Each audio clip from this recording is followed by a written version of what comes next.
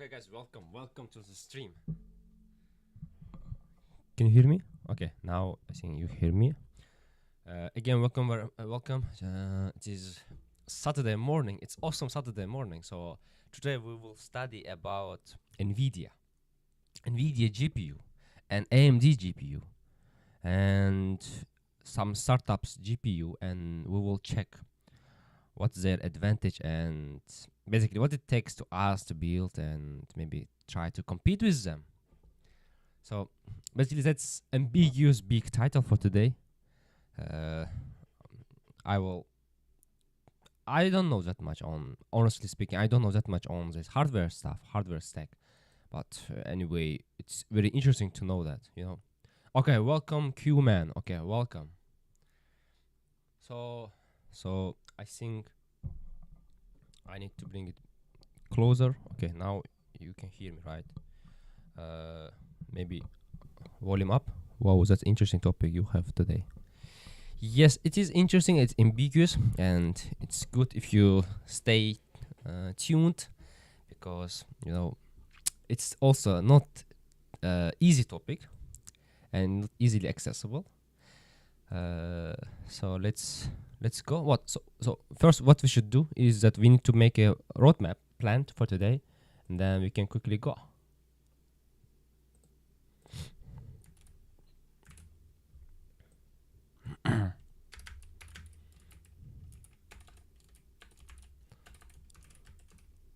CD developer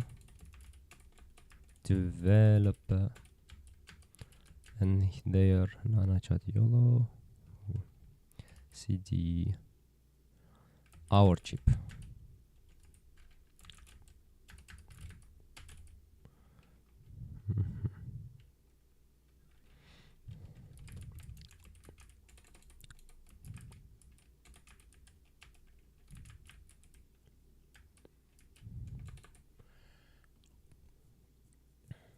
So I know NVIDIA has new GPU types and new architecture.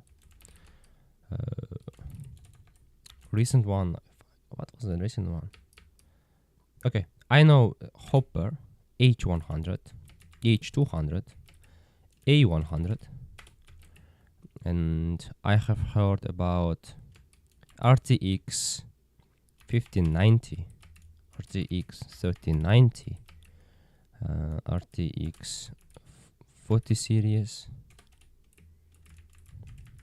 and so on. I know this stack pretty much, but recently they have Blackwell, and other stuff.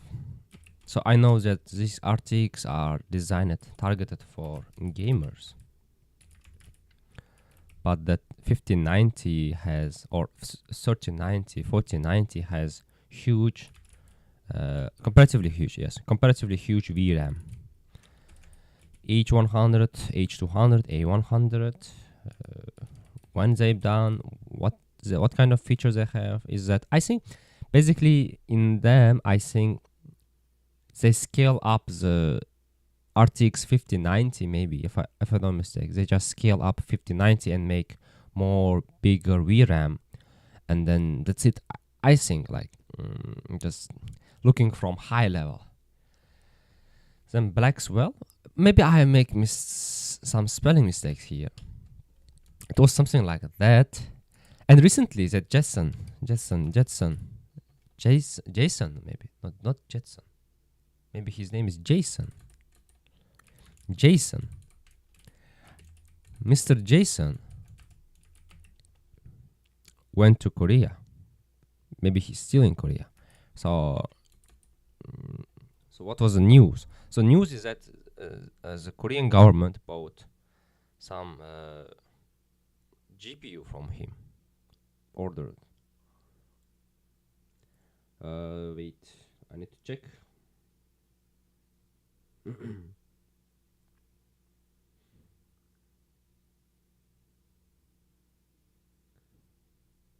Blackwell. So Korea is going to buy Blackwell.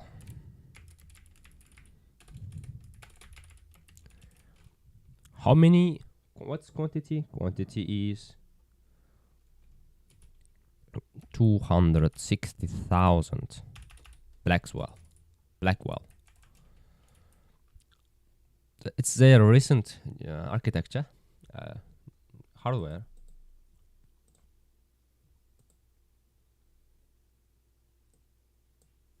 It's their recent architecture, hardware, and so that's about NVIDIA.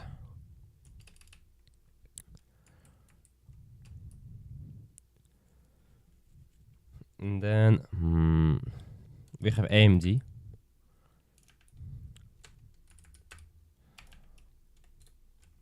AMD is very, very, how can I say very small regarding AI trend, AI stuff. If I don't mistake, there is RX 7900 for gaming.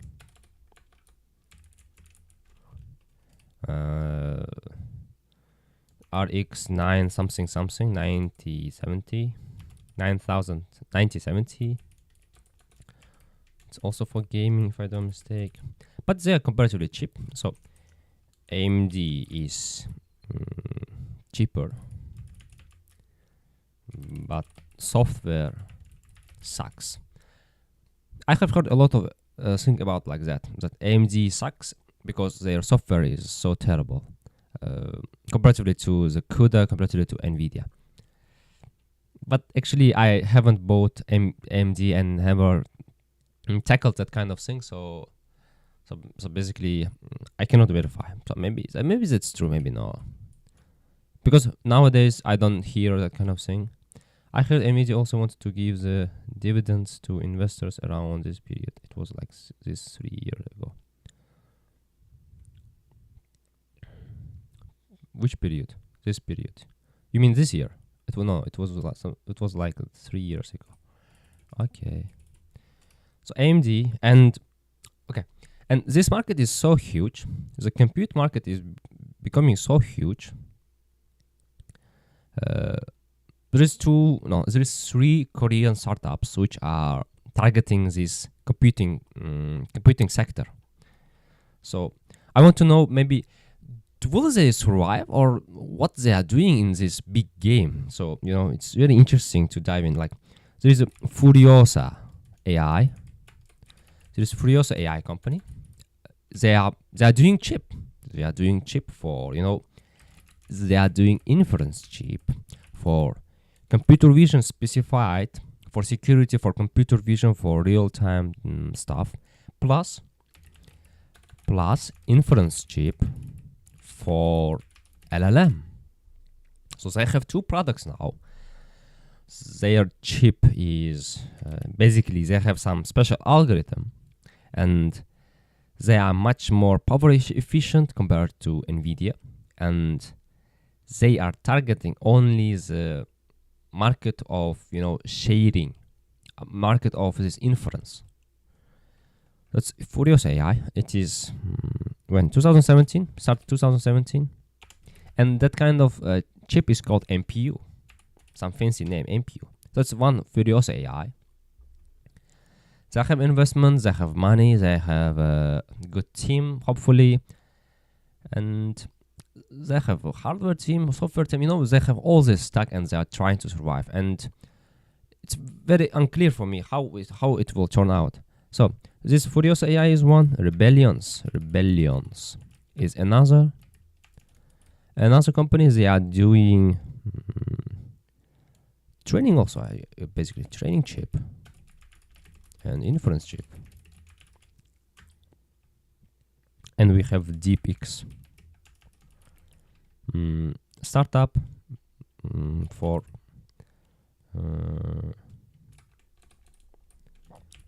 NPU for security and CCTV images, security and CCTV processing on device.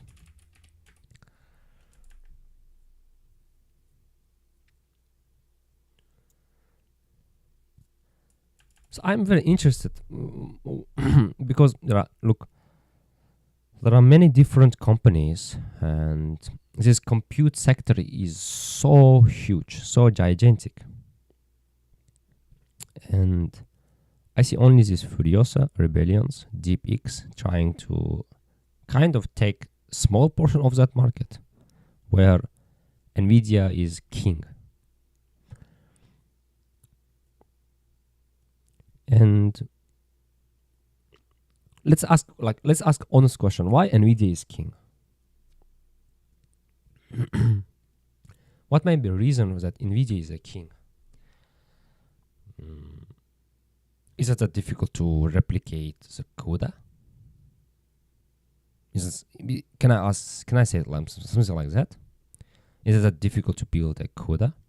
So actually, these Rebellions, this Furiosa AI, this DeepX, they have their own compiler, they have their own that drivers, firmware, etc.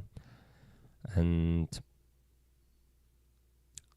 wait, they have that kind of infrastructure for sure, and maybe that's not perfect, but I'm not sure how well they work with PyTorch, or how easy or how accessible to deploy to these chips. I don't know it.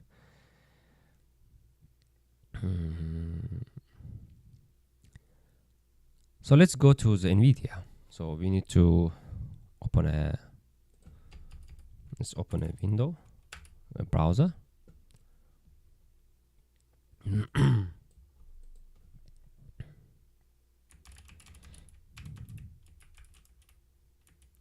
Stanford slides, GPU architectures. Maybe that's a big thing. Awesome, guys. We found this good slides.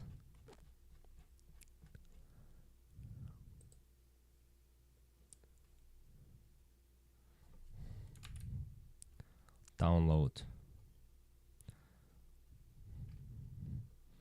GPU architecture.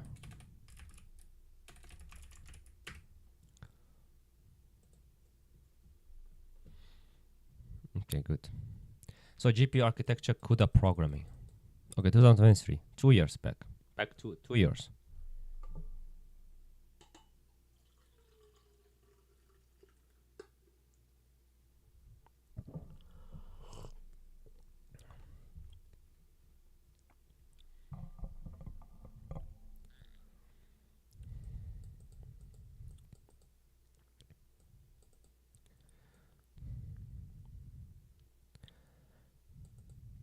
Computing, compute, deep learning, vision, scientific compute, everything is compute.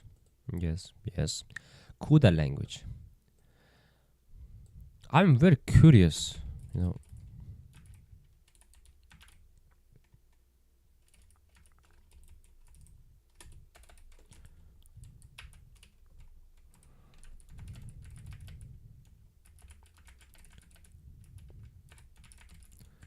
why Nvidia is a king. Second thing, CUDA. What complexity does it hide or abstract?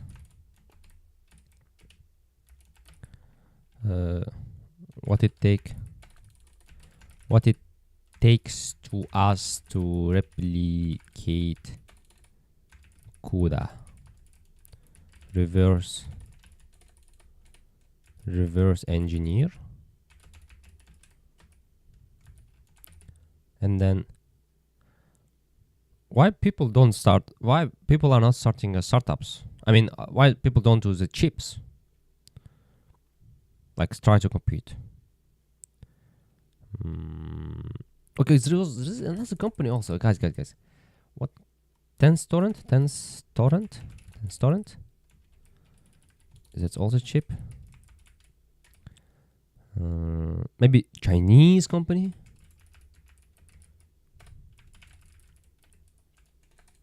Which of them I may not know. Haven't heard. So what I am missing? And one American company, right? it. They make a chip. What is the name?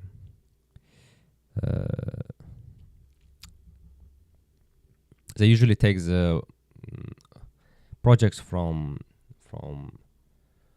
what? From government, from military of America.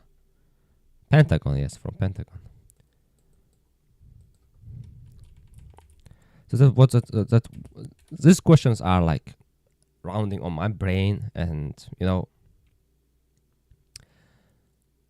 it's all about compute, right? Now, like in the future, who will win? Compute means what? Compute means huge advantage, right? Like if we have a compute, and if this AI will go crazy like this, like today, and then probably one compute can maybe like replace human maybe for 50% or 60%, which is also a good number. And if you have that compute, it means you have an army, you have soldiers, kind of soldiers. I mean not physical soldiers, but soldiers. And it means power. It means dominance. So once I was so curious to see why GTA 5 takes so much space on my PC, and I went through all the folders on my PC and finally found the folder. It was DLS with x64, I think, not sure. I haven't played the GTA 5, but I remember I used to play the GTA maybe 3, I don't know. So how much it takes, how much space it takes? I think for rendering the GTA 5, you need some good GPU, I think, right? I'm not in that game industry. I am noob in game, actually. In games, I don't play very well.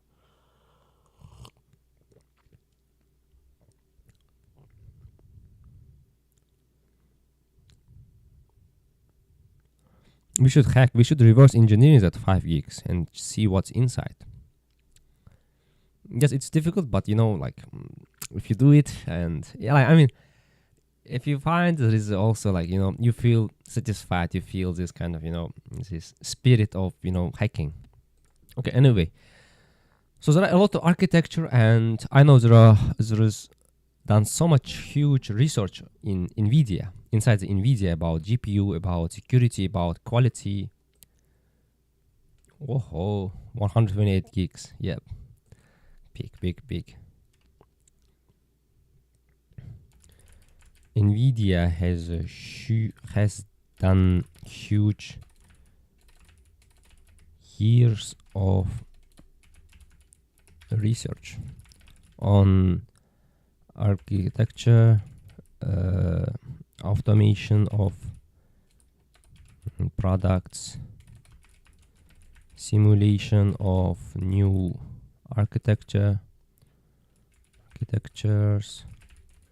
and what they did like NVIDIA is long player, like old player,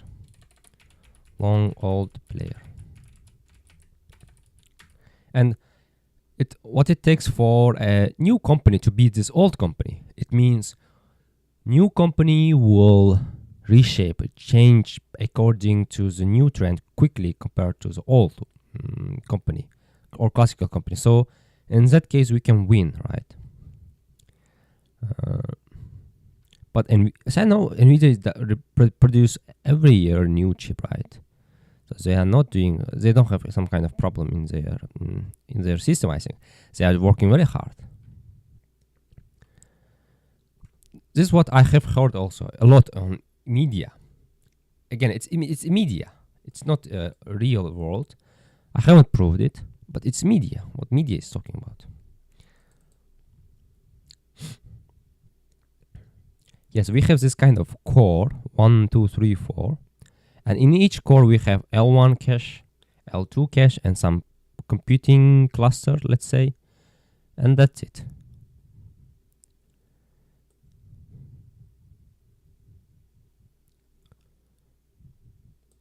That one is core, guys.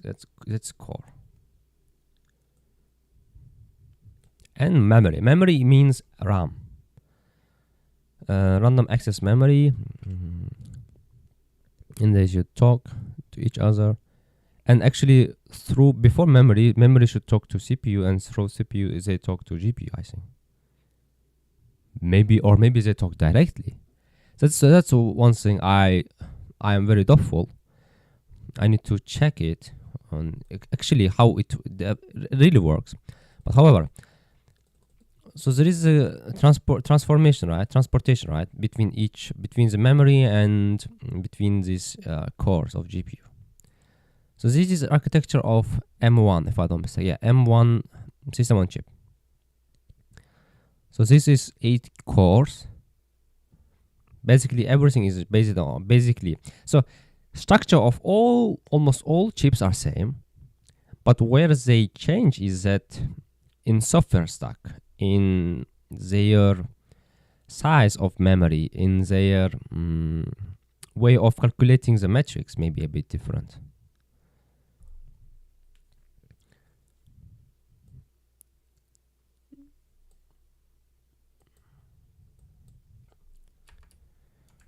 All chips are like 90% same.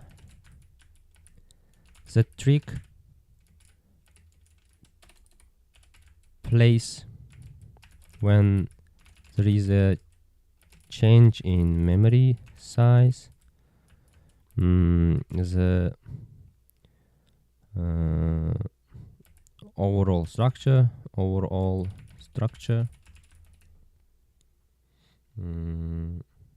Placement of cores, algorithms optimization.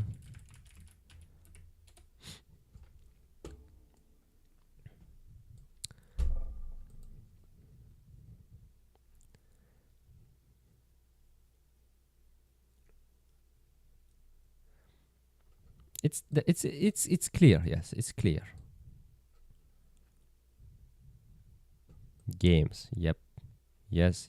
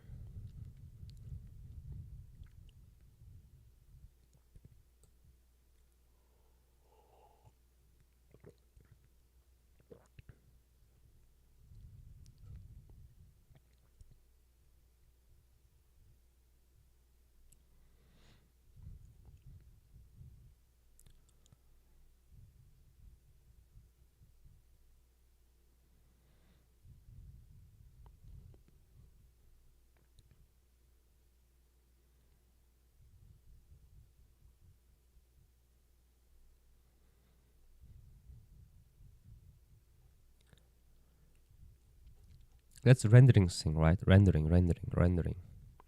I haven't done rendering, but it's beautiful, right? It's beautiful. But I have heard, guys. I have heard that I have read a article where one guy built almost simulation of black hole in this GPU rendering program. In GPU by using the GPU, and he renders that and builds this black hole thing. It was fun. It was a fun word to read, and I want to try that.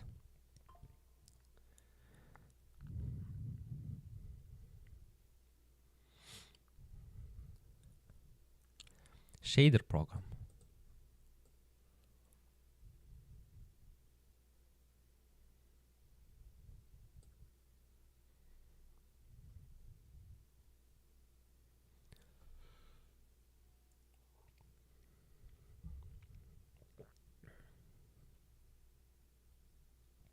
Yes, legend.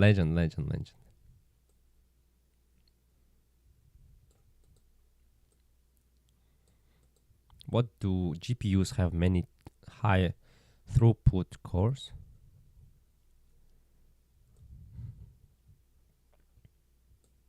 Wait, what is shader program? I don't get it. Shader program. shader program. Texture map. There is a language. Let's read the code.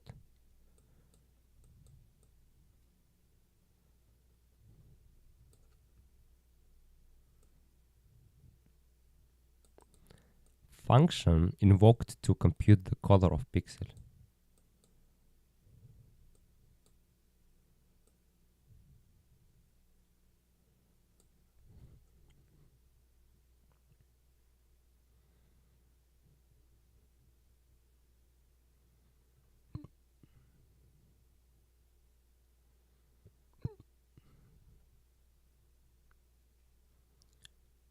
So let's say just simply that shader is a function which will compute pixel.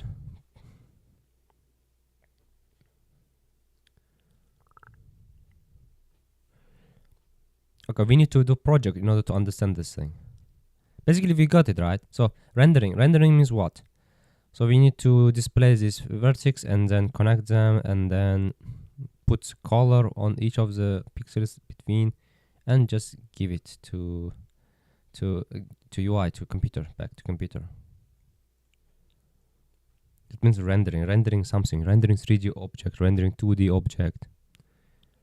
Usually rendering 3D object is expensive, and rendering 2D object can be done by CPU easily, but not 3D. And then we have lights, shape, shadow. And then in order to have this high quality, we use shaders. A bit blurry for me, honestly. A bit blur.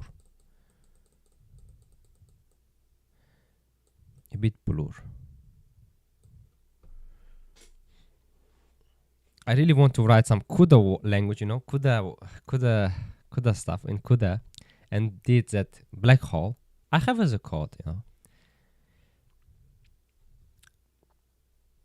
but I need to connect to my work computer. It has GPU, but I don't have GPU. I have Metal, Apple Metal, which is also good. But I don't want to dive in this Metal thing. Observation, circa.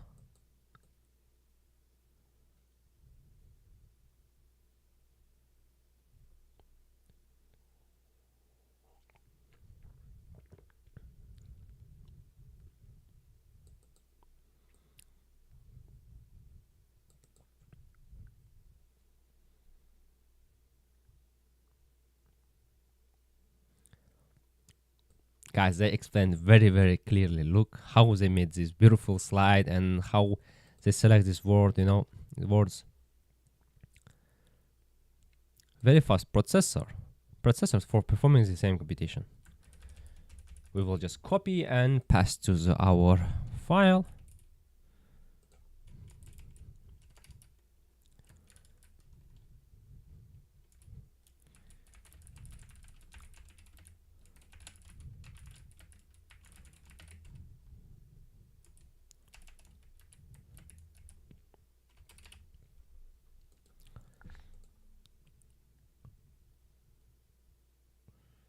But I have heard this more transistors, more processing unit, more cheaper. This Moore law is dead. I have heard that it is dead. It's already dead, and it's no more a case of considering that Moore law has Moore law that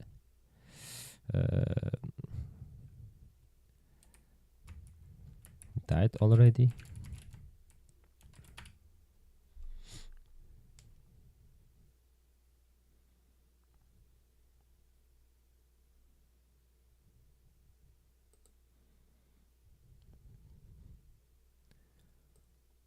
Yes, he said that. Okay, do you know the history of Moore's law? More transistors, more parallelism, more workers for the shader load. Very nice. Yes, exactly. Very nice explanation. Better than me, Anyway, there was a law by this Jordan Moore, The law is saying basically that every 2 years there will be advance in hardware, which will potentially make the hardware cheaper, 2 times cheaper. Yes, which will make hardware 2 times cheaper. And the number of transistors will increase twice. It means the same like that. So every 2 years, number of transistors will increase, and that law was basically come from 1965 until 2025. Now 2025, yeah, it was working like that.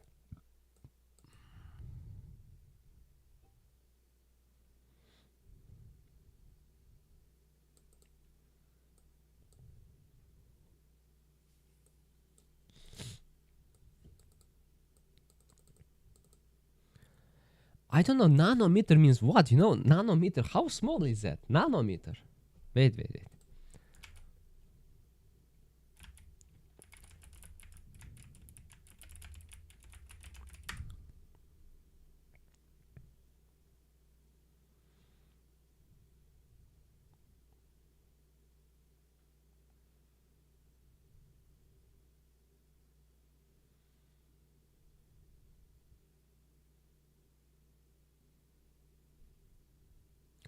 50. Guys, look to how small is that?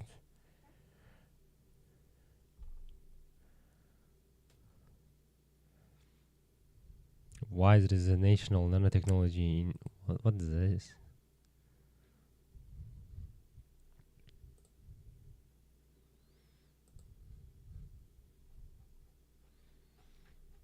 What is this? I regret why I visited. Okay, my one hair is, let's say, 40,000 nanometers, but one transistor nowadays is 4 nanometer. What a huge, advancement in technology, huh?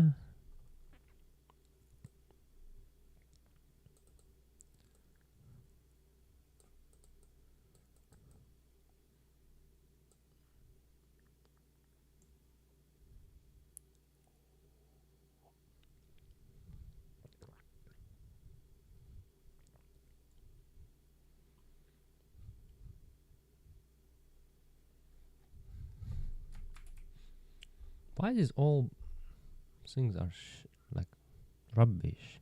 Okay, let's read GPT output.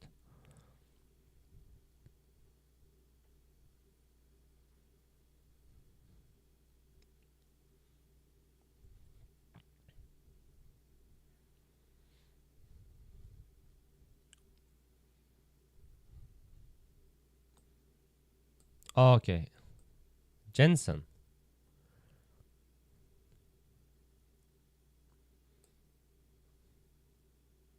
Impossible to create GPU from scratch. I think no, we can create.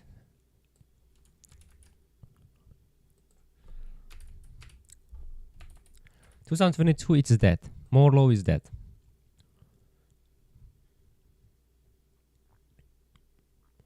"14 nanometer to 10 nanometer.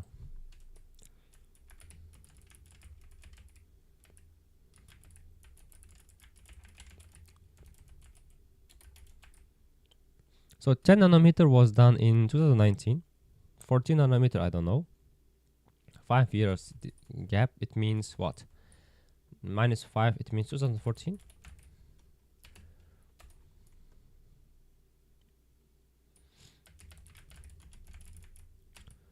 Human hair width is 40,000 nanometers. Meters. For fact. Interesting fact, like. It's interesting. Okay, so Moore's law is that.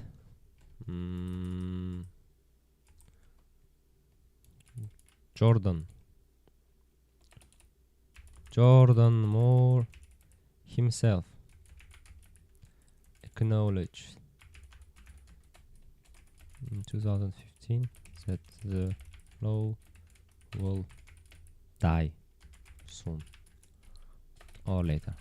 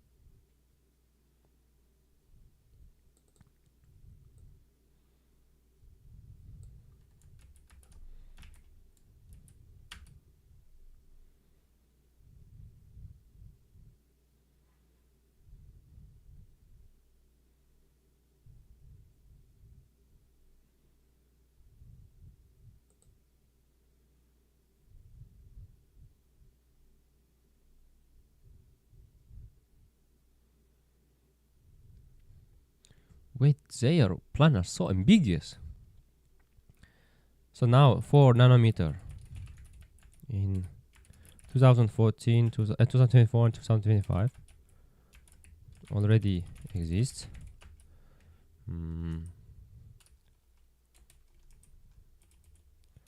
Samsung tries to enter with 2 nanometer chips. This kind of small things, right? I mean, it's good to know this kind of players there.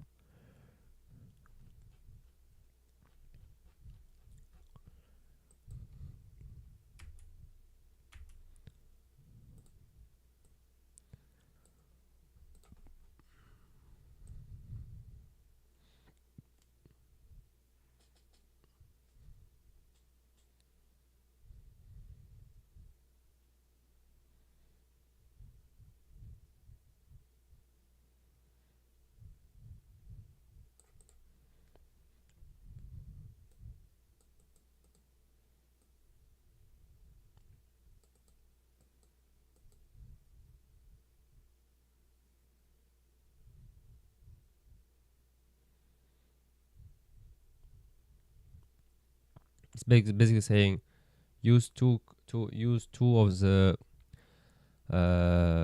wait. They are so you just use two computation for each rectangle, and then output and display in parallel. So that's what they say, and they say it's hack and proven. We can try, guys. We can try. In fact, we can do it in parallel, and data parallel means big thing, guys, and it's also big headache. Multiprocessing also big headache actually to enter first.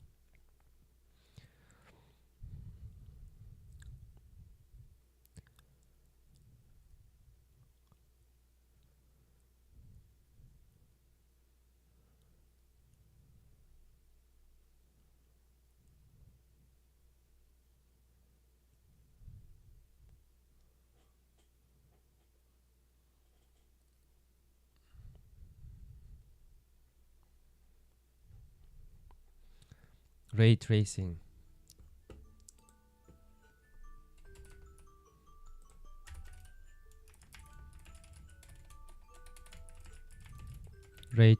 And then so ray tracing, then shadow. Not shadow. It was not shadow. It was shader.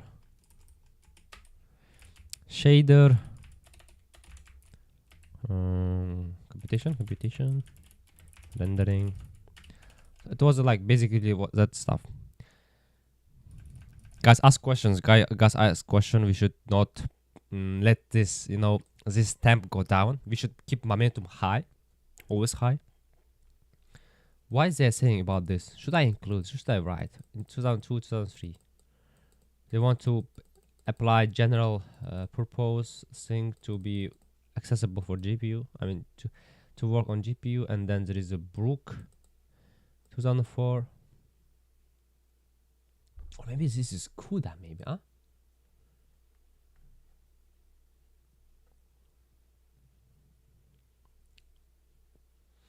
How to run code on CPU. Yes, exactly. After compilation, you have what? You have instructions. And then you will fetch one and execute, and then go back and again fetch it. And go it again like this in this loop. And done.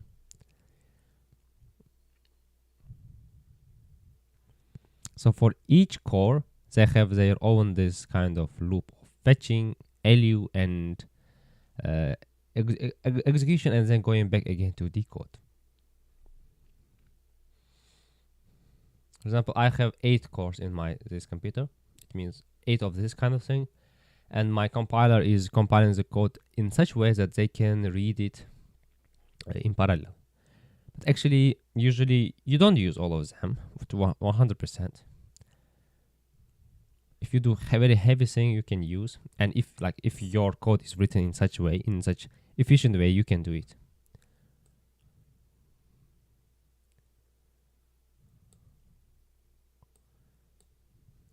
So the way to give GPU instructions is also through input-output types. I think, yeah. Let's check it. How to run code on GPU.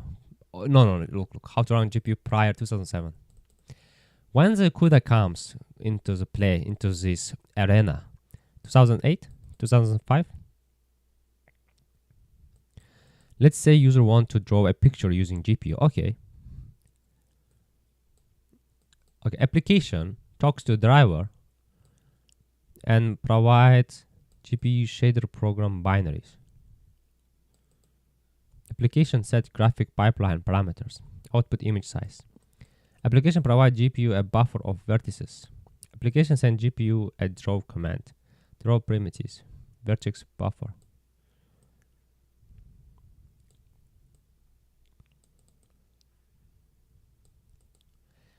Yes, makes sense, guys. Let's just not look to this code. Let's say, guys, look to me, guys. So basically,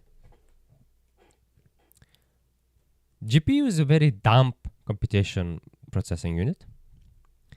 You need to give so GPU input a matrix and output a matrix, and we need to give them this matrix by ourselves and then receive and use it respectively.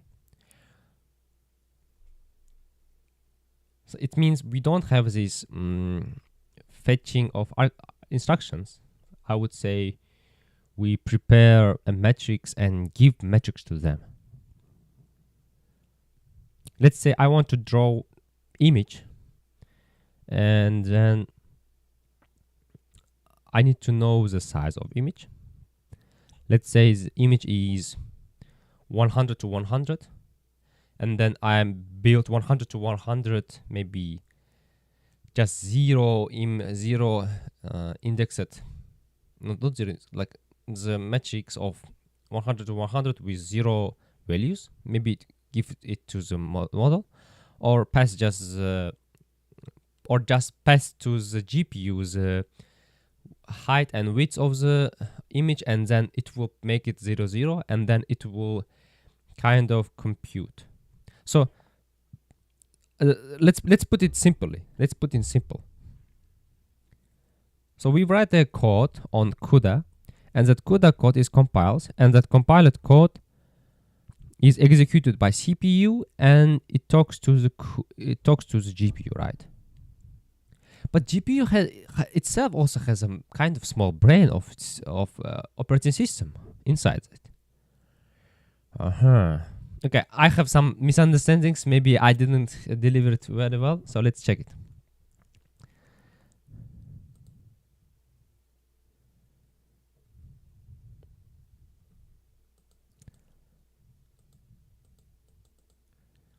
Okay, we give some static parameters, and it will generate vertex processing, primitive generation, fragment processing, pixel orientation, and etc. Wait. What is vertex? Vertex is dots and connected dots with line, right?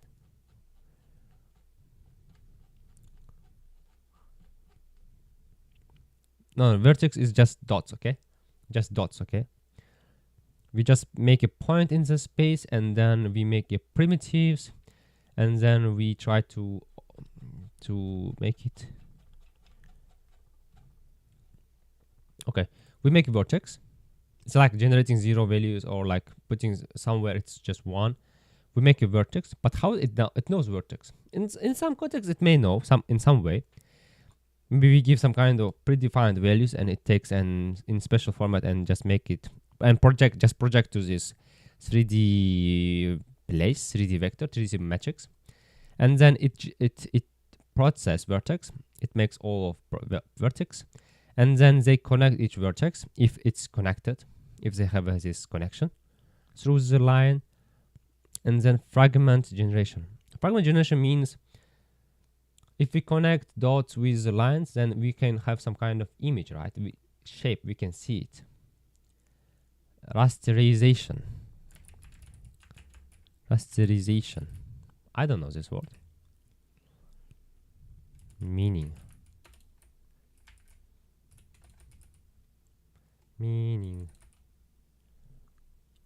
Convert image into pixels. So when we generate this primitive, then we need to map.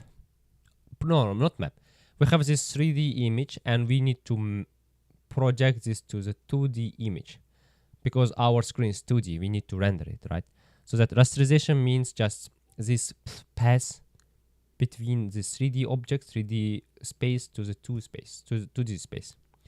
How it is done? Interesting. I don't like. It should be some kind of algorithm which we are missing. Just algorithm, okay, guys. If we know that paper, we can grab it and then try to replicate it, implement it. Basically, this is one algorithm missing. And then pixel orientations, operations. Pixel operations mean what? Maybe rotation, maybe flip. But maybe we can skip this. You know, the main important thing is that we make a 3D thing first, and then we project to the 2D, and then we output that pixel, that image. That's how it worked prior 2007. NVIDIA Tesla architecture. Good. These slides are good beast, you know.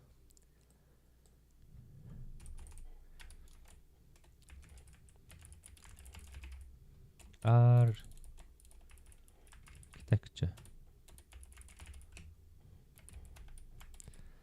2007. How does GPU work? Compare GPU work style VC CPU work style. In details. Prior 2007. This was a good thing, you know, like imagine we are going to interview and someone asks this question, you know, how does GPU and a CPU differ, how they have a difference in their workflow. And now we can, like, you know, say it quickly and say it more in details. And imagine if we are hiring someone, we just can easily, like, it's like blitz question, you know, like, okay, explain me the difference between GPU and CPU. And then you are saying, like, okay, CPU is, we have this fetching thing and execution thing, and it repeats this, and this cycle repeats and done. It does universally all this kind of operations. But what about GPU? GPU does only matrix multiplication, parallel matrix multiplication. It has a lot of throughput between memory and itself. So then you can say about how image is generated. So what's the vertex? What is, yes, vertex generation,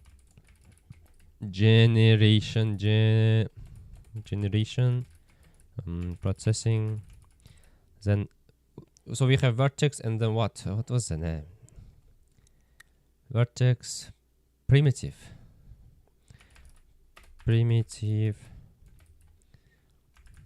rasterization.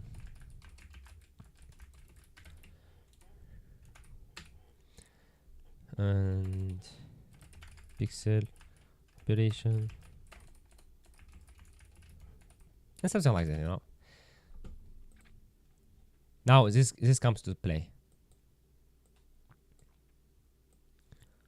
This plays. This comes.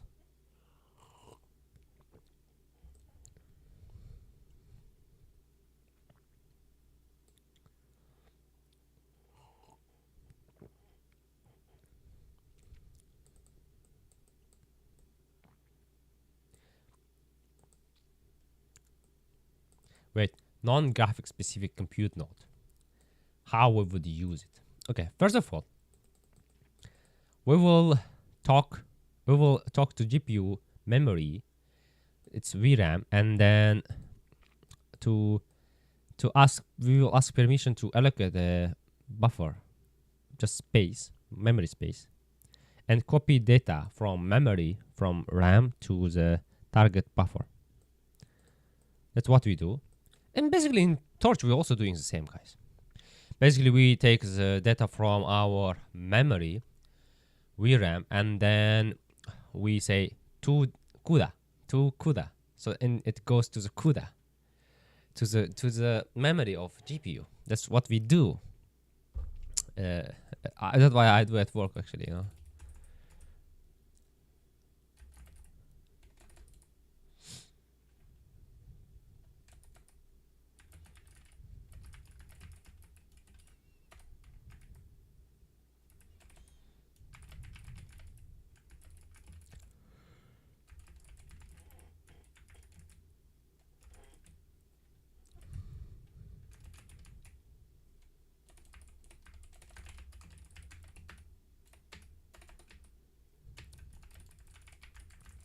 So first, application can allocate buffers.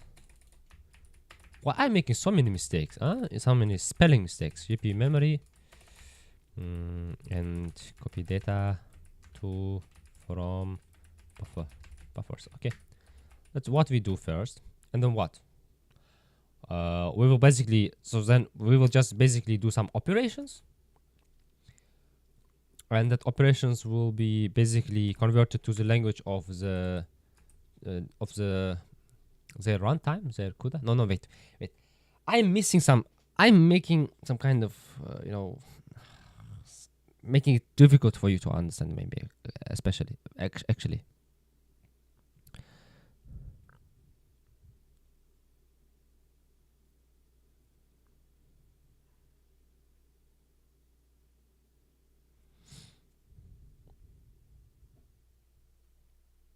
Single kernel program binary. I mean, kernel means what here?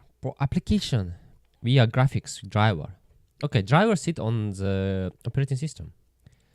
Provide GPU a single kernel program binary. Single kernel program binary. Single kernel program binary. Single kernel program binary. So basically, let's say I have a and I want to get dot product. Okay. A dot product. Let's say dot product and B metrics in CUDA, and I want to get C. Imagine A is 1 million by 1 million. Okay, it's so huge metrics, and I take 1 million and 1 million, and take a dot product with 1 million and 1 million, and it means what? It means this gigantic simple operations, right? So I take these two metrics and put to the allocate memory in the GPU, and then I should just execute some CUDA function to do this dot operation. Okay, basically that's what I was thinking, and I think that's what should be written. What I mean by single kernel program binary.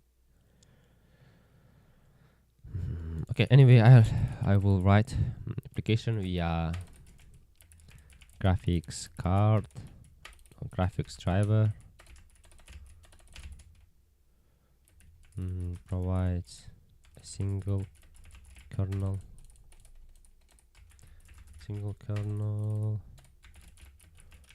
program binary. And lastly, application tells GPU to run the kernel in an SPMD fashion. Run an instance.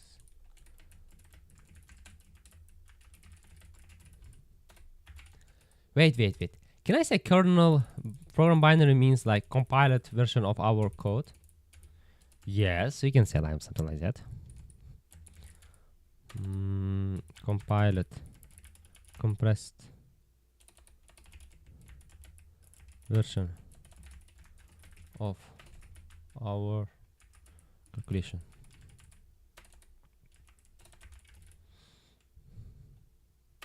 our operation. Okay, first we allocate the memory space, a buffer in the GPU, and then we compile this our code and send this compiled binary to the GPU, and then GPU will read it and then execute. And then if we say deallocate the memory, and we will grab it back, and then it's done. Quite simple, right? Quite simple, but simple to understand. I mean, simple to hear and say, okay, I understand. But it's another thing if we want to try actually. So what we can do. I don't have GPU. GPU. Maybe can I connect to my computer? Just wait. SSH.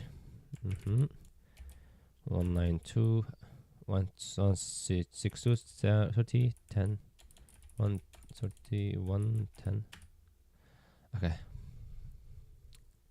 Yeah, yesterday I was at work, and then I wanted to connect to my computer in my home through this SSH, and I connected to the home, and I said to myself, look, Sardar, you can definitely connect through this password, but it's very easy to hack the computer if you have that kind of password by permutation, like iterating through these different passwords, and you can eventually come with my password. It's very simple.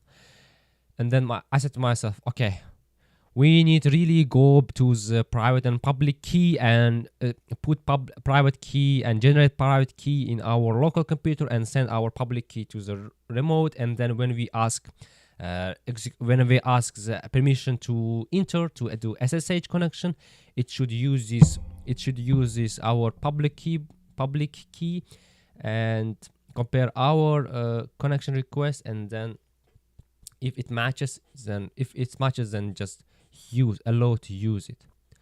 But eventually I broke it. So now it's not working. I should go and fix it. Now plug in HDMI and then connect, Anyway, introduced 2007. Okay. It's important.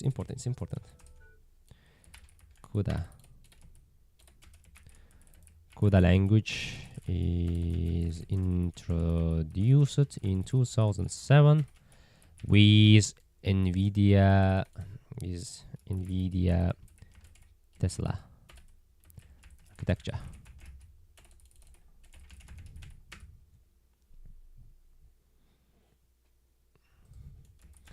C-like language.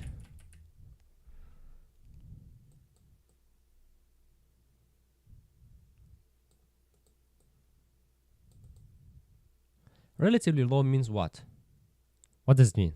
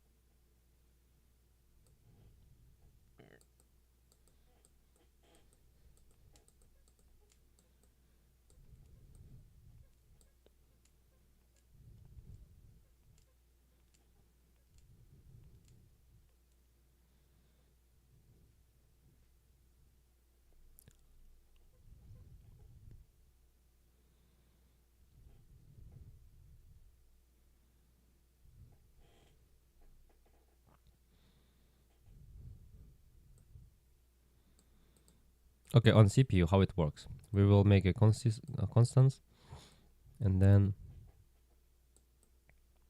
do some calculation. Wait, which one?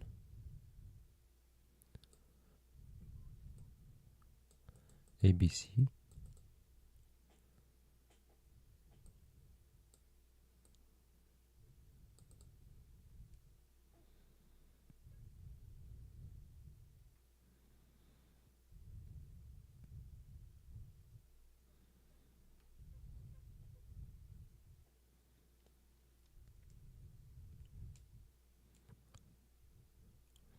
How do they calculate 72?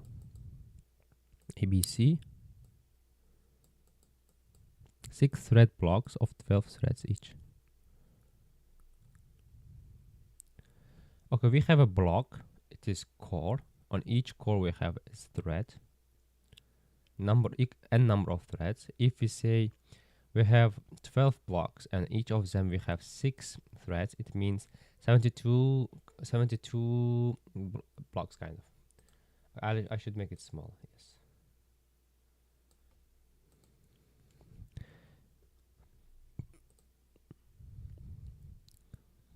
We should really dive in this. We should really dive into this CUDA stuff.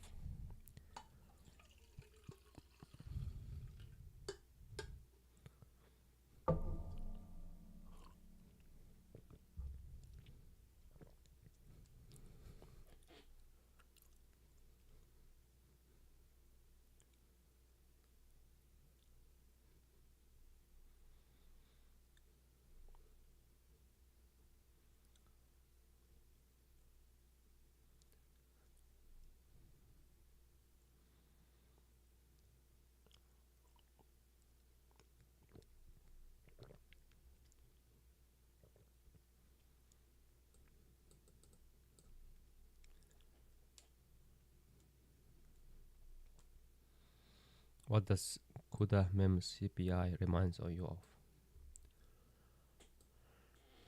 It's like another computer.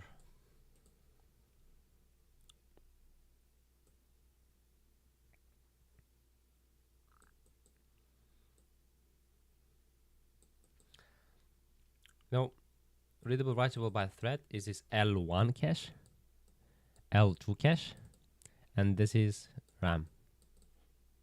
No, I mean VRAM. It's VRAM over the GPU. Super simple, right, guys? Super simple.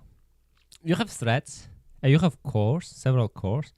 Inside of the core, you have L1 and L2 cache, and for all these cores, you have a VRAM. Done. Simple.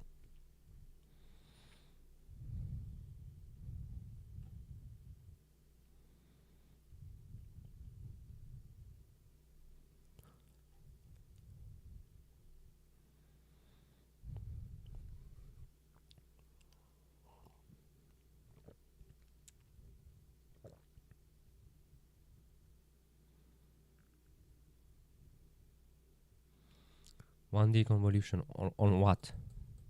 Okay, we have 10 and we have 8. One slide. Oh no, it's 3. It's 3. 1, 2,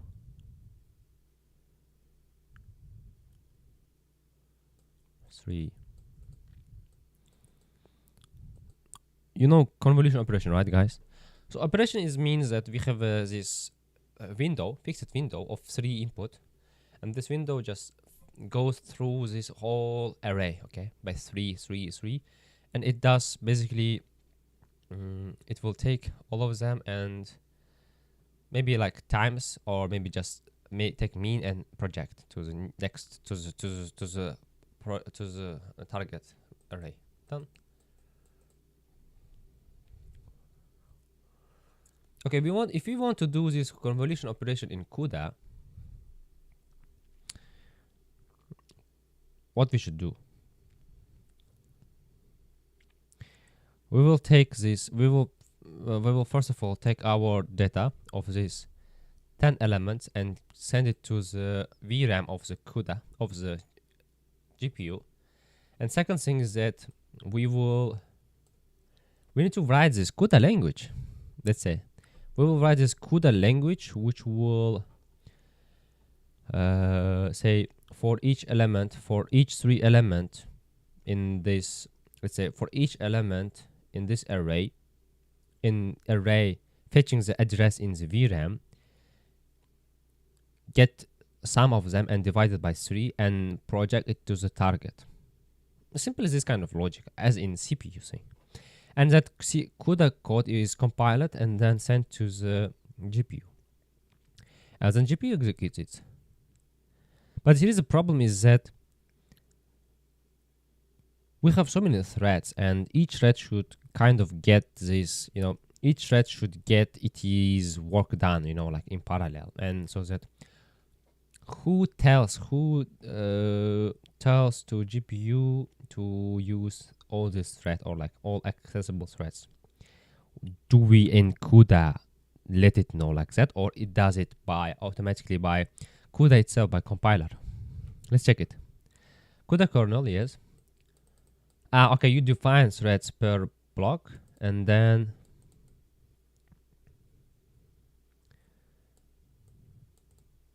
you do this thing, and then you do this one. Okay, this is formula function in CUDA language, similar to C++, but you are not.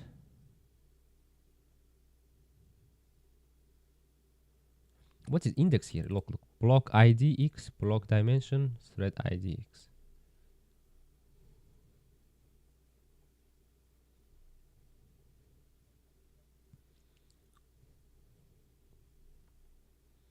Each thread writes to global memory.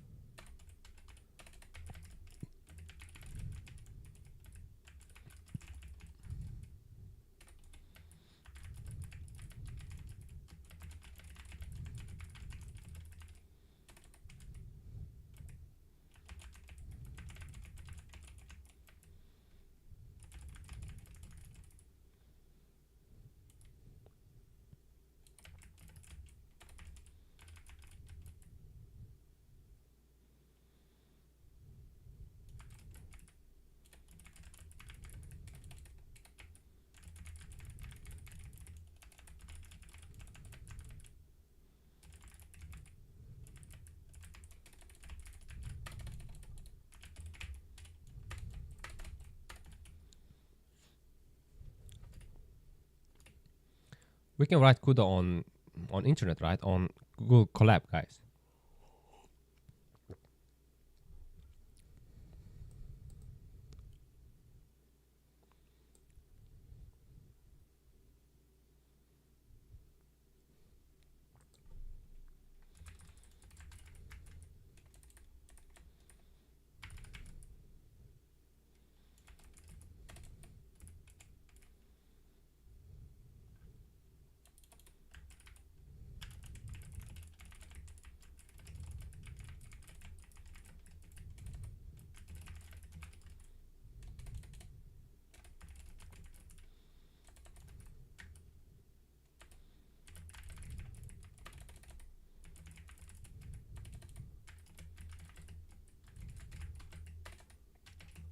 Guys, very simple.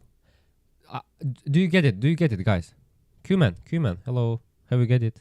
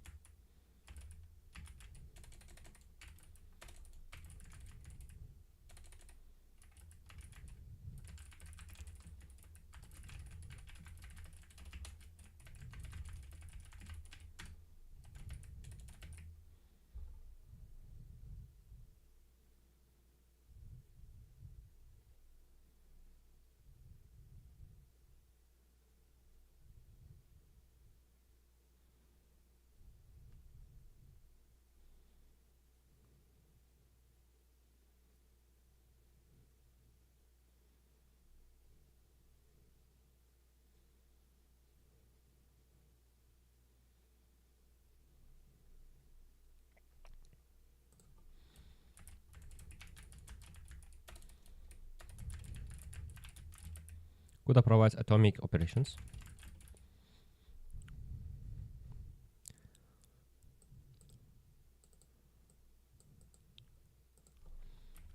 On both global memory addresses and per block.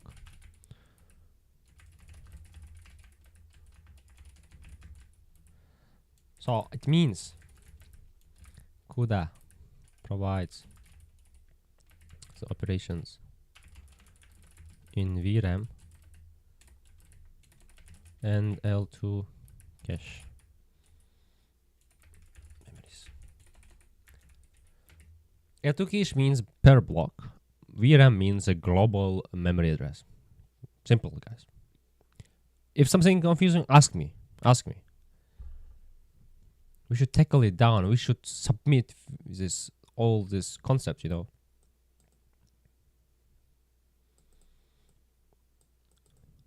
Per thread is L1 cache.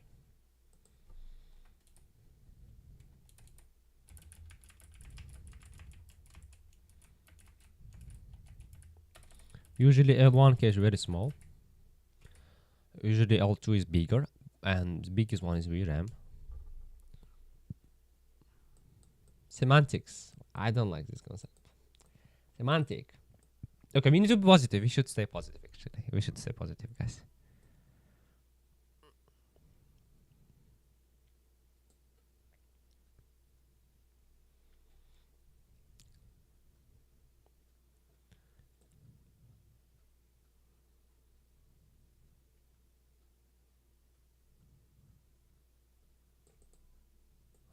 I don't get this. Assigning work.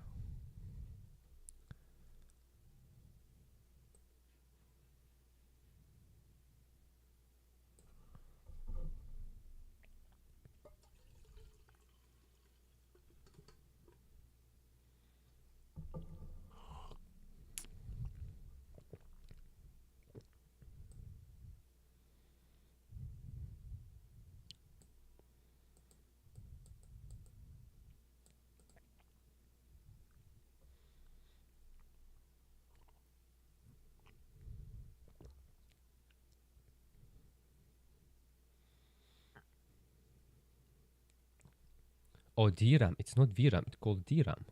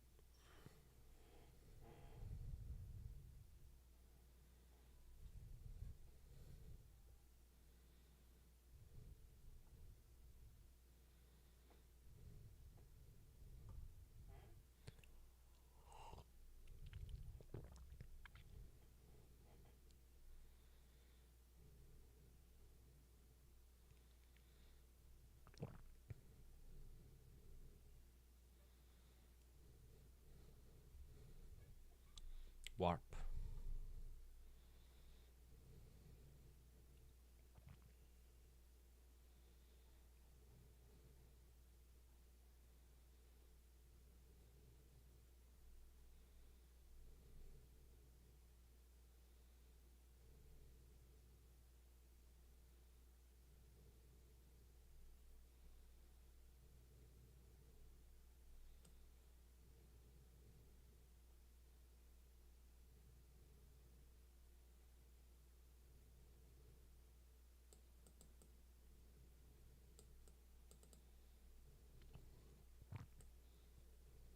ALU means arithmetic logic unit. Only 16 ALUs there.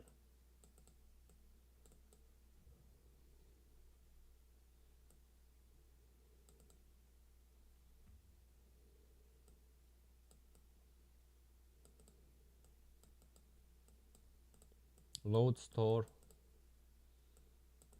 op type. Fetch, etc., etc., etc., etc., etc., etc. Clock time.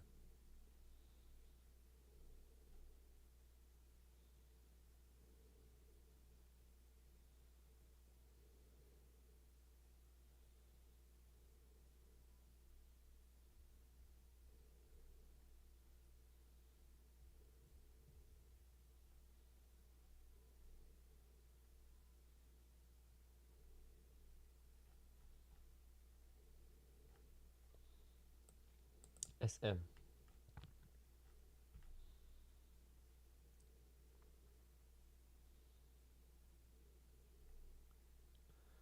Streaming multi-processor.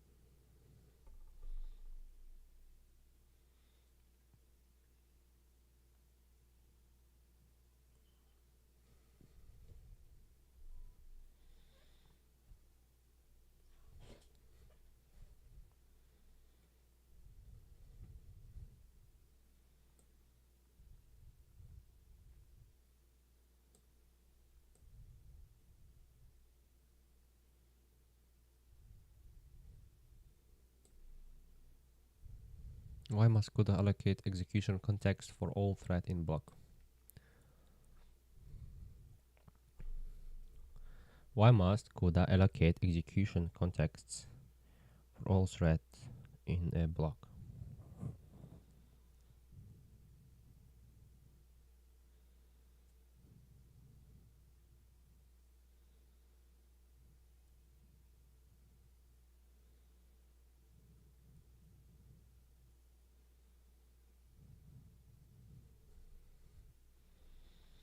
Imagine a thread block with 256 threads, CUDA threads. Assume a fictitious CM core shown above with only 128 threads, 4 warps worth of parallel execution in hardware. Why not just run thread 0 to 27, completion the run block to completion in order to execute the entire thread block?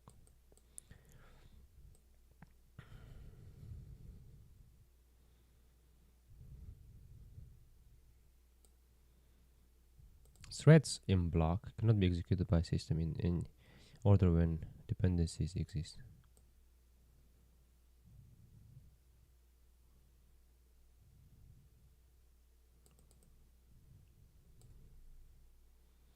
So answer to this question is that CUDA is in such abstractions that it cannot directly tell what specifically thread should run, and it just say to whole block to run that execution. But still, it's blurry for me also, guys. So I just skim over this, not reading quite well, not getting the idea quite well. It becomes a bit messy here, you know, a bit scary here.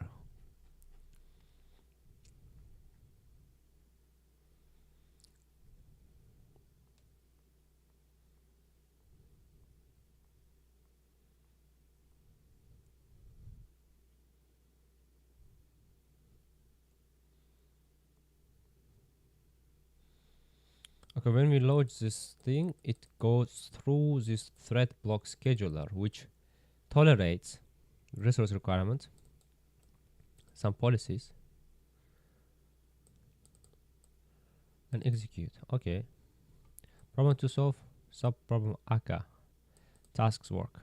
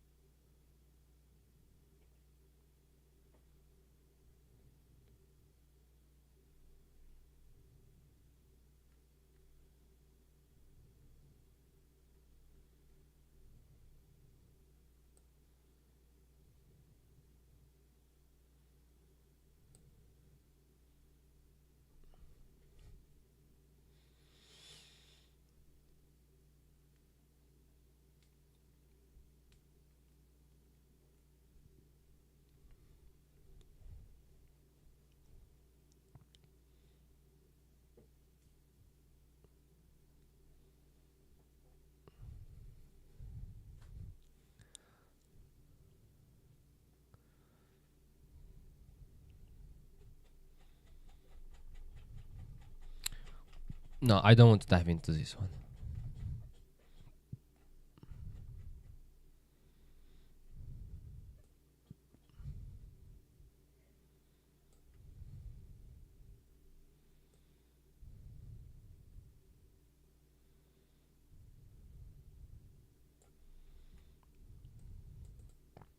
No, let's write code, guys. We are programmers. We are not journalists, or we are not, we are just learners. We are students. We are programmers. We need to write code or read the code.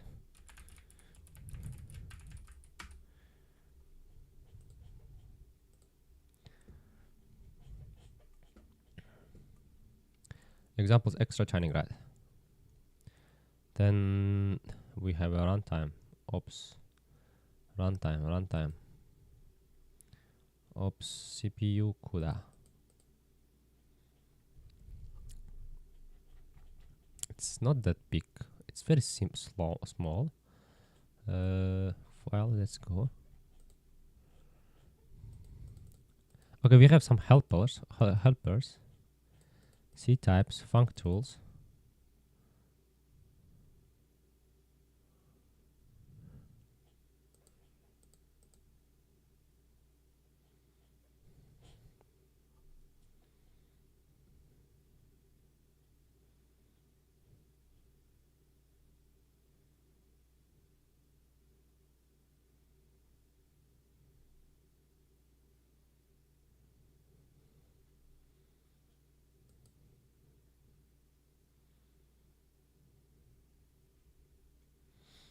Okay, let me to go to bathroom and come back.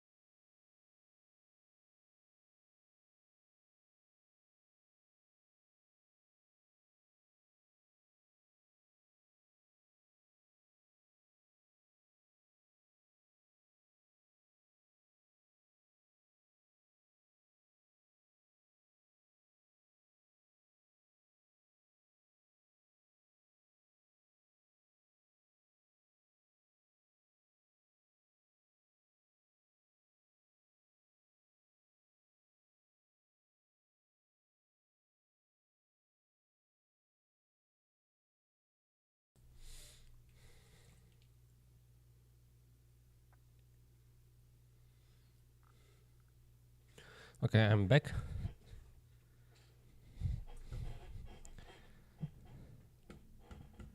Look, they take a mock. Okay, they have this class abstraction, device name, etc., and then yes, this kind of thing. Check what?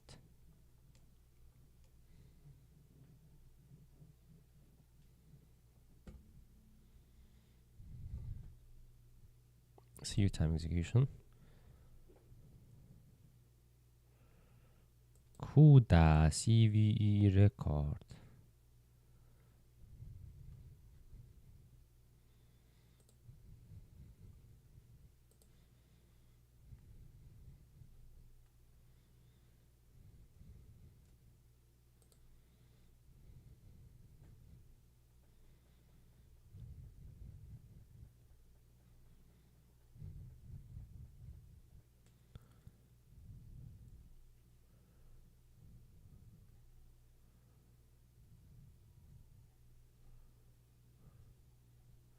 This is all kind of instructions. Not instructions, like a way to convert, to way to convert our Python code to the CUDA.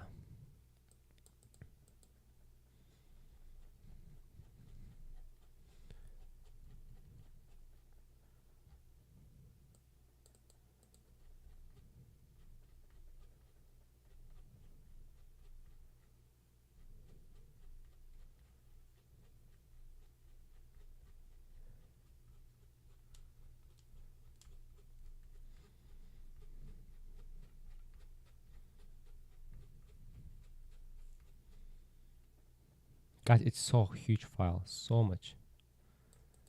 7,000 lines.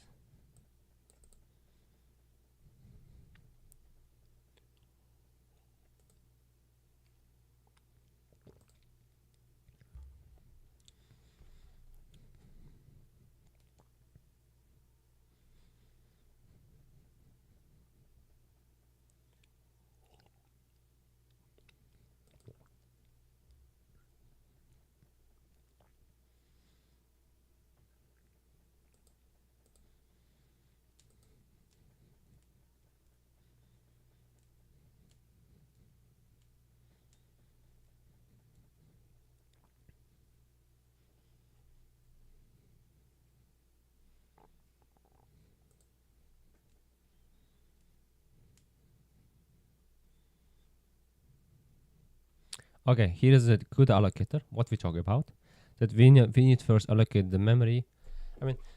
First we need to allocate memory. We need to allocate make a allocate memory in the GPU, RAM, and then move it or move out or move in.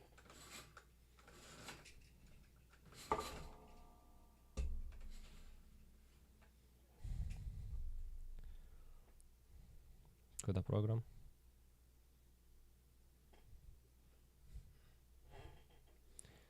Where else we can look?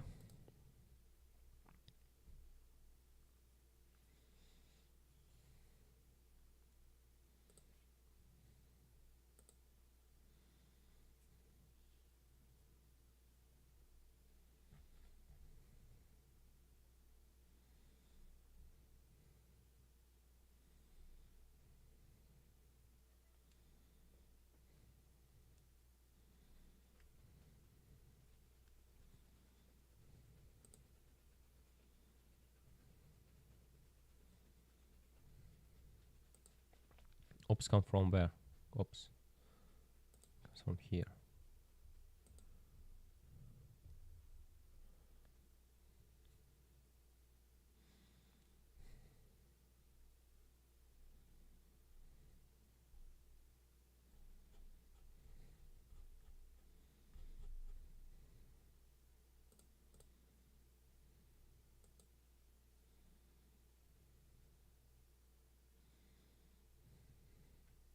Do I have TinyGrad?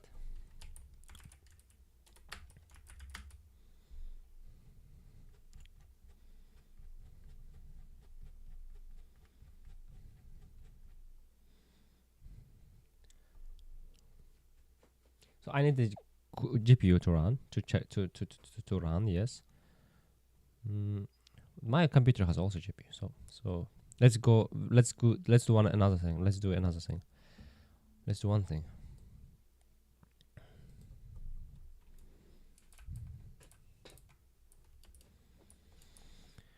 Okay, we wrote it. Now do we have TensorFlow? TinyGrad here, no? Nope.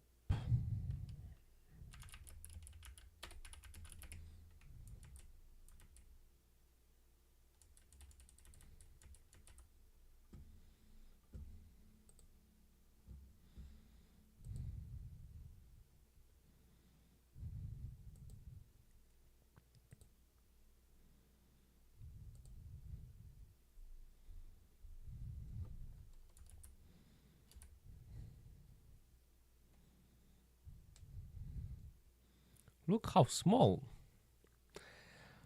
How compact and small.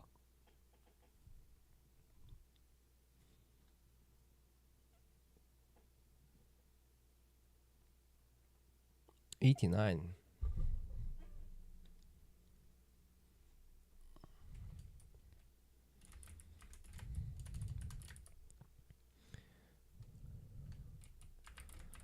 Git status, everything should be good. CD tinygrad. No. CD examples.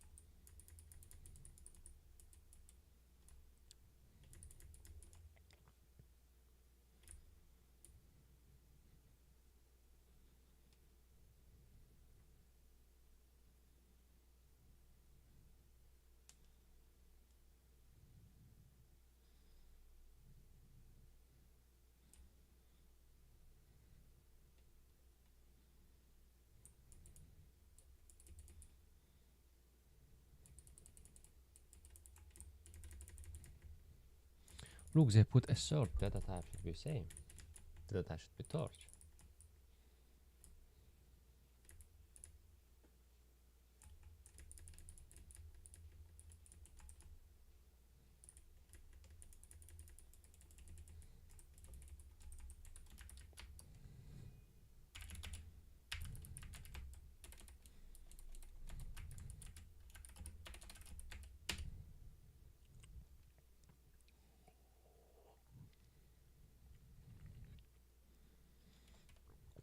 Gonna import name t type.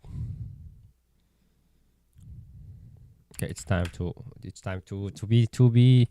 turn the red mode or like crazy mode.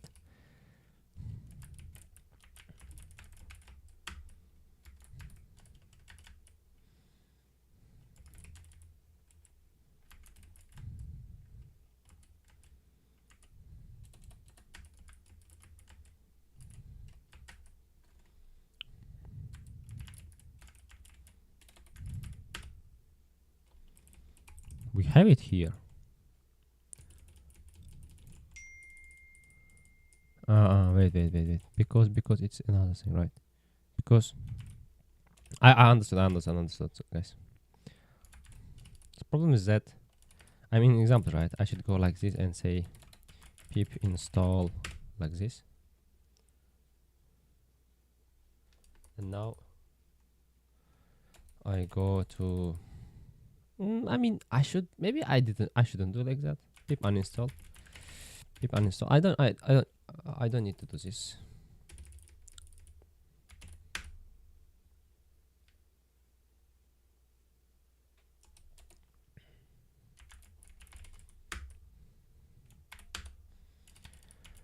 I should say from here. Yes, from here, Python. Examples, and then torch. CUDA kernel. Now it should work. From tinygrad, import tensor, tinyjet, device, unknown location.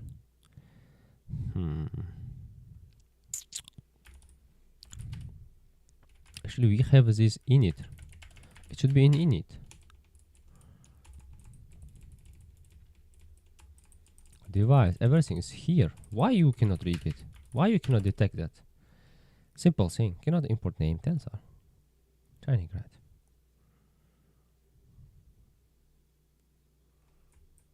Guys, and what should I do here?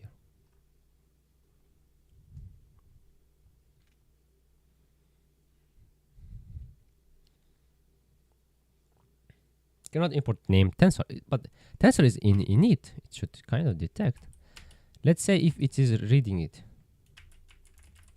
Print.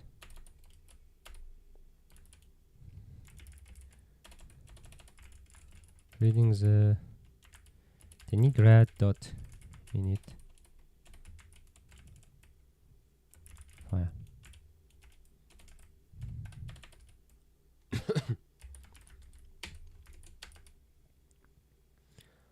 Okay, because it's not reading the tinygrad. Right, but we have a tinygrad, right? Yes, we have it here, tinygrad, but it's not reading the tinygrad.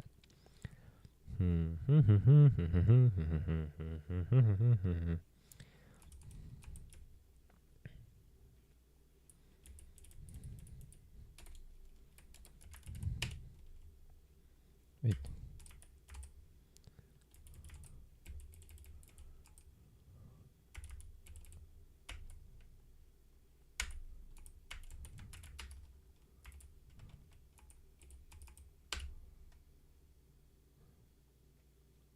We don't have helpers, we don't have dtypes, it cannot detect all of that stuff. Because, if I don't mistake, I should say something like this. Python M, example, search CUDA kernel.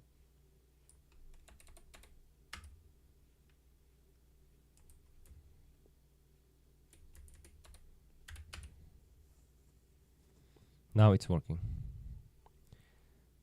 Reading how many times? 1, 2, 3, 4, 5, 6, etc. So many times. But actually, how do they run the code?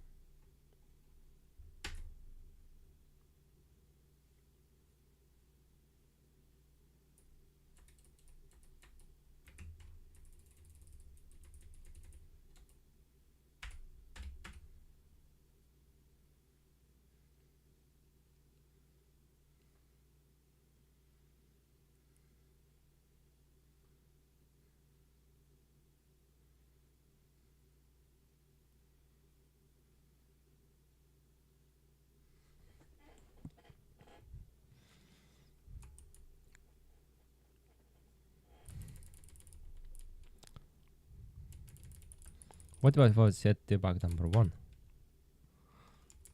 It's the level of how much you want to know.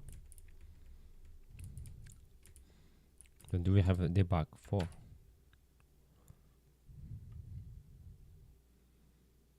Yes, definitely. We have debug 4 also. Guys, now we are changing the topic. Guys.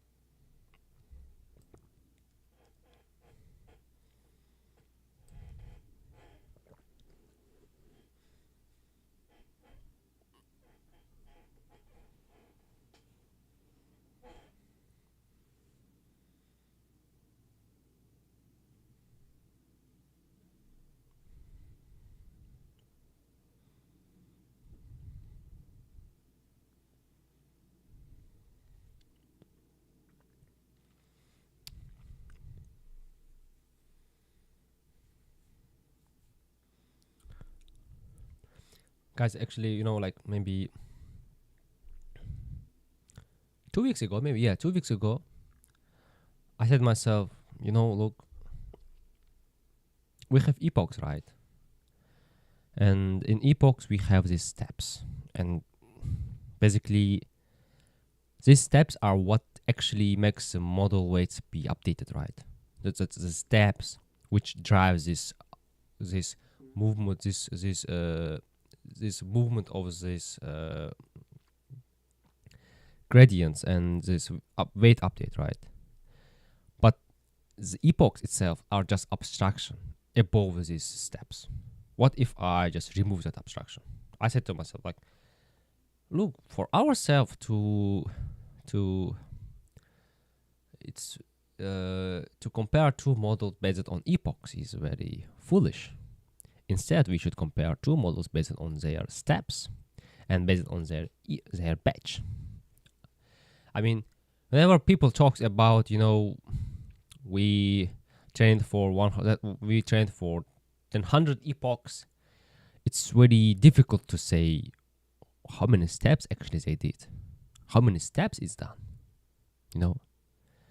But if I say I did 1 million steps with 2 batch or with 8 batch, which batch size of 8 to 1 million steps, in that case, I can say, okay, his model, he did 1 million backpropagation, which means 1 million times. Then he derived to that result. Then it makes much more good, make sense for me instead of using this epoch. And epoch is sometimes tricky. It's this abstraction of epoch is sometimes tricky when you use for loop, because, for example, if you use batch size, maybe like if you use epoch as a target, and if you change the batch size, in that case, your epoch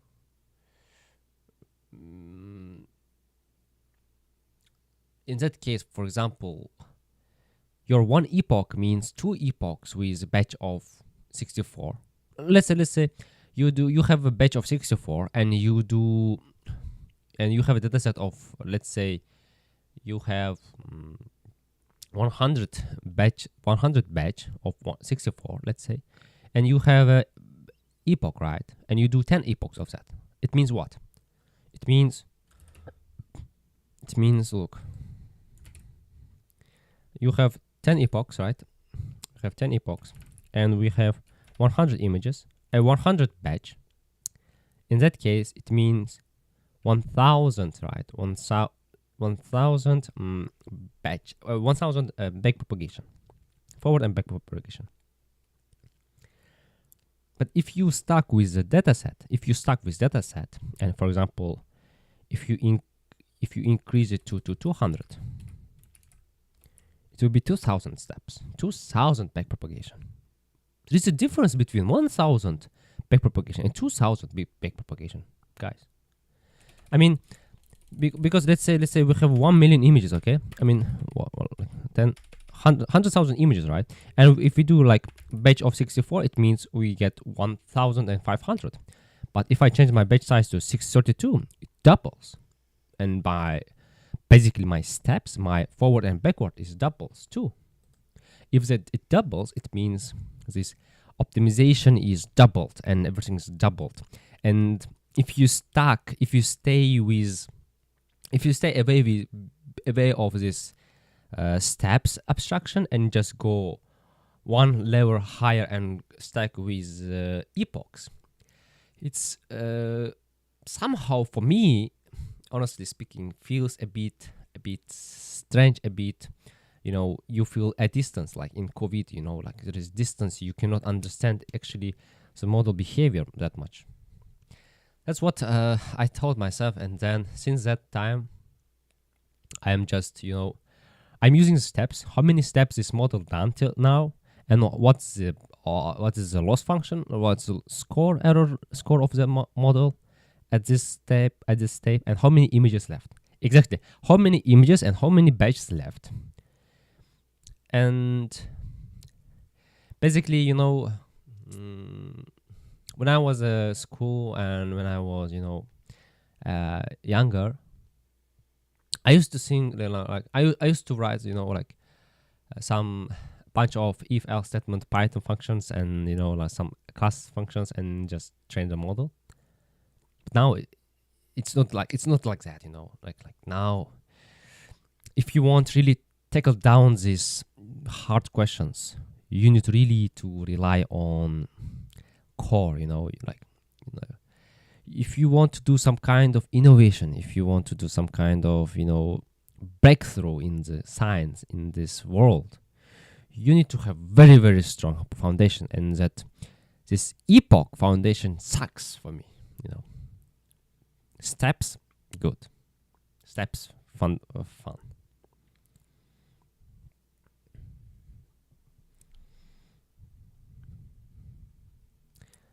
Timing, they use timing. And why I say myself like, okay, I write a bunch of shitty code in Python, for loops, etc. If else, and this long ugly code. It turns out when I read this OpenPilot code, I told myself, these guys are smart. And it's like, it's not about how many lines you write code. It's about how well you can abstract the idea on the code and how well you can rely on the code, It's all about that, I wish to know this before, but anyway, I know it now. And that things give me this things that I can abstract the things in software stuff in this in let's say in Python in such way that I can rely on that.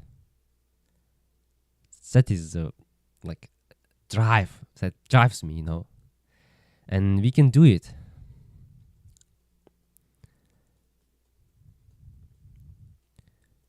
And I recommend you to read code, to understand this stuff.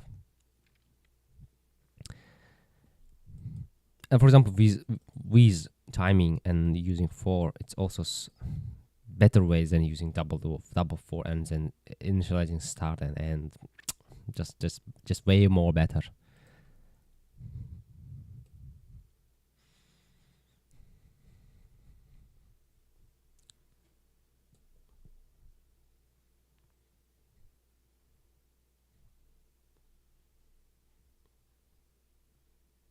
How this JIT speeds up?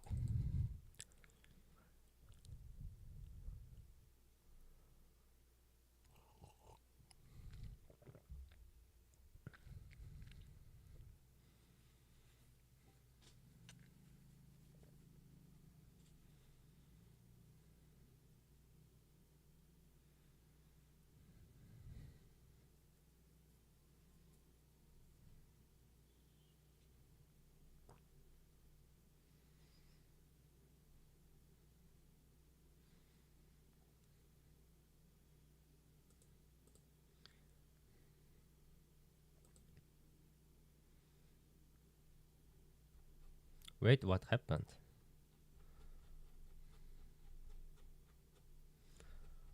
I want to see this one.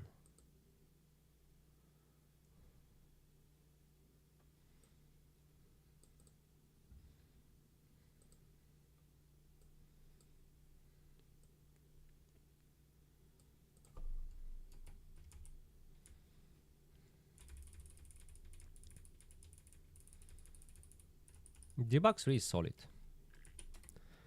And then V's 1.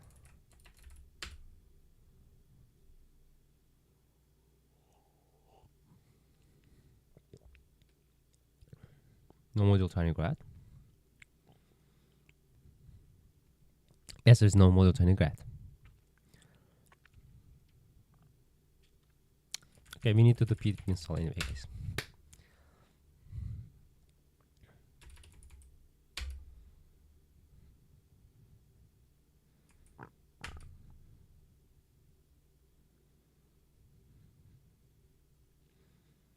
I did install Python.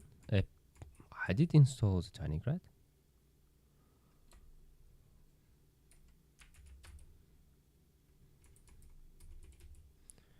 pip install pip install this directory.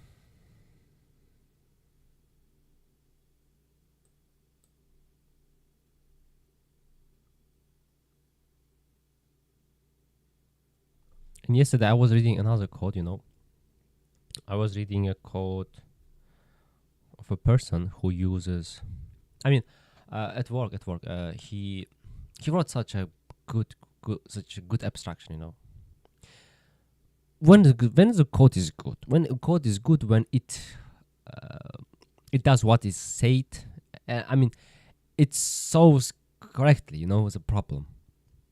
No, I didn't explain well. So I would say a good code is when it has such abstractions which are reliable and which are aligned with the domain.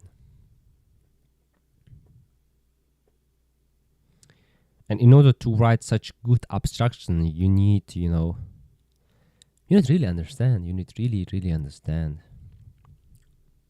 the domain, and you need to have a high speed, high momentum to, to kind of to overcome the difficulties, this intermediaries. Okay, we have debug. Okay, let's do debug 7, guys. Let's do debug 7. I want debug 7, I don't want to have visualization. I want to debug 7. Let's go.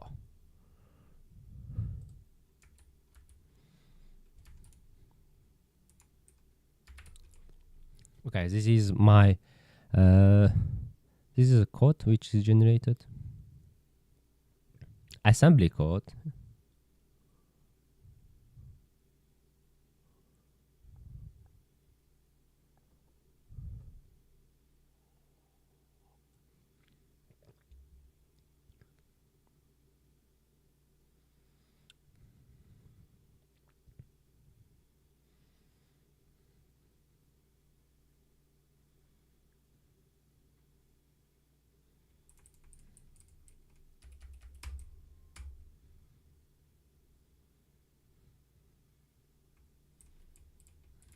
Look, we run debug 7 and then it's doing these operations.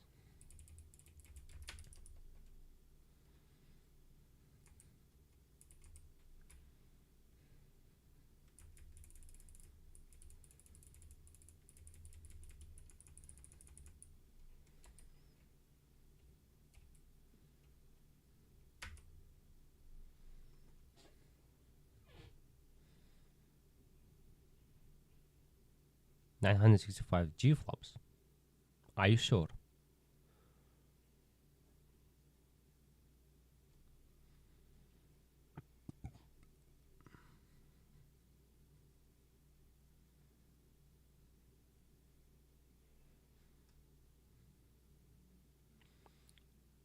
Guys, let's calculate this number of flops here.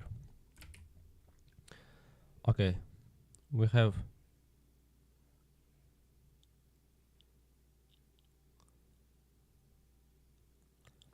b times n. It means 124 times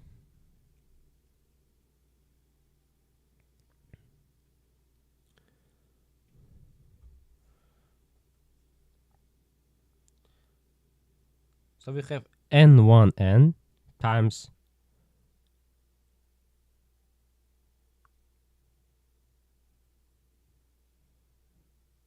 nn.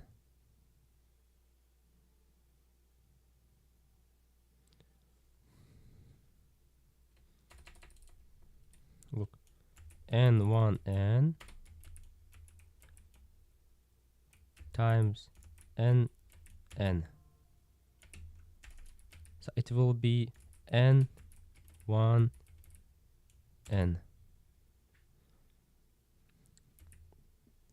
n1n. It means what?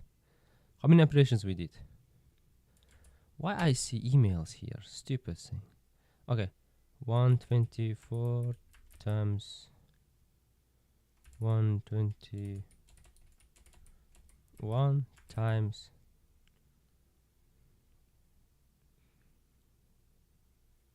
124 times 124.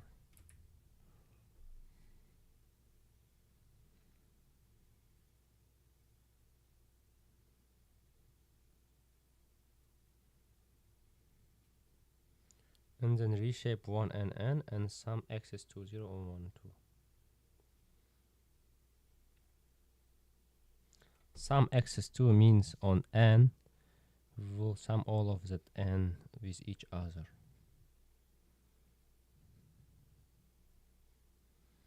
So this much operation is done already, and then we need to do sum.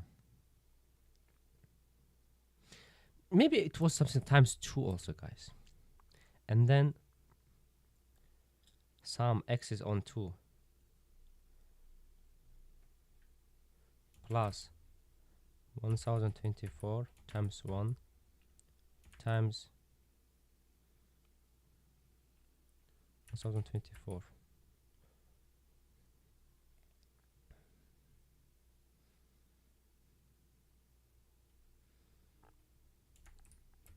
Divided.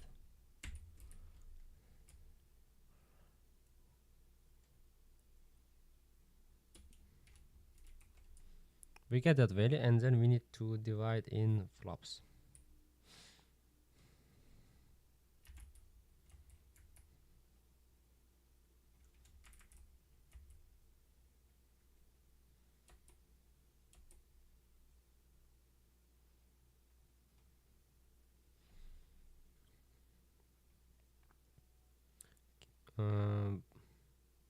Kilobytes, megabytes, gigabytes, terabytes.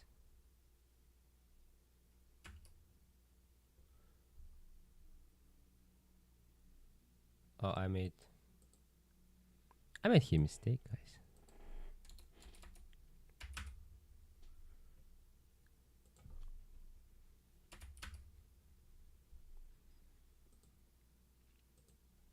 No, I couldn't calculate. How stupid I am.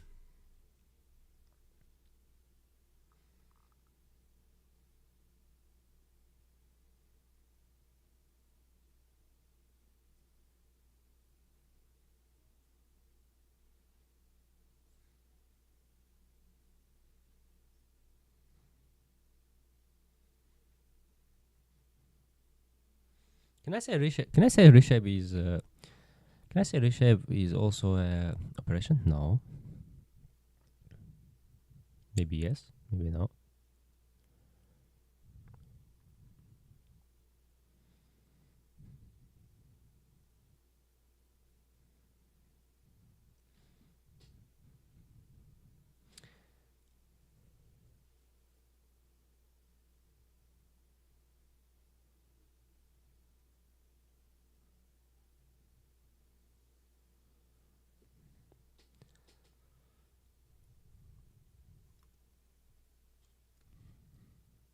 No, we need to tackle. We need to tackle down. Look.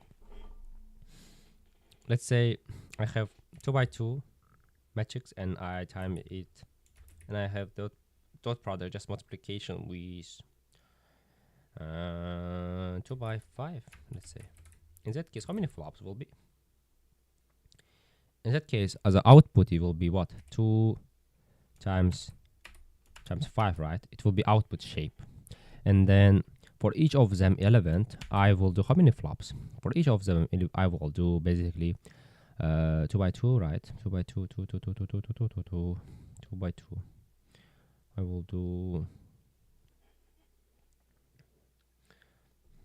I will do multiplication of 2 elements and then sum of all. In that case, I will take 2 elements from here. I will take 2 elements from here. It means Yeah, I have two elements and two elements, right? In that case, for each of them, I have what, three flops. 1, 2, 3. Yes, 3 flops.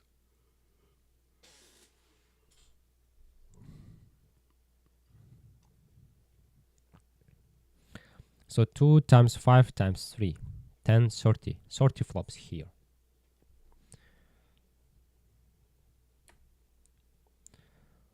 So now we have a bigger complexion. N1 n dot dot n by n. Output will be n1 n. For each of the n1 n, we will get how many operation? How many? Let's say flop for each of the cell in the target in the output. For each of the cell, we will have n times n, right? N times n. For each of them, we will have basically n times n. Okay, this much operation. It means what? 1024 times 1024 times 1024 times 1024. So it is divided by 1024 mega, giga, megabyte, gigabyte, G-flops.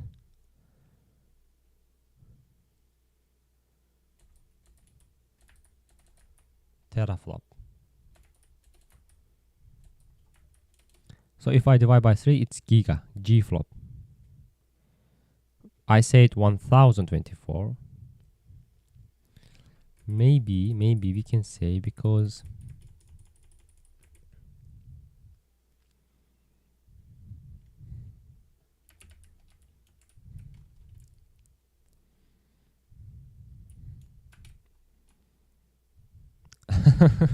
so funny. No, not like that. Not like that.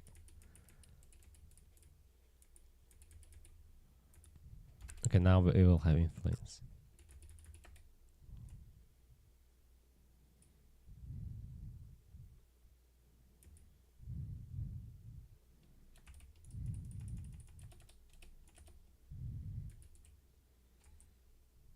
Okay, let's change the code and let's prove it.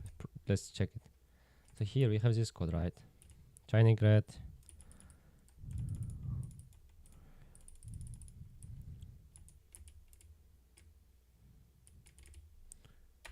We will not sum.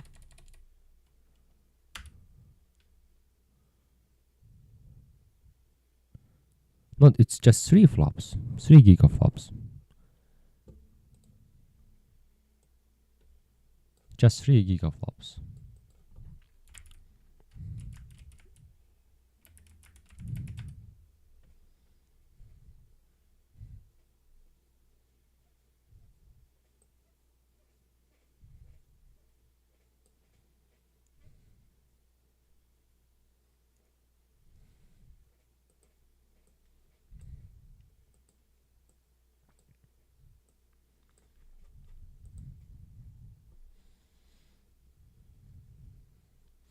Okay, I made mistake. N1 n, but where? Dot n by n. So output will be definitely n times 1 times n, and then we need to do time. M by n means what? 2 by 2, right? If it's by 2 by 2, how many operations we will have?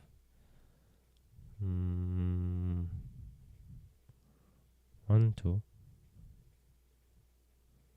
and 3, right? 3 operation for 2 by 2.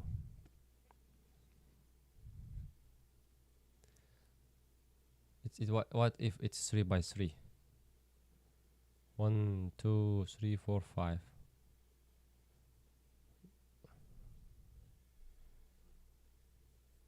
What about it's 4 by 4? And why it's 4 by 4? We can change it like 2 by 1, right? 2 and 1. And then 2 and 1. No, we cannot do like that. It should be always even. Same number, right? 10 by 10. Let's say 10 by 10, right? Means what? 10 elements times 10 elements, right? And plus 9. 10 elements times 10 elements, right? It means it will be just 10 elements.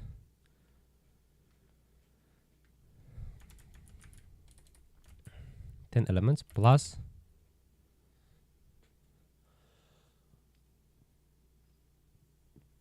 n minus 1.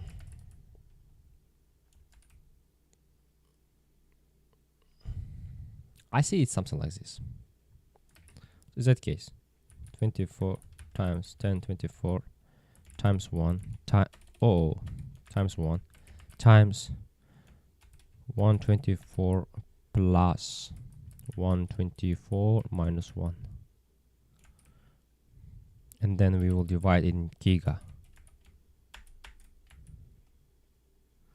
I got 2 flops, giga flops, but they are showing 3 flops. And why?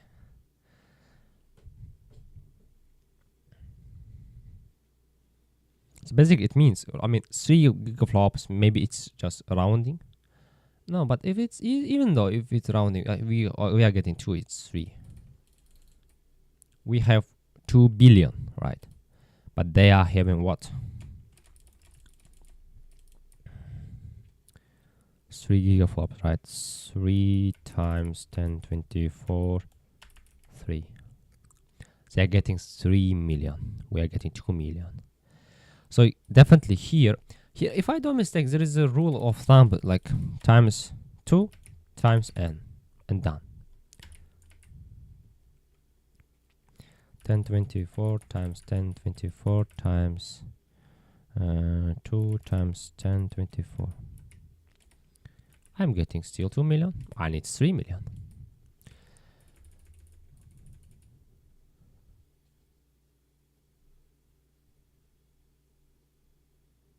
Let's remove this one, this ugly thing. Maybe one kind of causing an issue, or maybe I'm mistaken.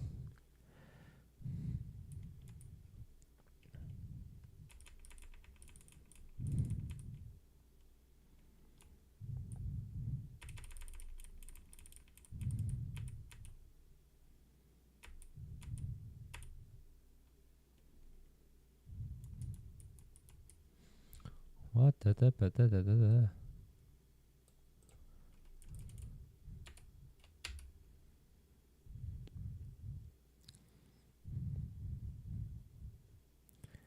We are getting 1 gigaflops.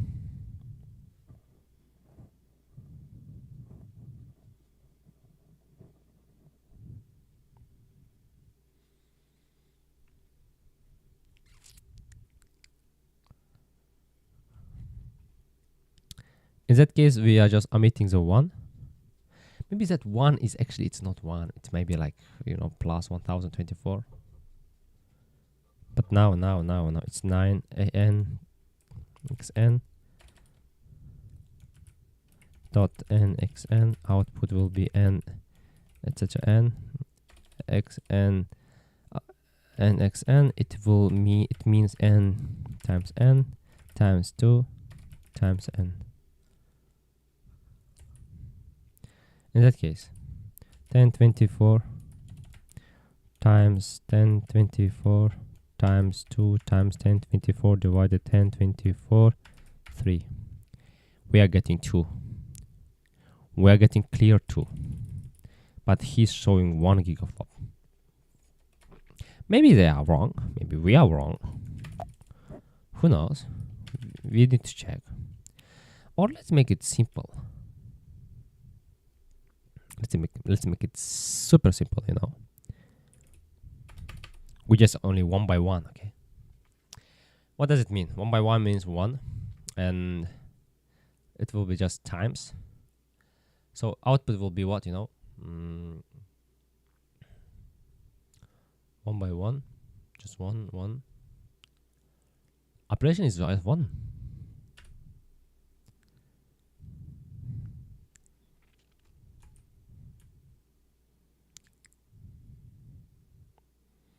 They are showing only in G flops. I don't need in G flops. I need in just flops. How can I change that? So we need to check where the G flop is located. G flops. Get grab. I did get grab. I did see nothing. Why?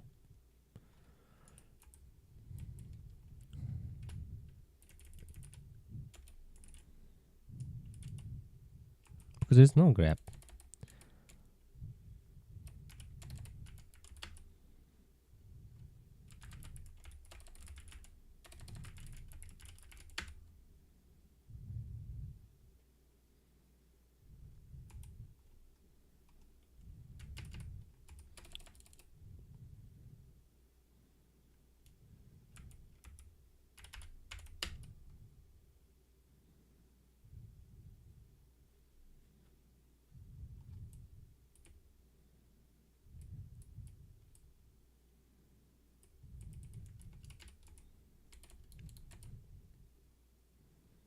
Git grab debug.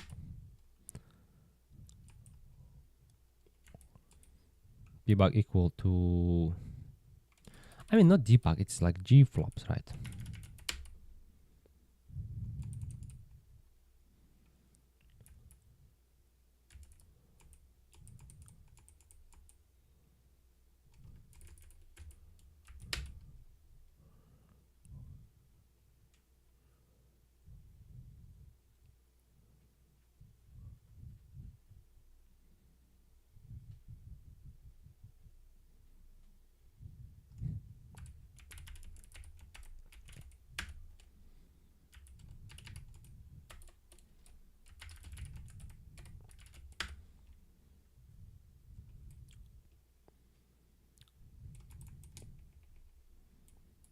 Helpers. Let's go to helpers.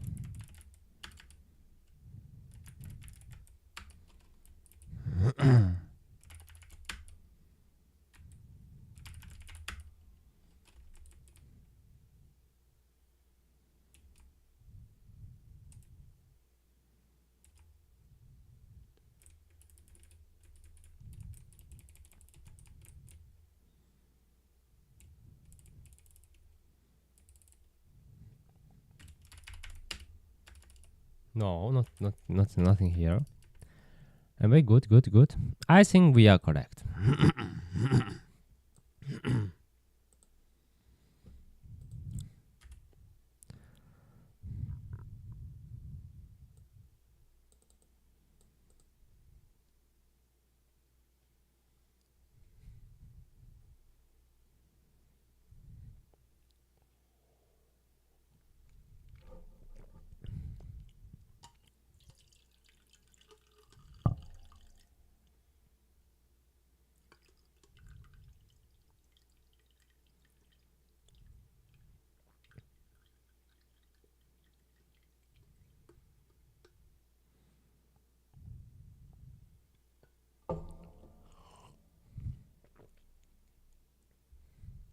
This microphone is so sensitive. Okay, guys, let's check the code. And I need GPU. Where I can get GPU, man. GPU.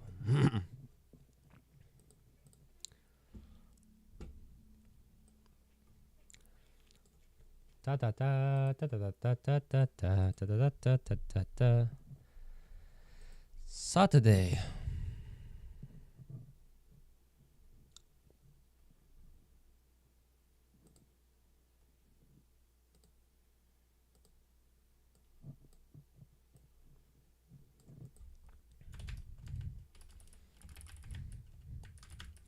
We have tests right here. Tests. PyTest Vim.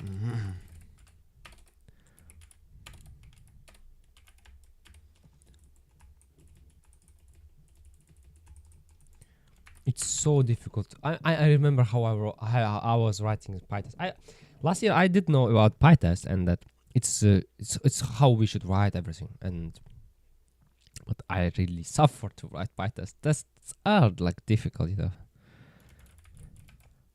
Debug equal to 2, and then let's say Python m PyTest, something like that. And now it will start to test platform Darwin. Error. What kind of error? No model Z3. No model named hypothesis.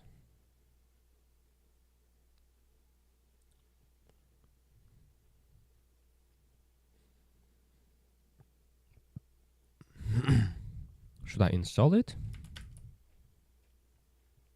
Is there any requirements thing like that?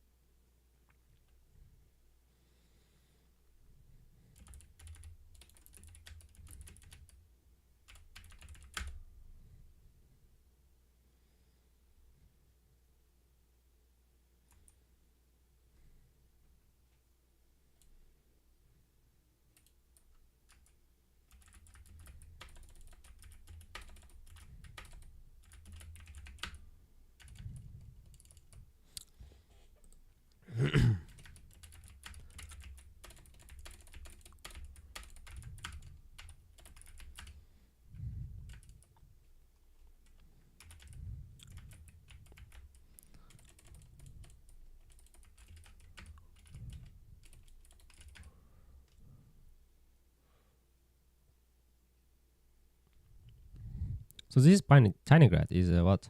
Is library, is a framework. It takes your Python code, it compiles, and it sends.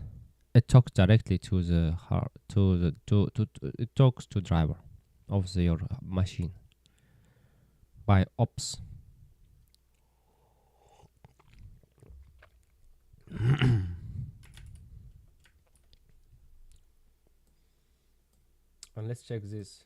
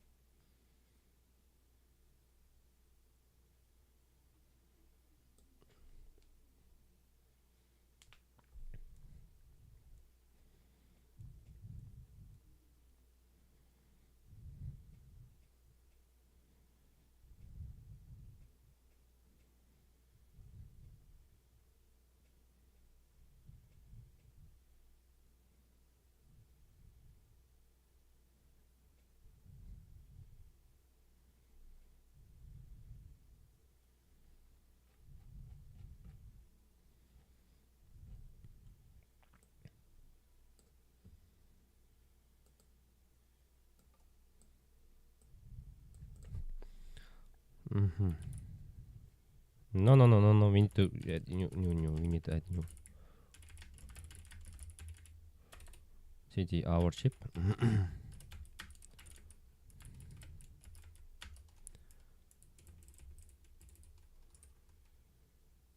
Jensen, not Jensen. Jensen.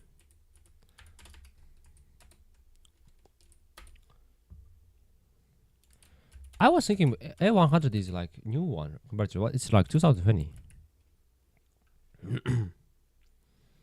Based on Empire architecture. Okay. Wow, 40 gigabytes of 40 gigabytes or 80 gigabytes of HBM E2 memory with 2 terabytes. Oh my god, terabytes bandwidth. Then we have a Hopper H100.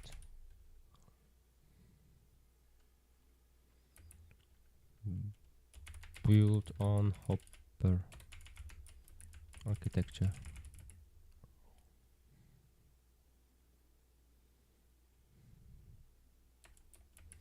HBM3 memory and 3.2 terabyte per second terabytes per second bandwidth.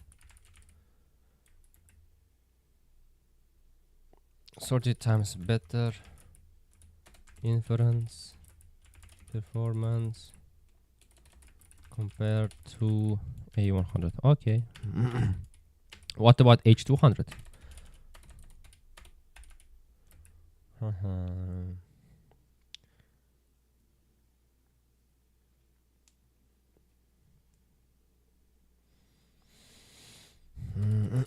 H series has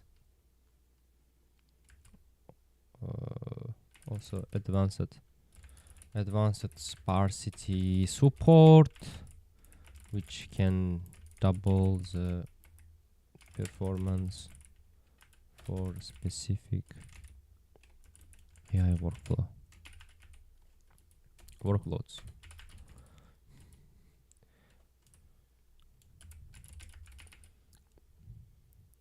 But H200 is when it was when it's introduced 2023.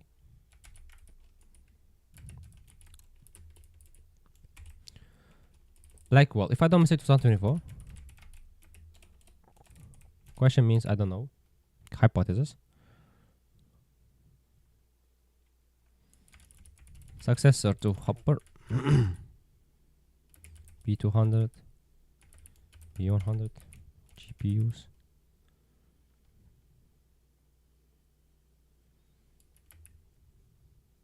(192 gigabytes of HBM 3E memory. Guys, it's so much, guys.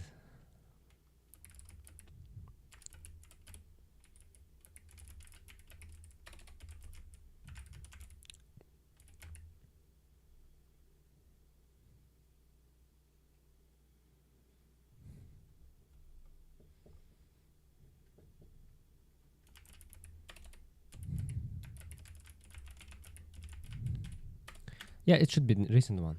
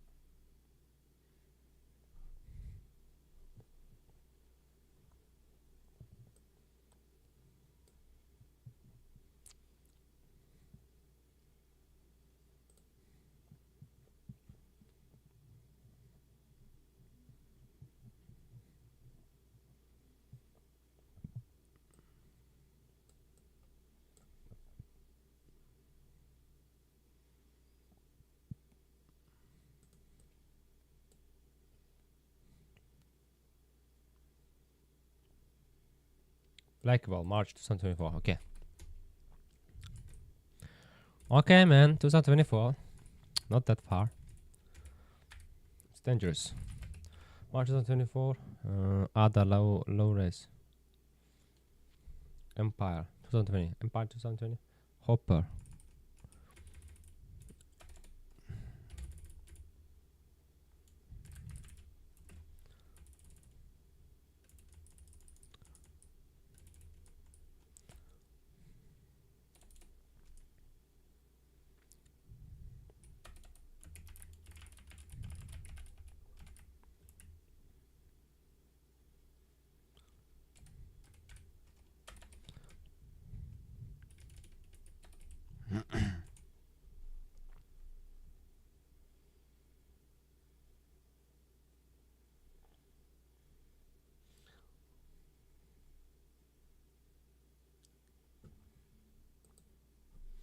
Okay, let's make a quick, beautiful graph. Okay, here.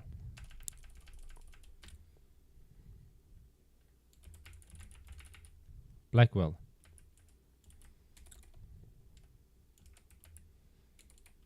Mm-hmm. 2024 March.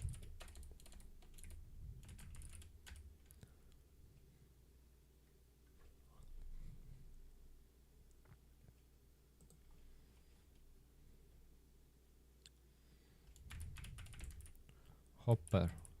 2022 March. There is a gap here. 2023 for some reason. Ada. Lovelace. 2022. September.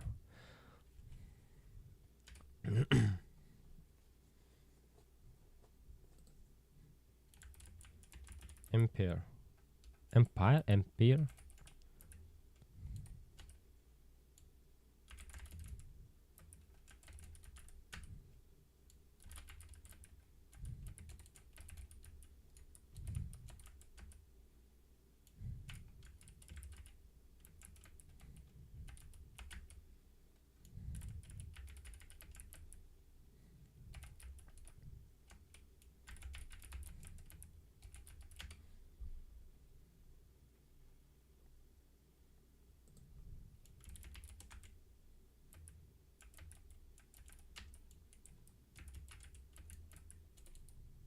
Wait, what is this? 2010. 2006. It was written 2007 in the slides, right? We wrote it. Tesla 2007, but they say 2006. Maybe they created. I mean, like they were thinking about 2006, but in 2007 they made an official introduction. Maybe. Curie 2004. Rankin 2003. Kelvin 2001. Celsius 1999. Okay, they have this architecture, and they have a bunch of secret architecture which they haven't published. Blackwell and this Maxwell looks very kind of similar. Blackwell, maybe they have some kind of correlation.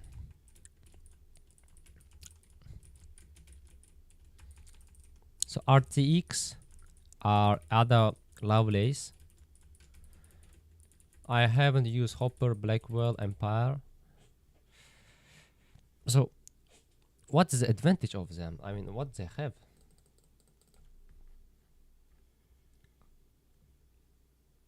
Let's check the Turing.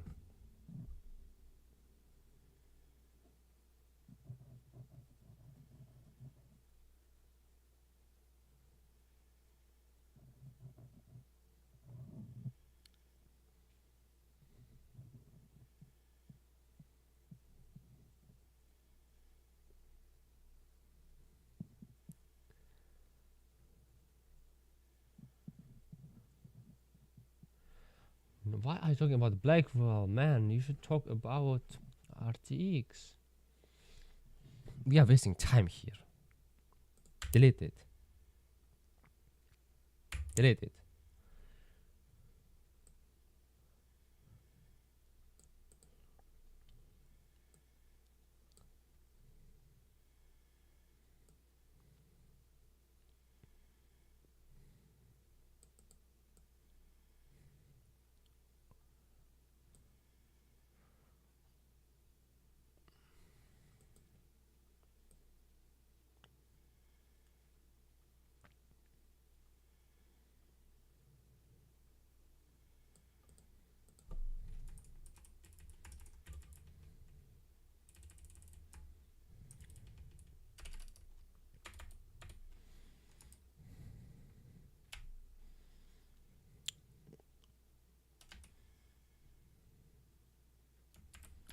We have T4. It is Turing.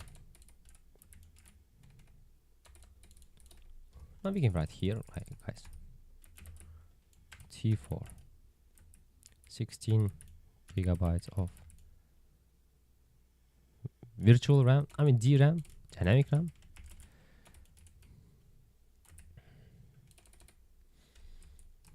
Ampere.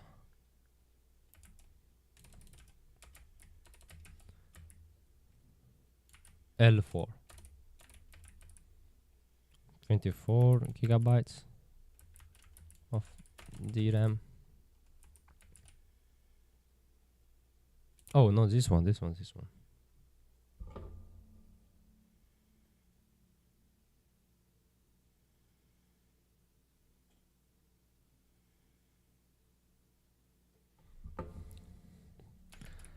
is L4 and it has only 24 gigabytes of DRAM.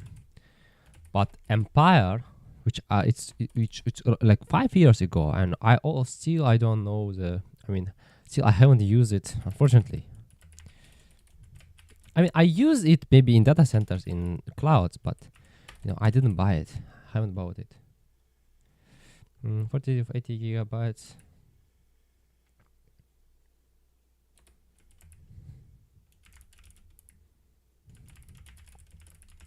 I mean, high performance training is, of course, like if you have 40 and 80 gigabytes, it's huge. Hopper, it has 80 gigabytes. 141 gigabytes of DRAM.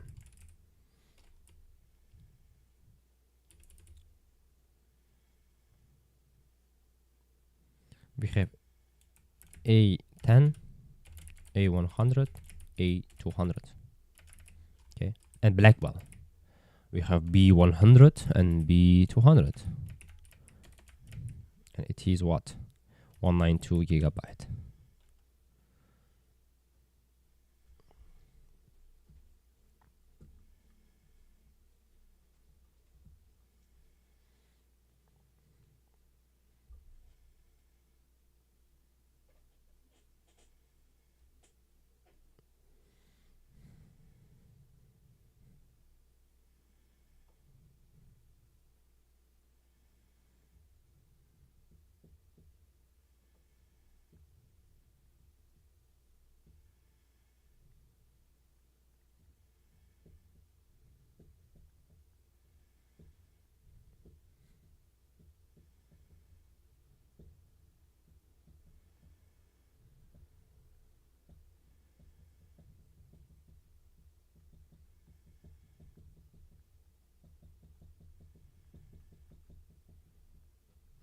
What is Benta ML?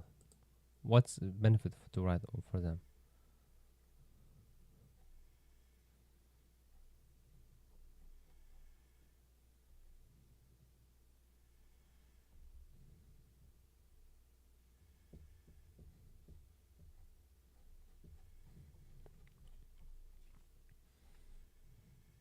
Oh, I like this word. Sovereignty.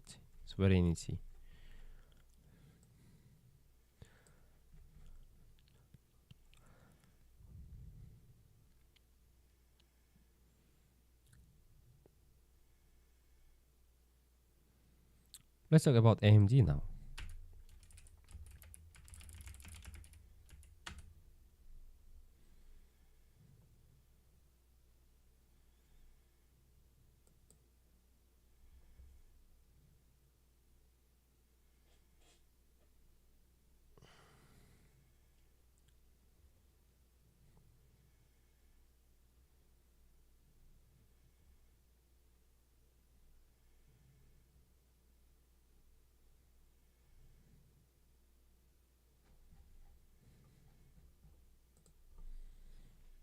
AMD architecture for AI.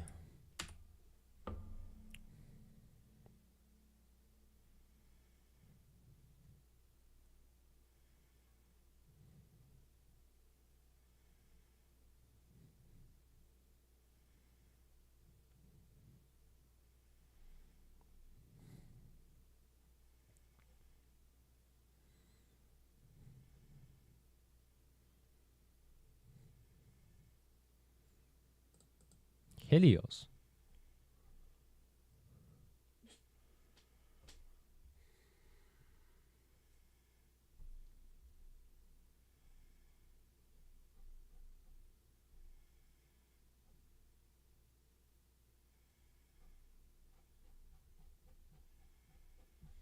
No, why is there no good Good resource.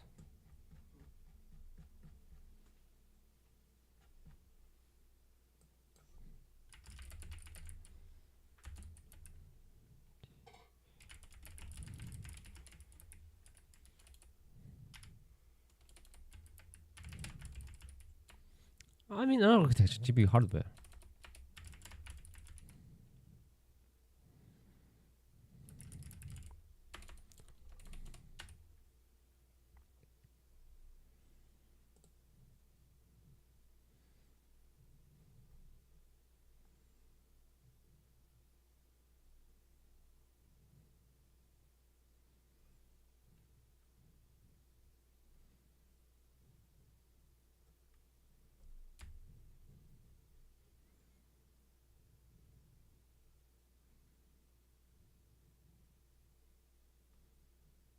Okay, RX. Marketing name. I see GPU series and marketing name. Yes. Okay. It's just AMD has this RX, right? RX, yes. I was fine. I was kind of right. So in 2022, I mean, they have this Navy architecture. 2019 to present.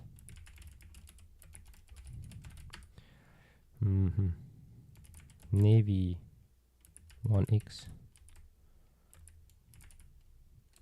Radeon RX 500.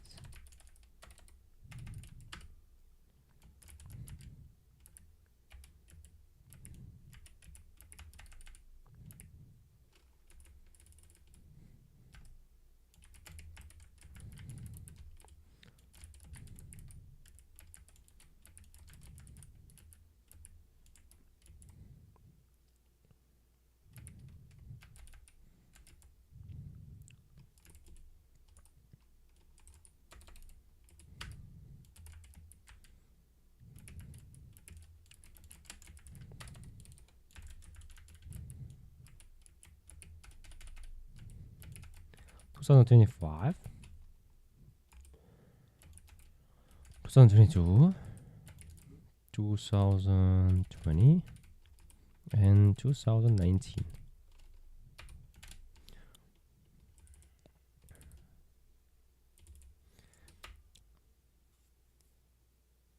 If I don't mistake, their VRAM is quite good, guys.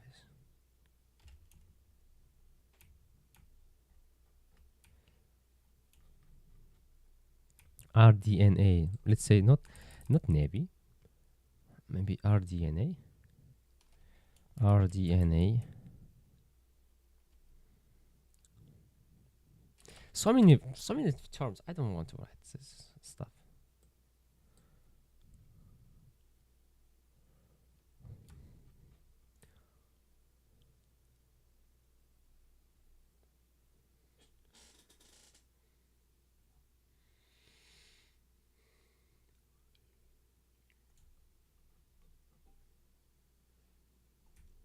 RDNA instruction set.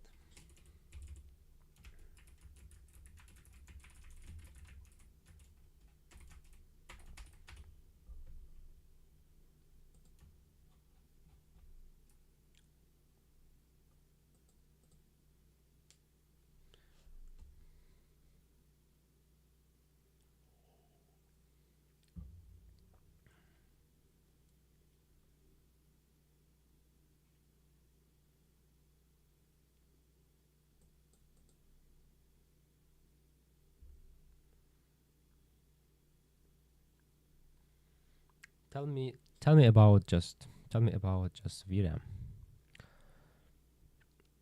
What I want to know is VRAM.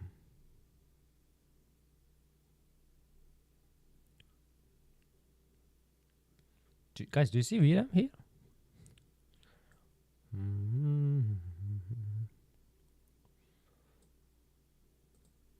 24. 24.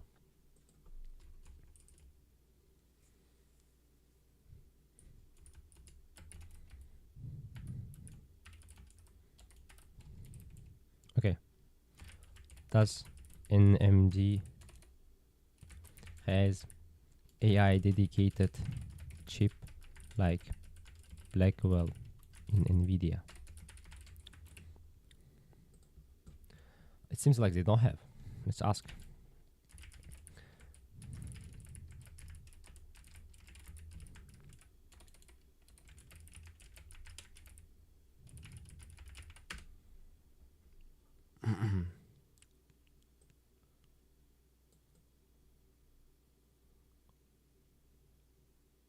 Oh, they did it. They did, guys. I was mistaken. Yes. It is what? They call it MI 350 series. June 12, 2025. And how is it? How is it?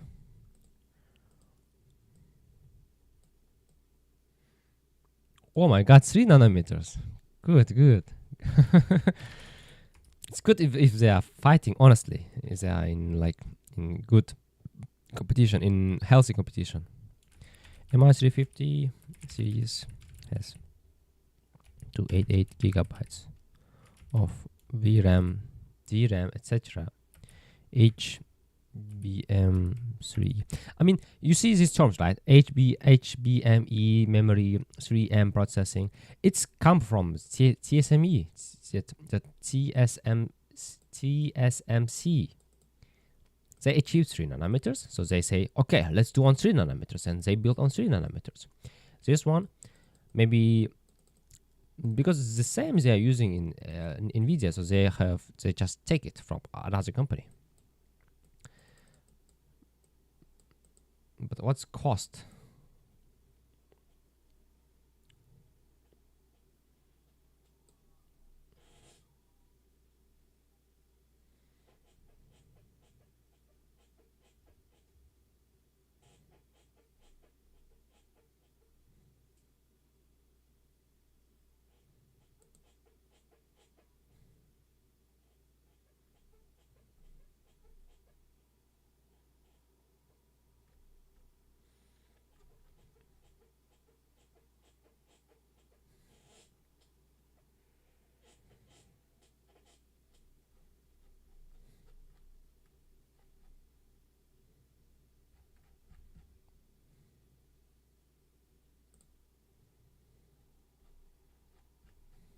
So many duplications.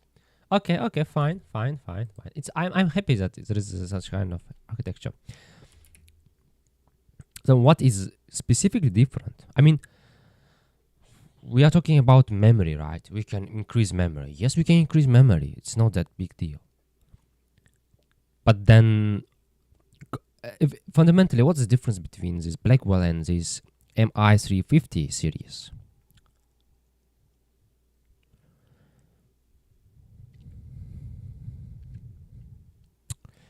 It's about infrastructure. That NVIDIA has a CUDA and etc. supporting, and everything is fine.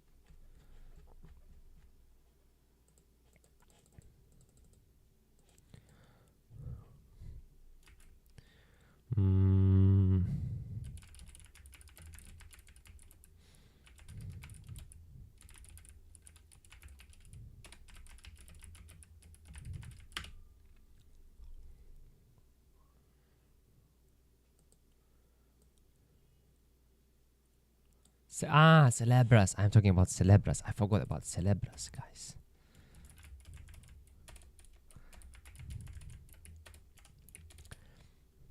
My point is that, guys, if we do this kind of research very carefully, we can win some years, some time, and we can kind of overcome some issues, and we kind of forecast or see the future. I know it's very difficult to predict future.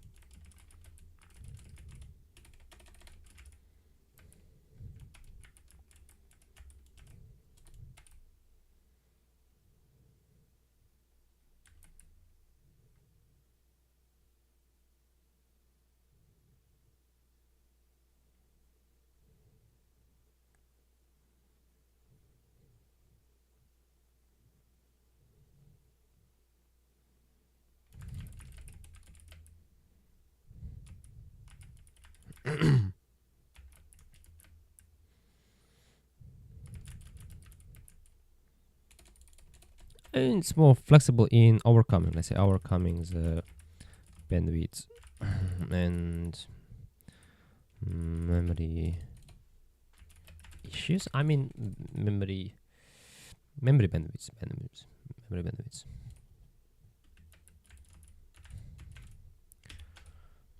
It's about Celebras.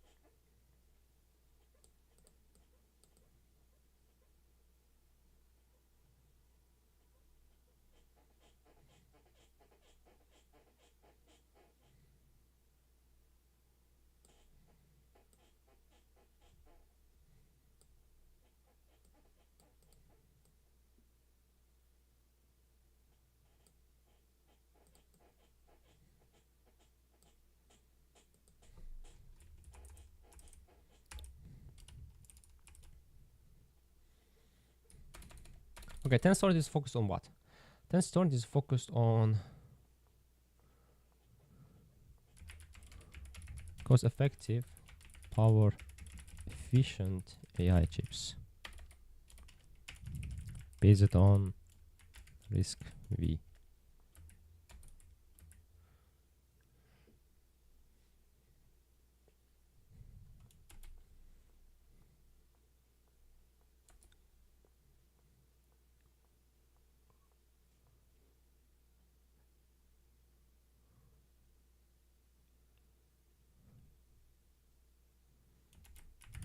Level of A100s.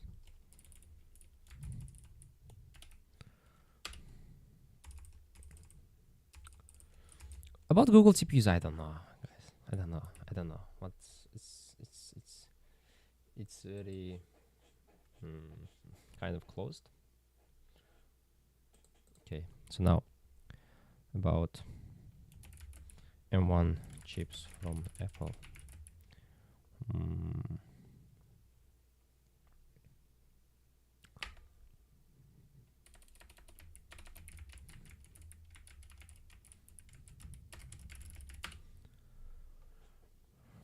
I mean, Google, not AMD, this is ARM, sorry, ARM. On ARM architecture, so it means what? Power efficient. Truly power efficient. We say on Mac OS or on iPhones, why the power is, I mean, no, yeah, on iPhones not like that, or like on Mac OS, why it's so like it consumes less power? Because the software is written like that, and because the architecture is ARM, and ARM is really power efficient.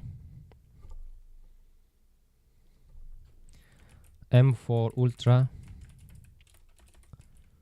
M1, M4 Max, M4 Pro, etc. So you know, Apple likes doing like this, Ultra Max, etc, this kind of thing.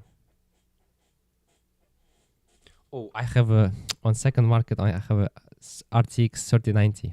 Let's buy. Let's see how much it costs.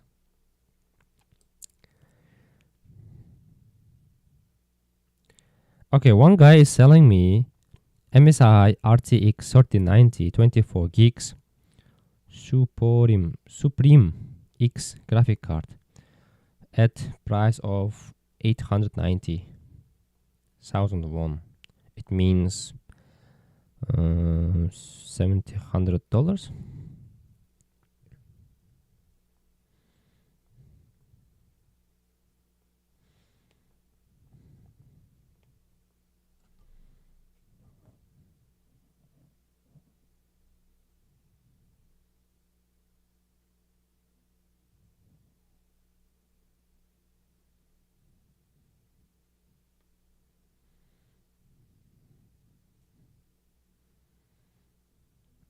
3 million, 3.8 billion.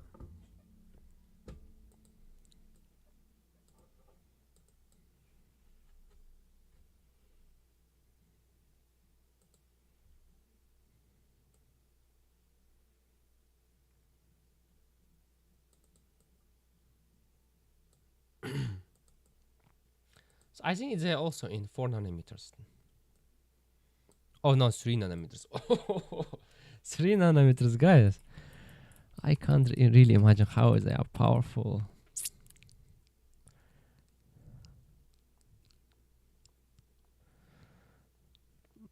So M1 is like, universal. It has CPU, GPU, NPU, DSP.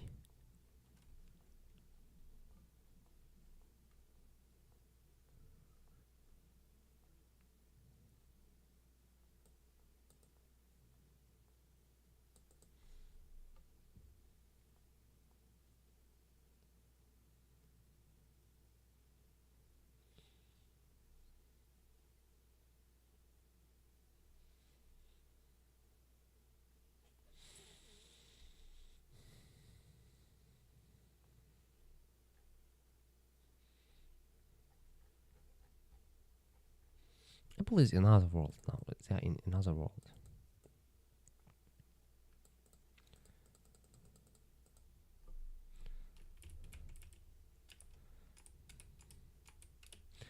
And look, rebellions, training chip and inference chip, right? Yes, exactly. So in rebellions, they have Atom architecture.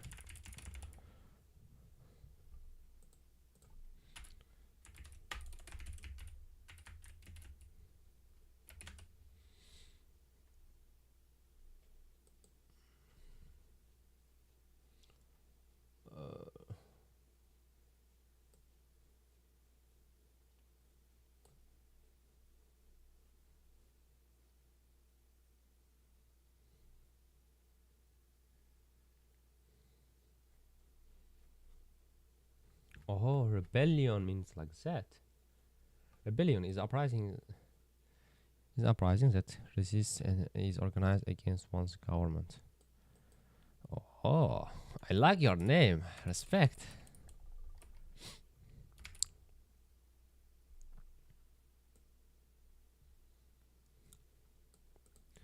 Anyway, let's go back.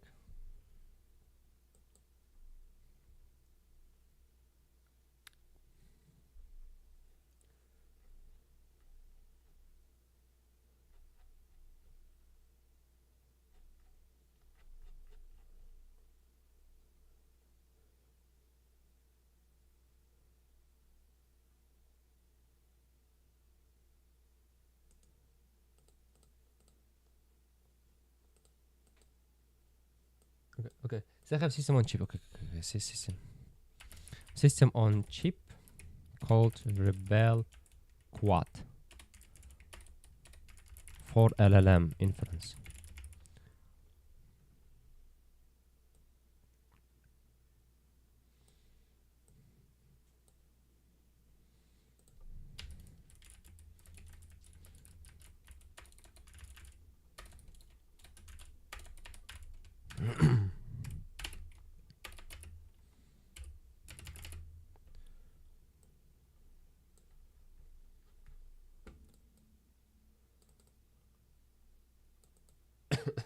I need white paper.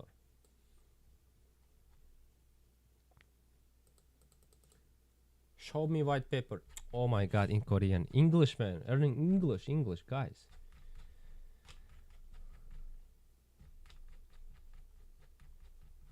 Guys, on high level, I can say that this guy, this MPU, what? I don't like it. Why are you doing it in Korean?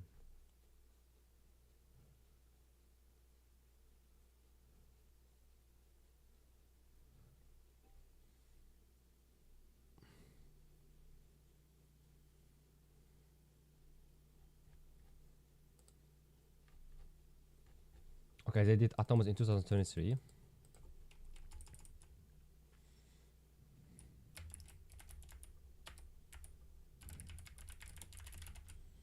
Maybe 2022 also. Wait, where is the link? Guys, give me a link.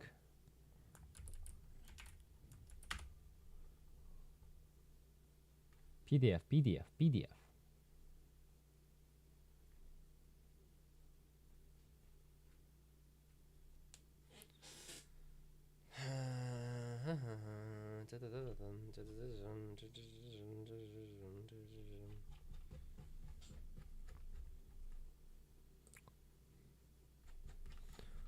It's the same link. It's the same.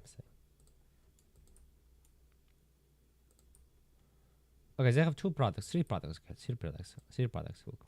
Rebel Quad, AMMOE, mixture of expert something something, Kasogul, Wihan Chesode, Chase de NQ. I don't get that much.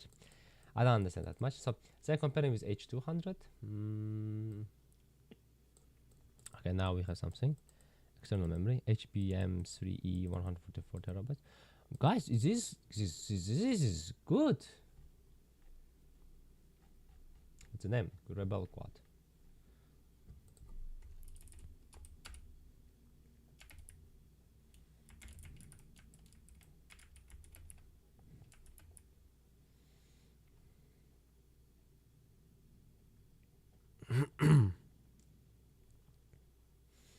One 4 gigabytes of of HBM3E compute density flops H200. Basically, that's what I can say, and it compares with H100 efficiency throughput. Okay.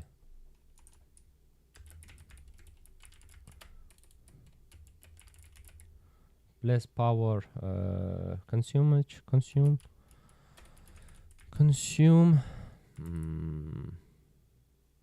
The efficiency, you mean float TPC means what? TPC what? I mean TPC means what? Per second T, tensor per second T, computation per second. It's just marketing, Okay, Atom Max Bot.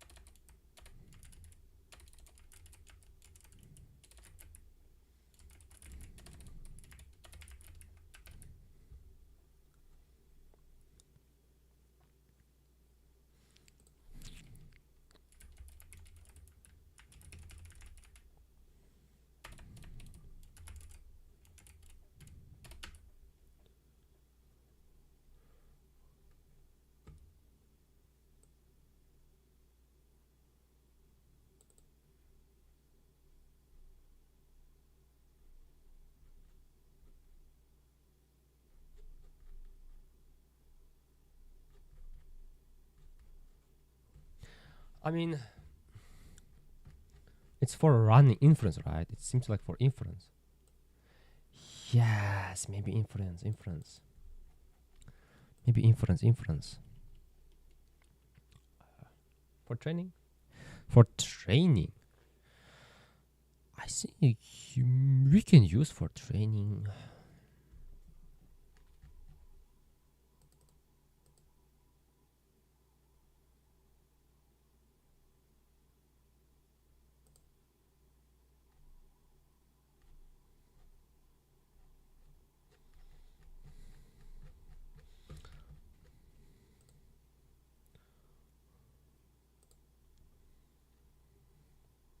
Okay, I want to run this one. Let's Oh my god, why you are in Llama? It's 3 year Llama 8.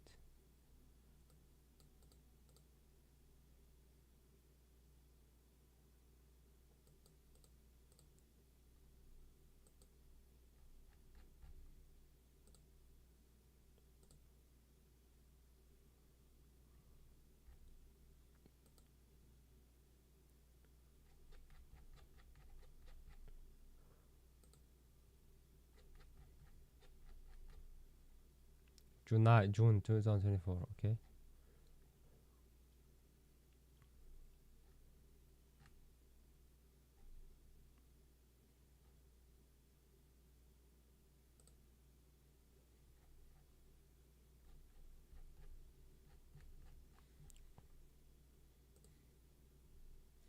This is rebellions. This is rebellions.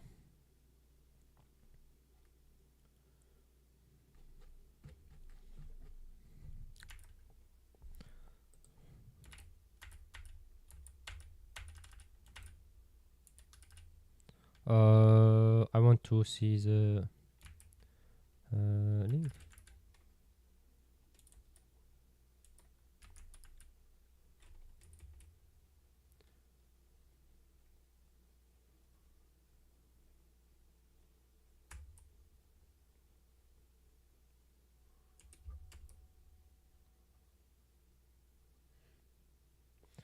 No.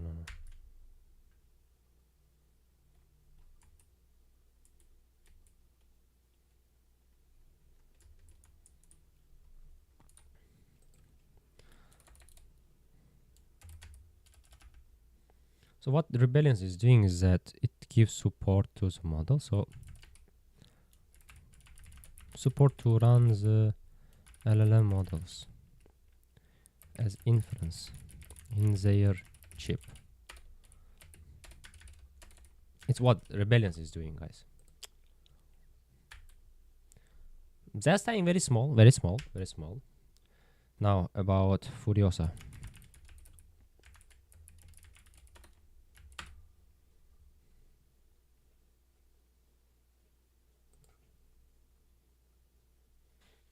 What is this? What is this? Don't show me.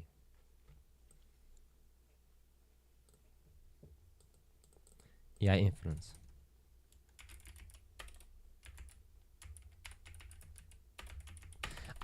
Why I'm using their fancy marketing things.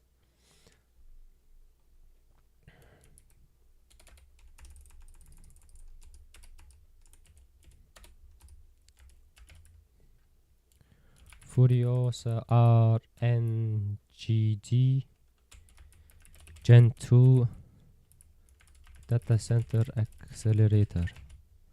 Okay, when they did it? When you did it? Why you are comparing with only Nvidia thing?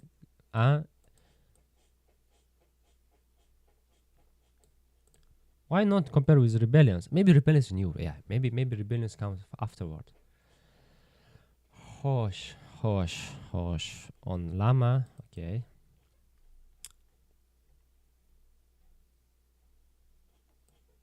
Renegade.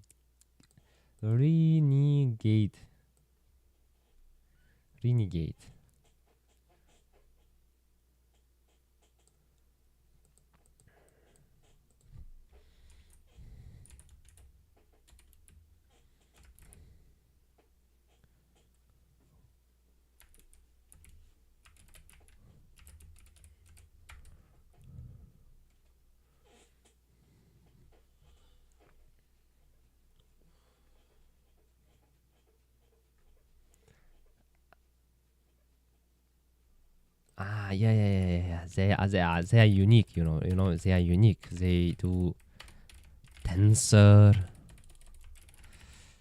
contraction, not matmul.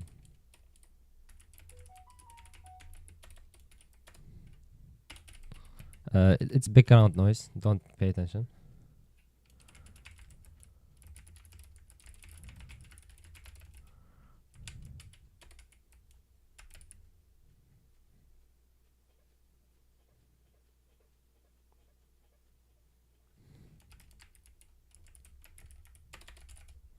In 2024, they did this construction processor at. They wrote this paper. Okay, good.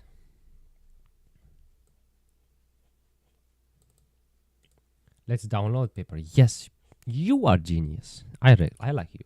TCP white paper. PDF.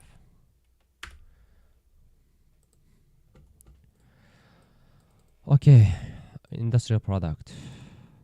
Who is the first author? Hanjun Kim.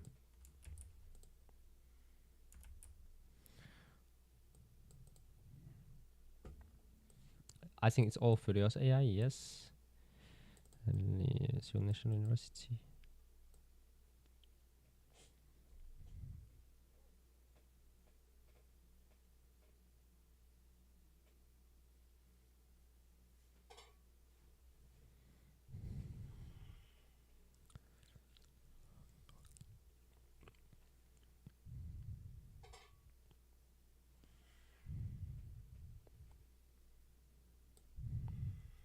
Wait, CRAM is L2 if I don't mistake.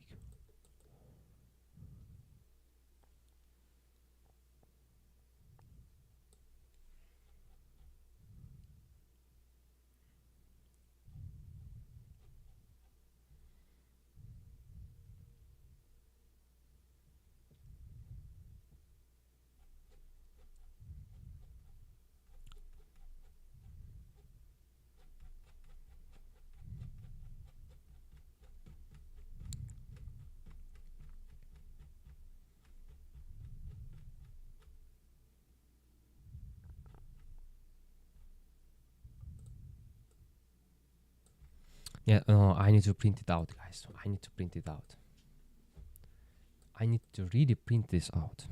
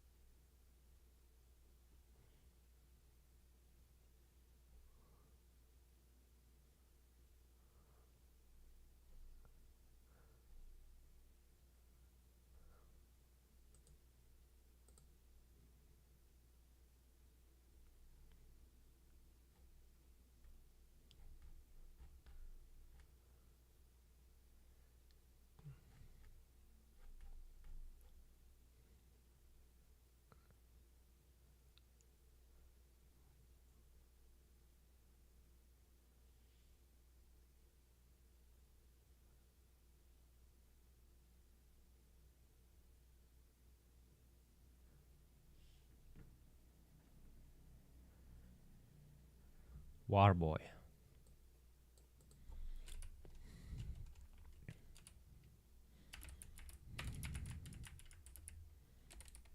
Furiosa Gen 1. Warboy. I like this name.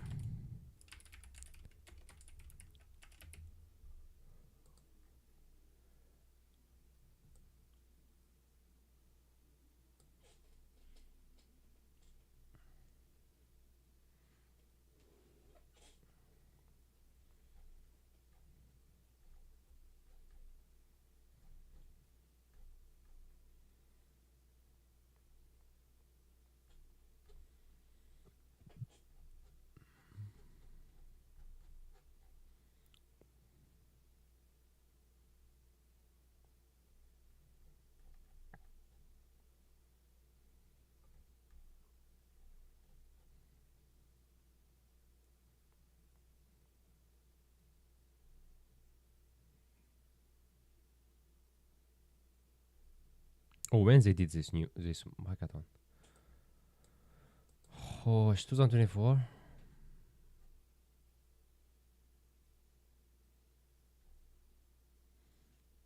Oh, it is 2023, 11. 2023. Wait, 2023. 2023, November. In Korea, the autumn between September and till the December, it's very hot time. Really hot time.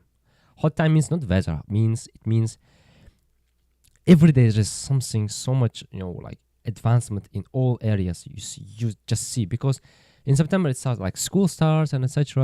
and new semester starts, and in December it ends. It's one case. Another case is about companies, about their deadlines, about the end of the year, and like that.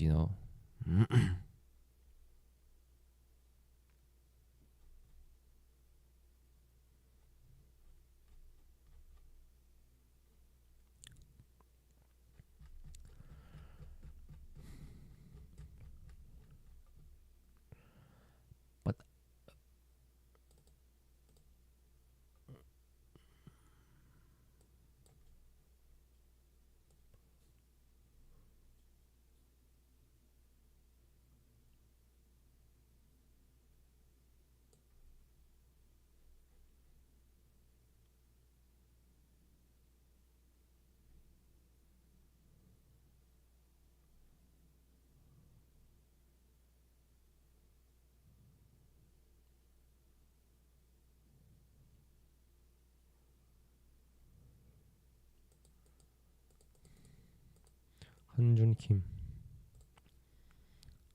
Right, I Hanjun Kim, yes. CTO. CTO is, Chief Technology Officer, means just the smartest guy, the leader of the tech, okay?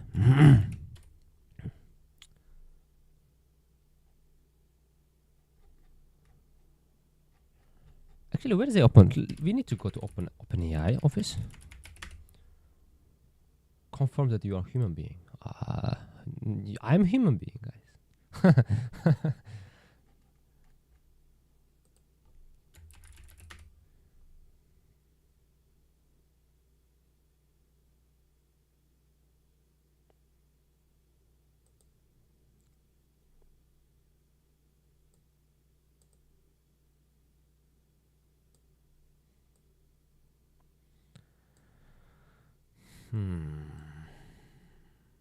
Some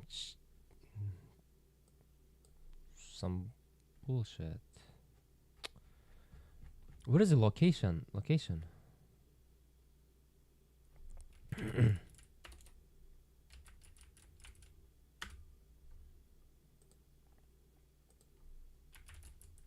Up.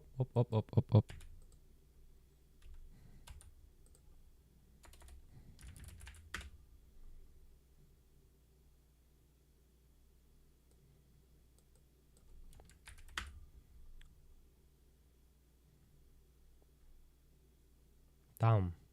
Yeah, in the Yonguso.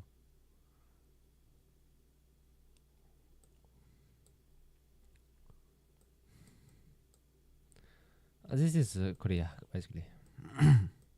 This is Gangnam area. This area is where I live. This is Pangyo, Silicon Valley. I mean, not Silicon Valley. Like people say, not American Silicon Valley, but like kinda equivalent. Bullshit. Okay, I know that he is CTO, and they run OpenAI.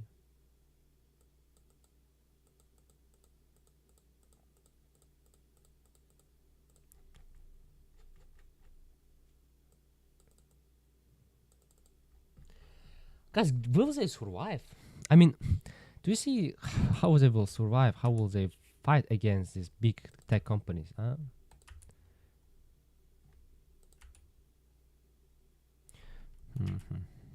Elon Musk and his data center.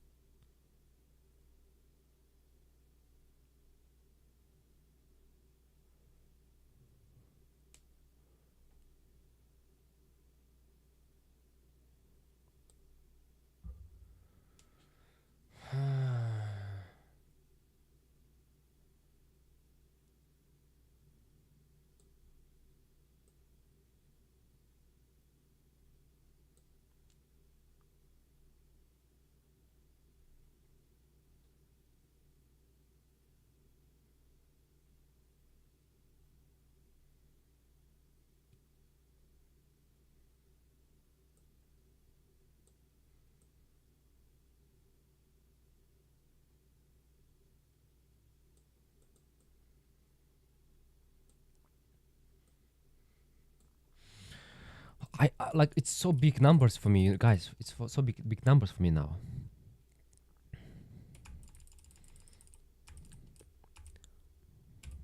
JPX also inference chip.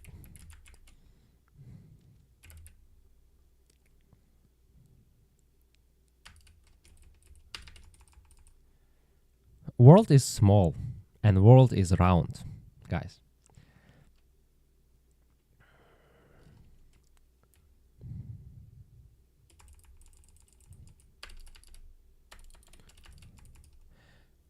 I mean, why Samsung is not competing with Nvidia and make GPU thing? Or why another company?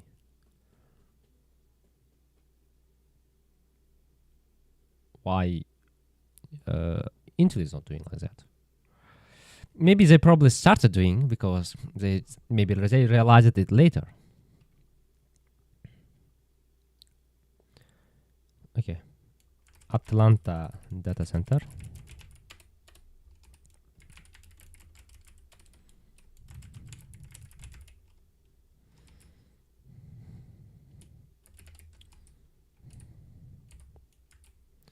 Elon data centers, Atlanta data center. Okay, it has what? 12,408 NVIDIA H100, A100 GPUs. Okay. How much watt? 20 megawatt power.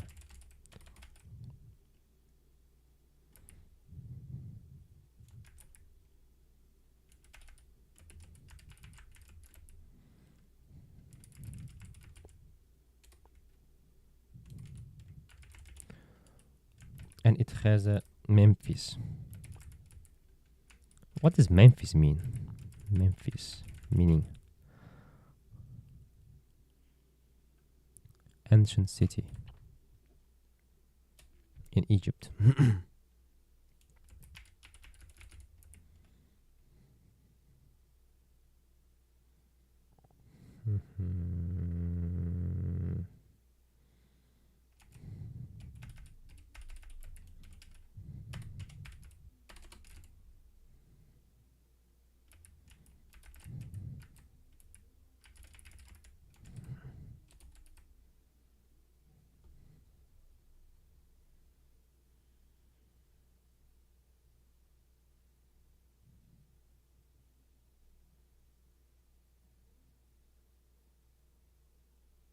We went to town. Elon Musk is poisoning.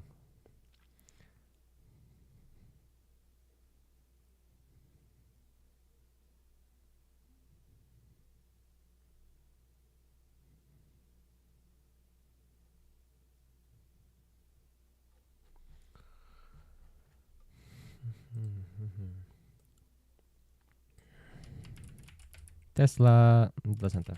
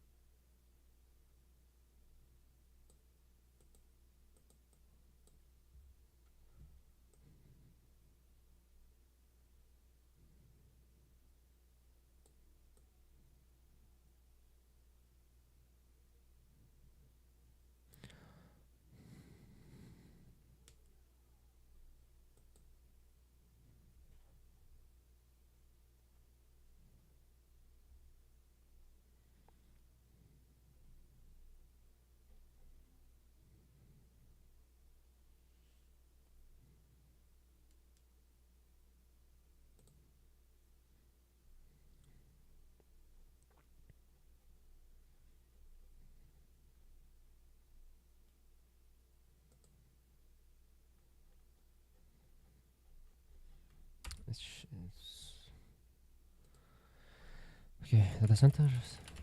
Whoop. What? I did it. Okay. So, Comma AI data center.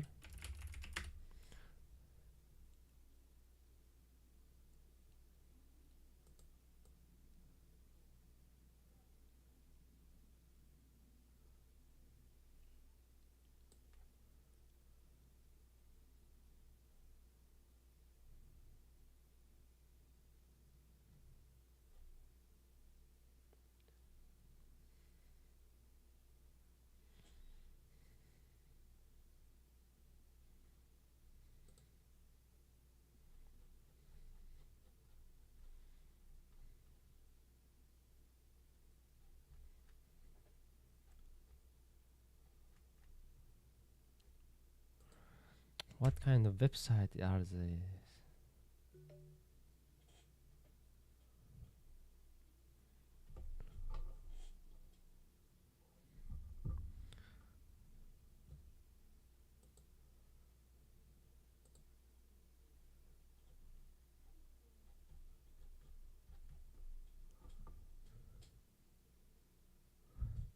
Okay, guys, I have some message from. I think it's urgent. Let's check my message.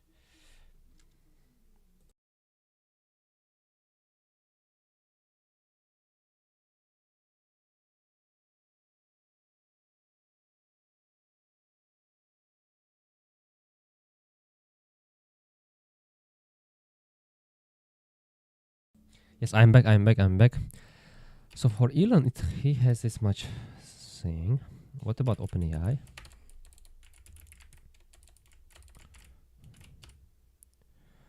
I want to see OpenAI. Then Anthropic.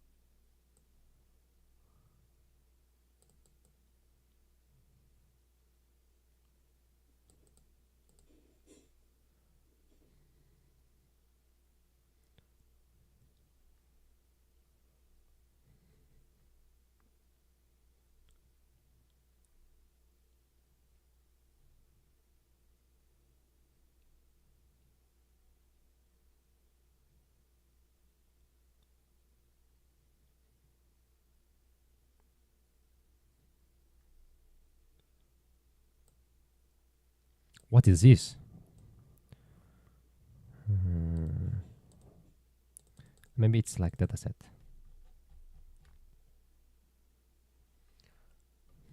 Okay, Anthropic, out of game. Use cloud.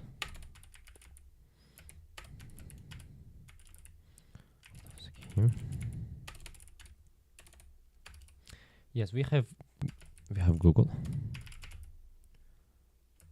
Cloud.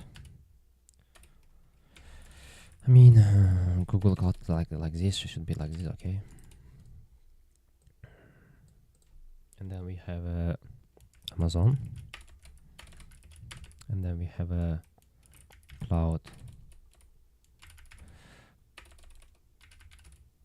Cloudflare. I don't know, like Cloudflare is web stuff, right? Web company. It has some security thing. Stripe. I don't know. Stripe, OS, Intercom, Twilio, Iterable, all products except cloud for government, SIFT, fraud and abuse detection. Oh, SIFT. What is SIFT? I don't know SIFT. Arcos Labs, fraud and abuse detection. Brave Search. 11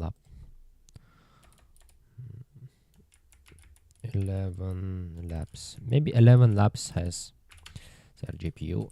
Hopefully. Palantir. Palantir.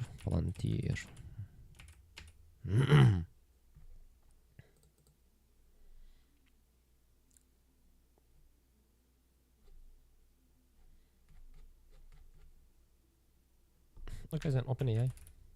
OpenAI data centers. Wait. OpenAI uses in Azure, right? Azure.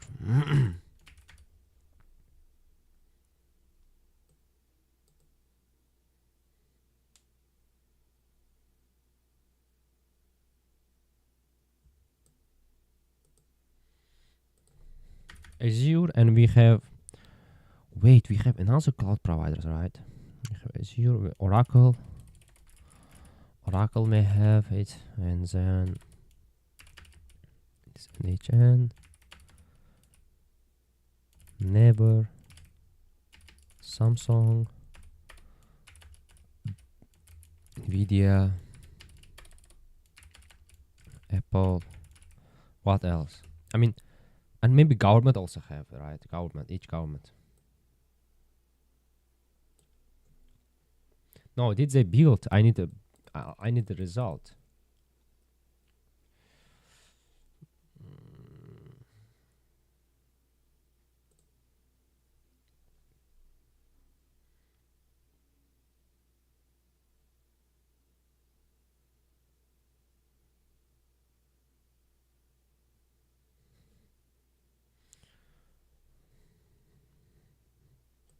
I mean, tell me some details.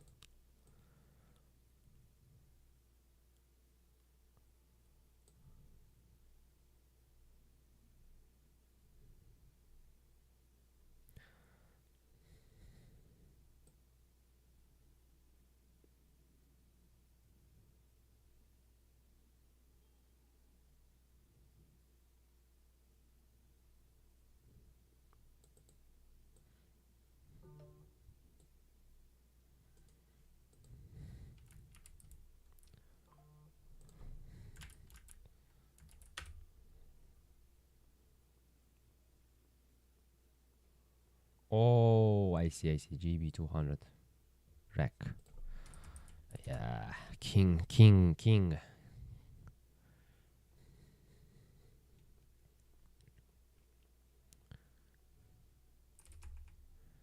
Of course, I can build like that.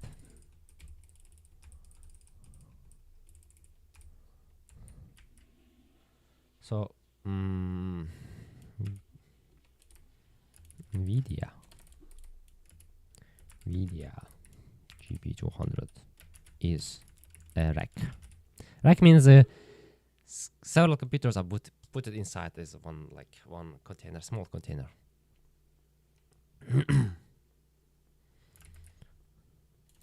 Like independent. So it means 36 gray CPU. What is a gray CPU? And 72 Blackwell GPU.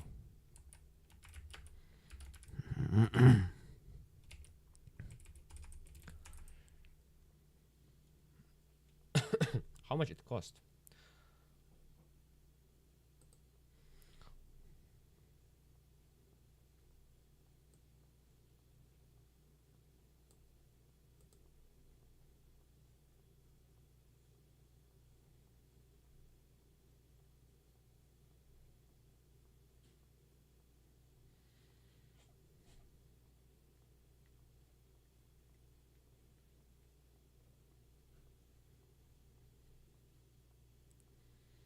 One entire LV72 rack. What's our GB?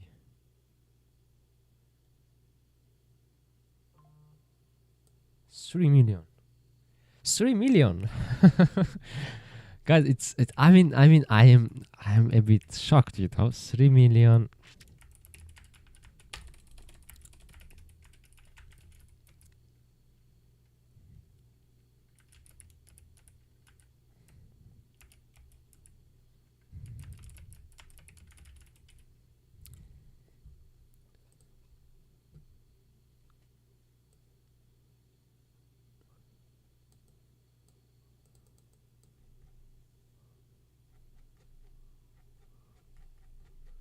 Yes, I like these conversations.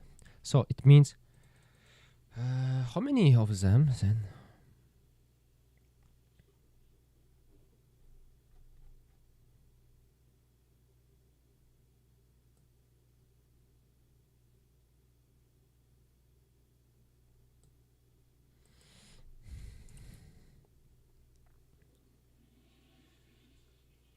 I mean, we cannot say about money. We can use a gigabyte maybe. Building a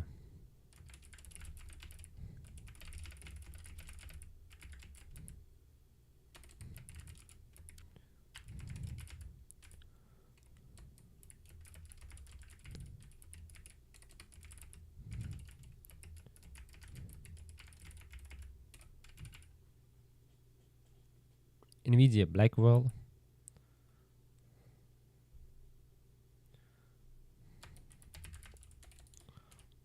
Total cost is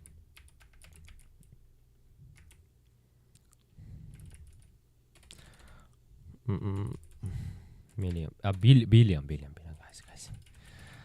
I can't even imagine billion, how much it costs, you know. Okay.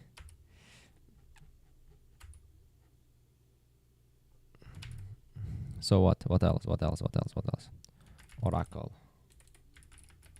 data centers.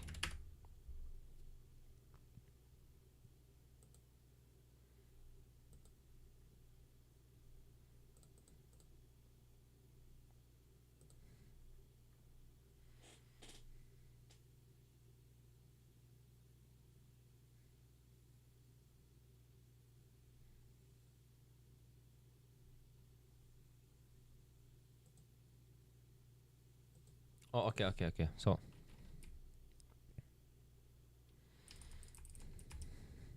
Oracle simply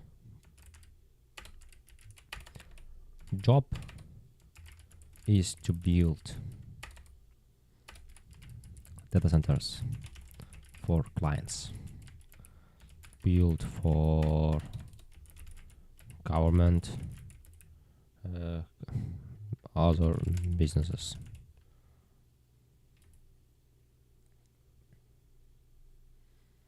So many in Europe, America. You know, this place is empty. Okay, we talk about Oracle, Azure.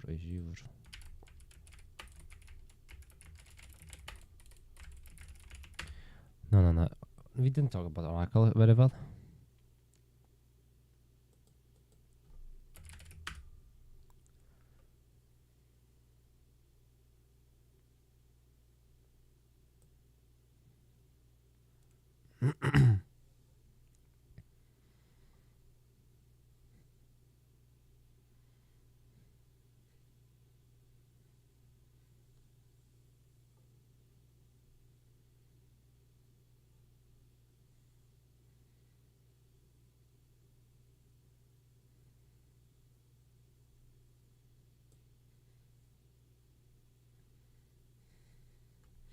No, maybe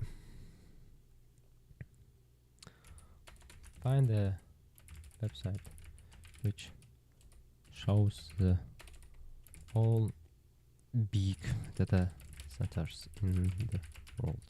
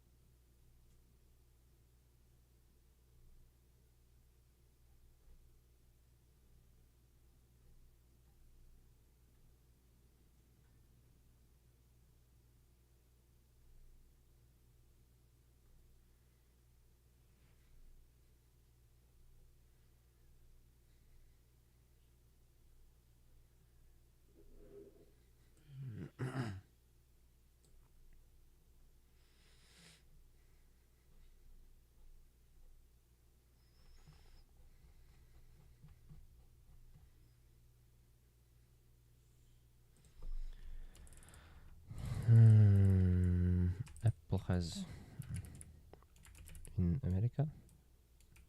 What is it? Okay. Let me to write it down. This China Telecom.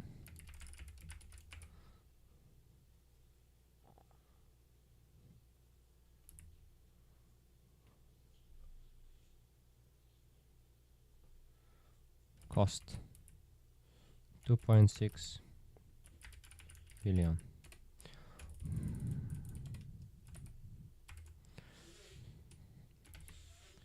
$150 megawatt.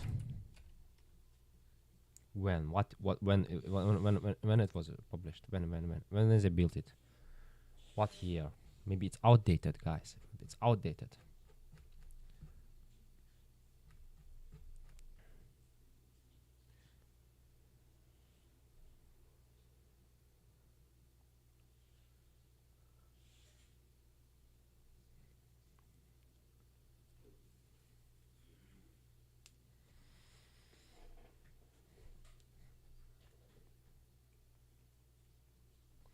Google Data Center.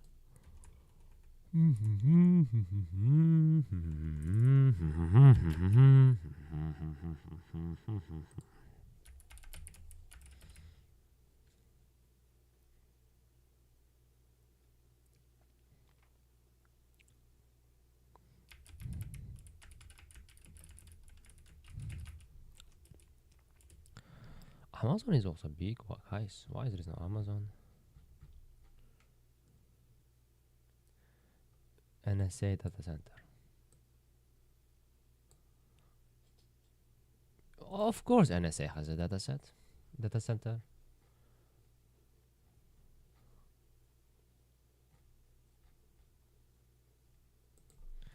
For Apple.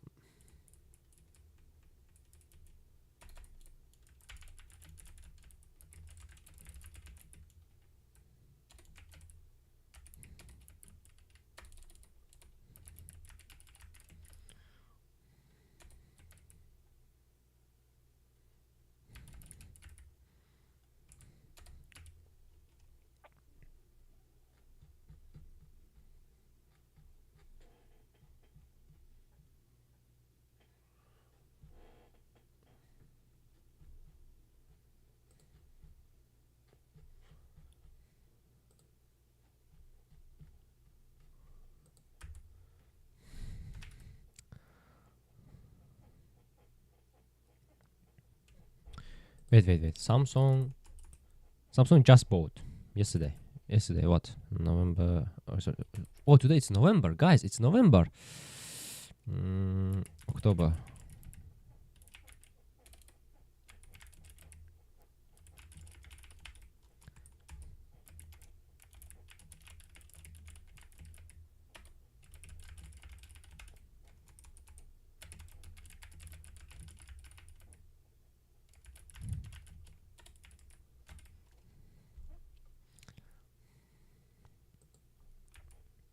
What? Wait.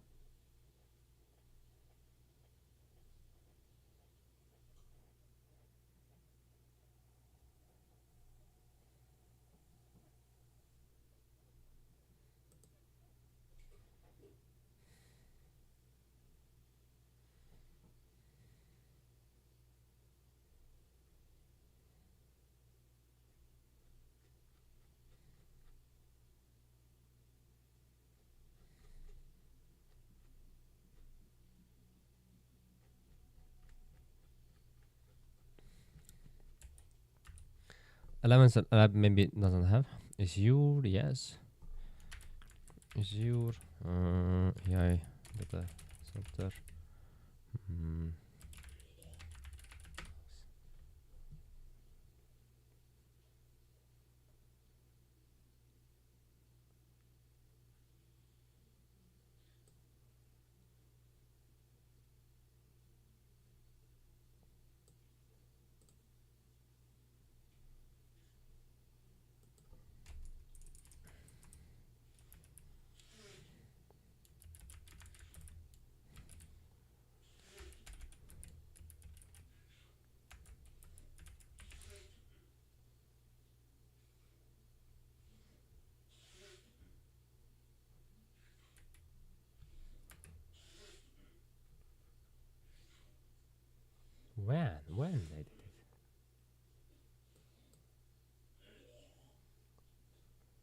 September 2025.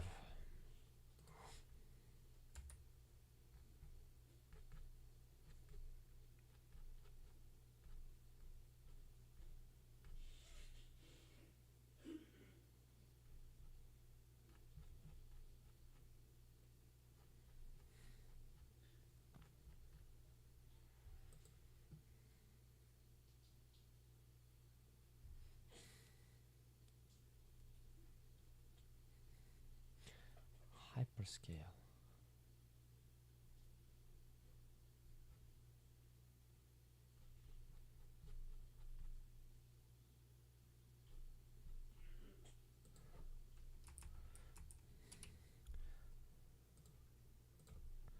NSA,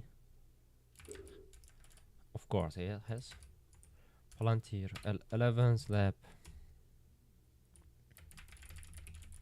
of game Cloudware. I don't know about Cloudware.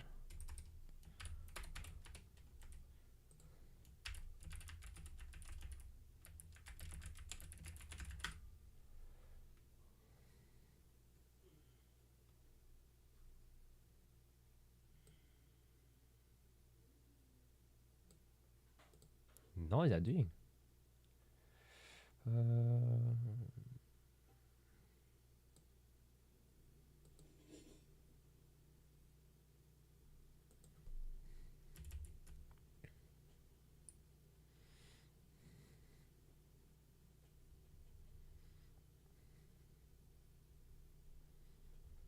It's lying. Don't lie.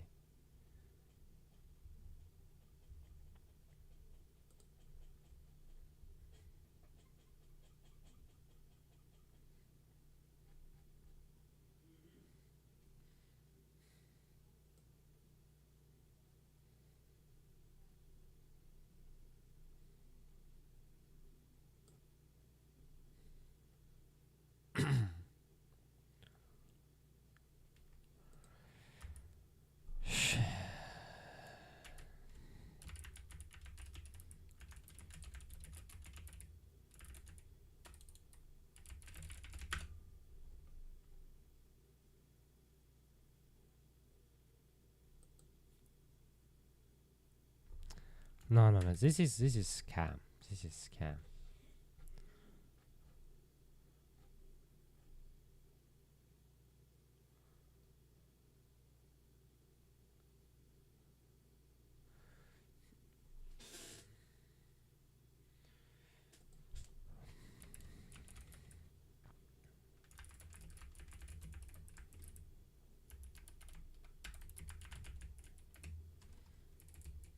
Palantir.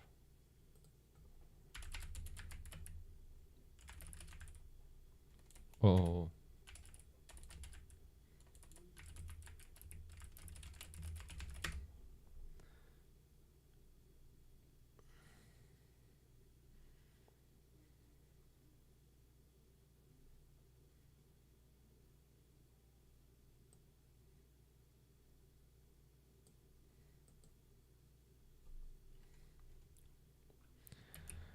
Why so much money is playing around? Oh.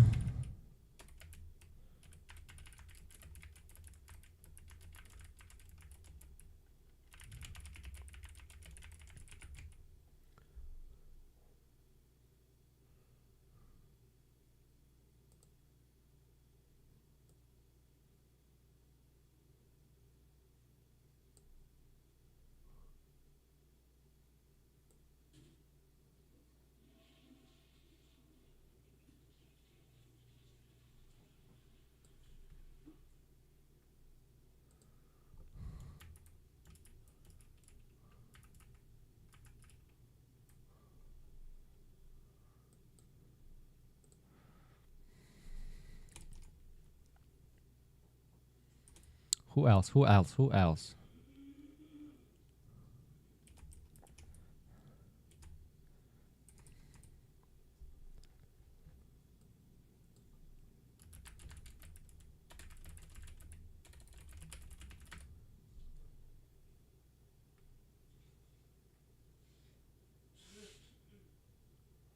They provide infrastructure. Then they have own also.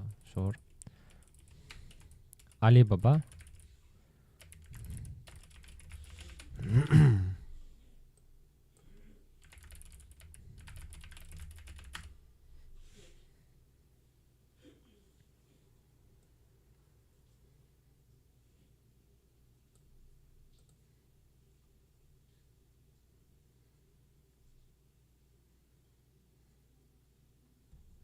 Now let's say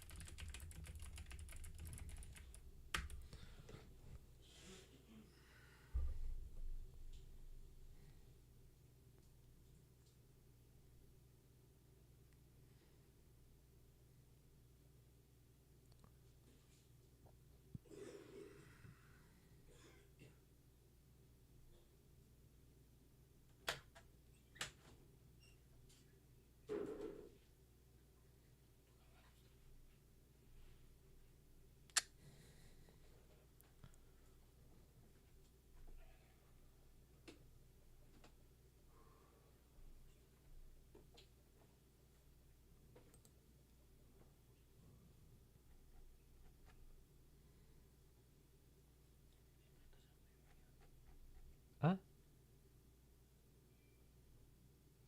Do you share the paper with me, please?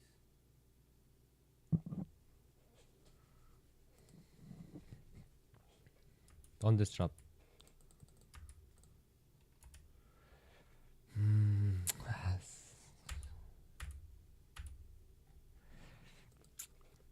Alibaba, Alibaba.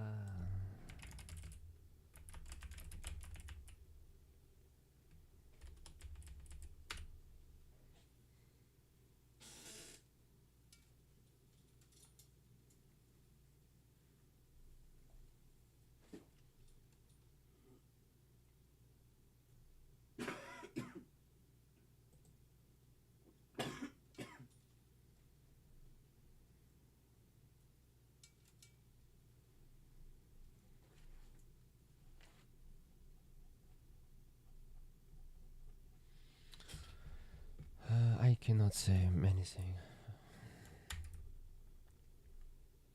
Maybe here something written.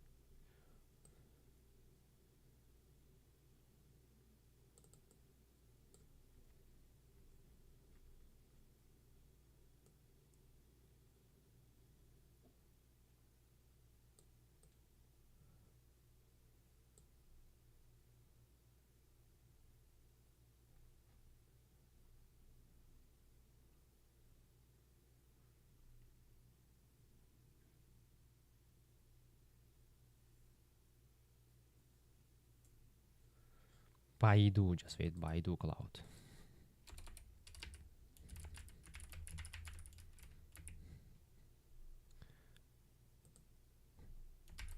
Alibaba buying Blackwell.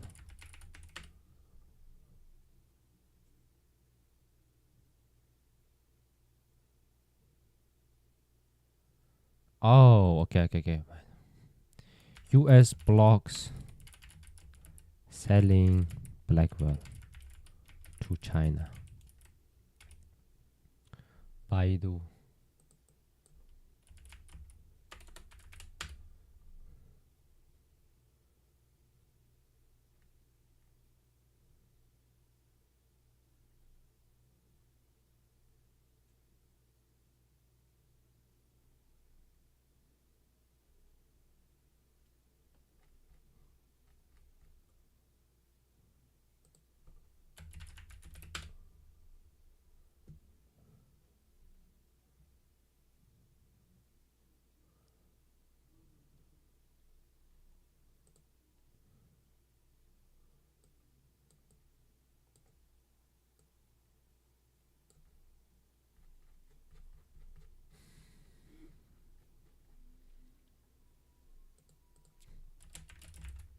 Oh,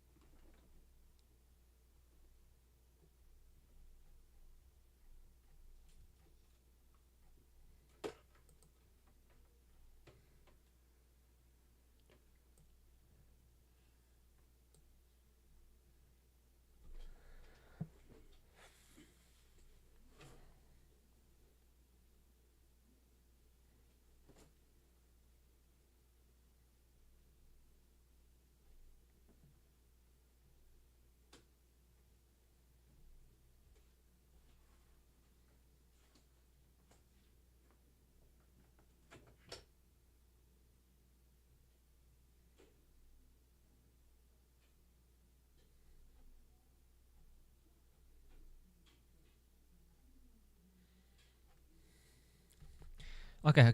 It's so many bullshit talk. Promotion.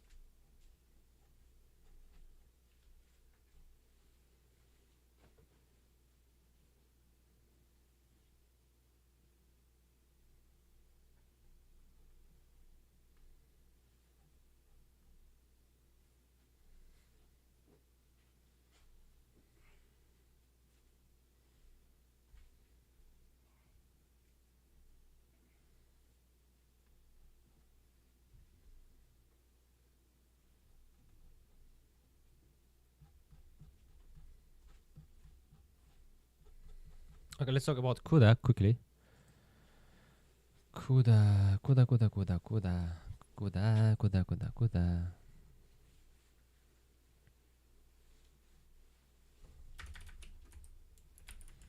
CUDA is SDK.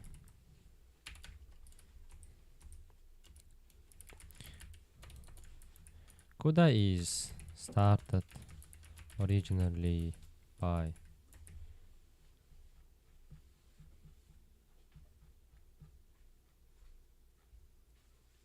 mm, I am back.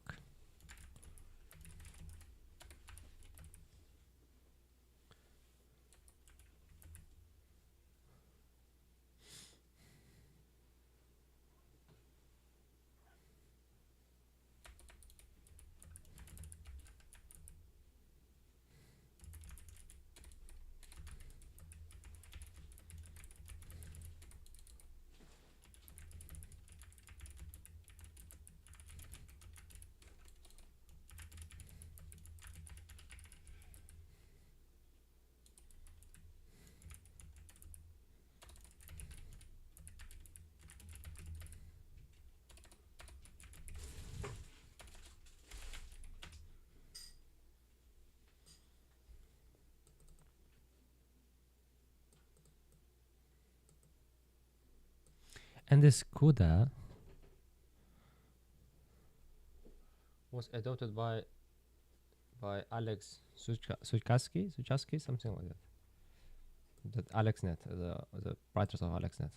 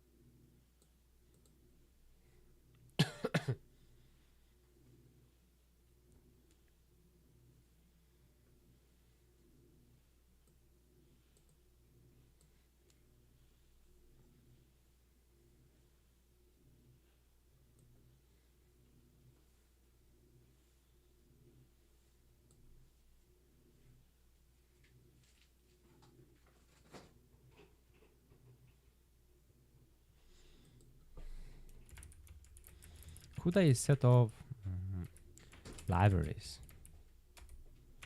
runtime and compiler. Runtime means runtime which will manage your memory locations, and which will monitor how much memory will be allocated and how it will work for each process, of course, for each process.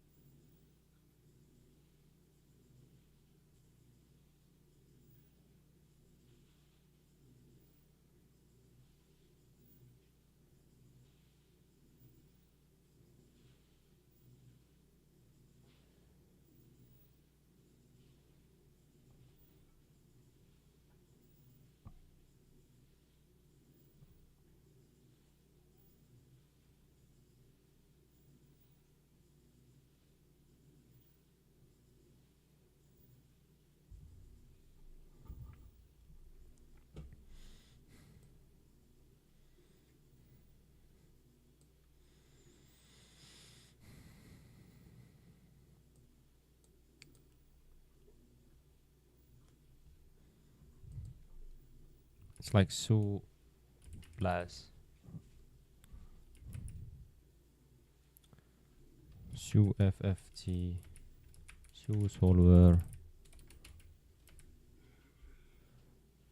NV graphs, and etc. And so many different libraries.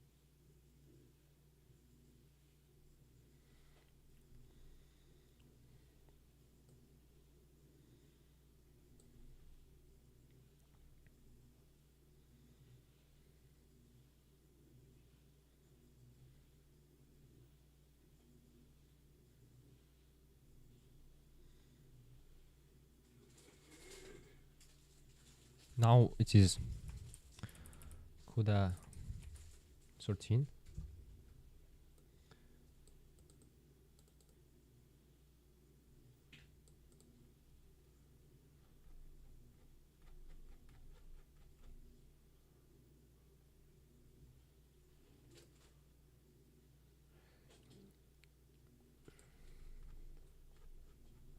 Okay. So runtime and compiling library, right? So runtime manages the memory, which means you have a process, and process is running on the program, on the device, on GPU device, and that process has a memory. It has a duration. It has a consumption of the resources, right? And it has a termination. It need to be terminated. So this runtime module, let's say module, tries to monitor this thing, and it allows to deallocate or disable this process, this running process. That's what I understand as a runtime, guys.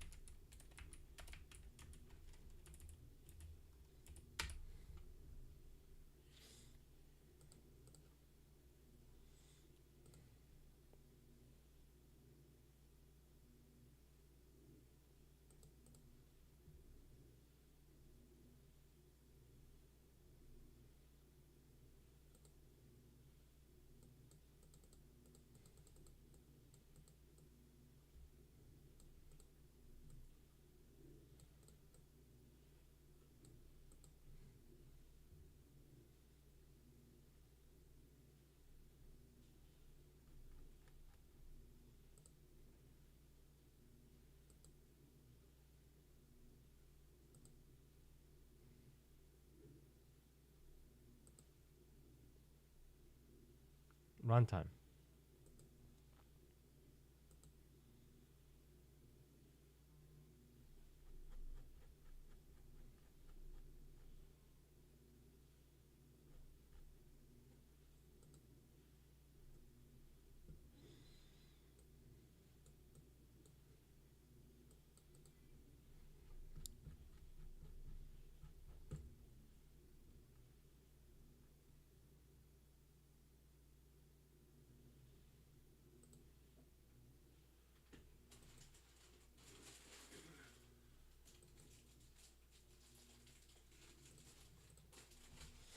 Look, look, look. We have runtime. We have a renderer.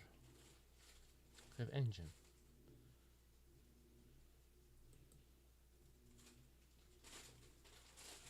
This is abstraction. Runtime renderer. Maybe renderer. No, renderer is not another thing. So runtime is the abstraction behind that, and then we have here Autogen. Here we have a CUDA. And a CUDA is just based on C types. What is C types? C types is Python. C types is a library, built-in library.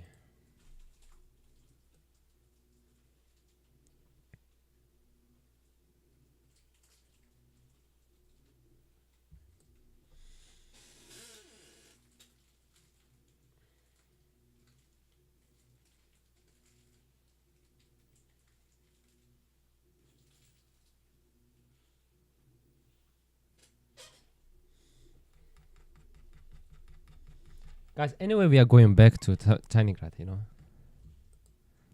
Back, forward, forward, back, backward. AMD, not. Mesa? What is Mesa?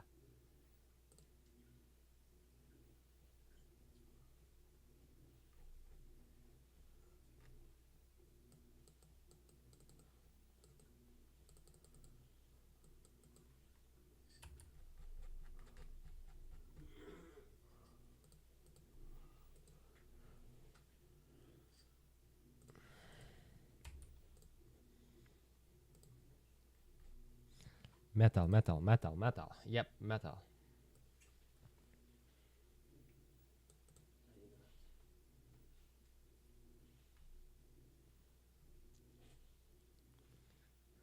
Guys, we need to dive into the metal. Just give me some sec. I need to go to bathroom.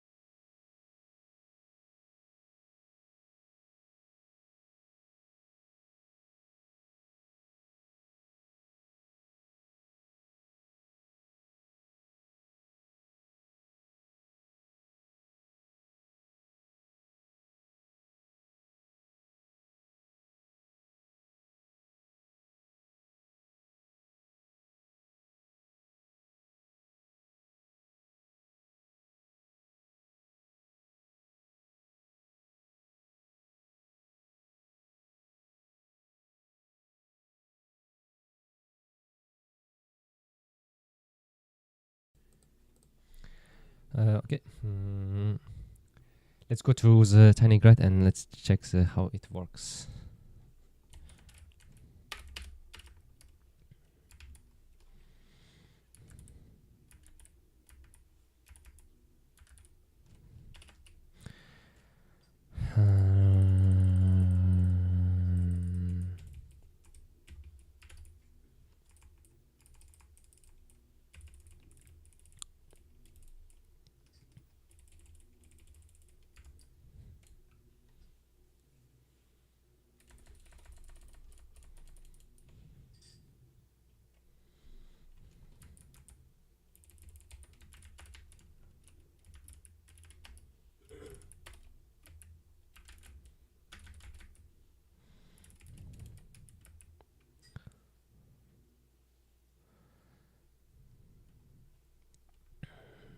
So it's simple. So let's go with first. Let's go with readme.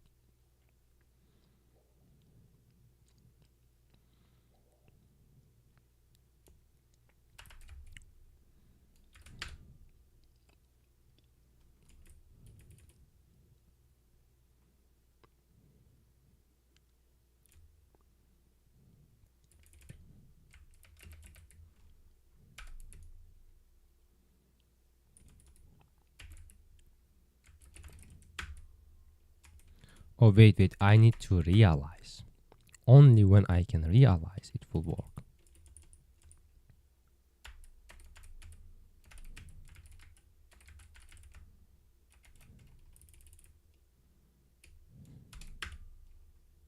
No?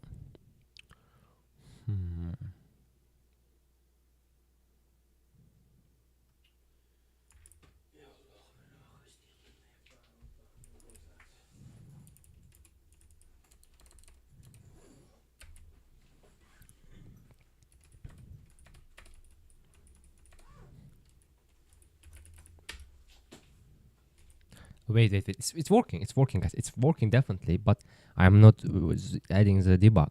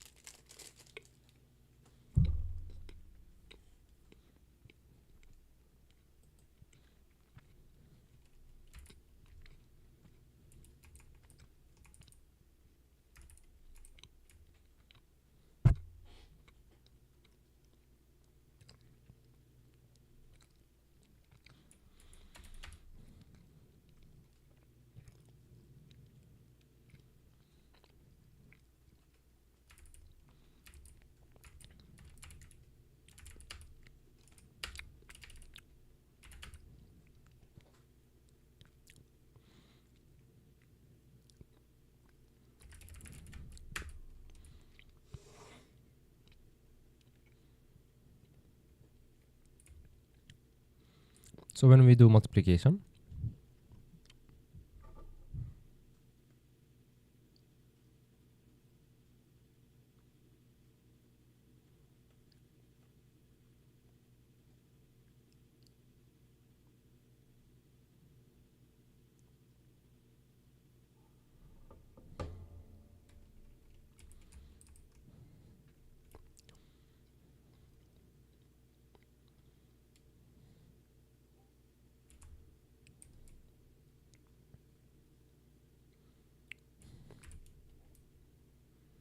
what is mul? It's like mul.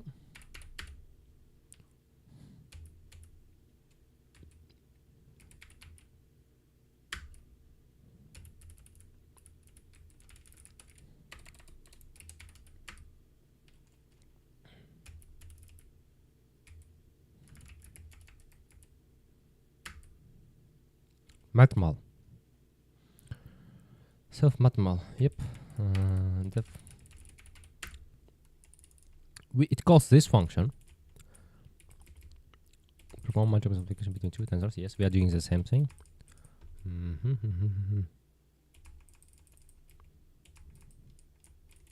X dot.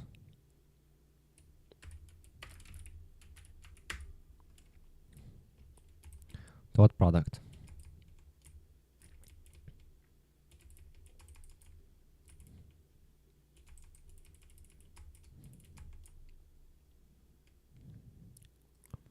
We call cast. We take this times and then d type equal to this one, and then cast list upper d type.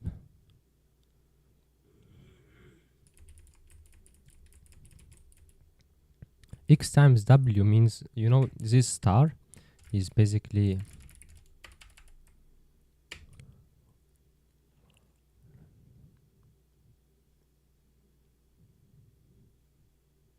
not invert, not flop, not no.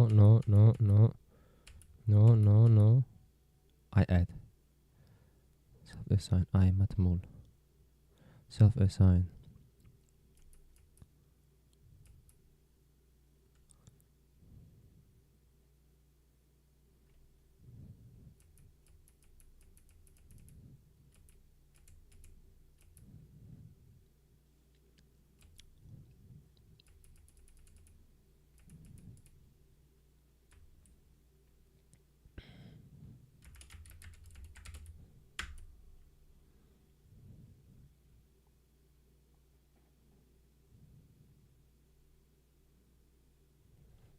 To do this is hack for writing to disk. Go remove this with working assign, and then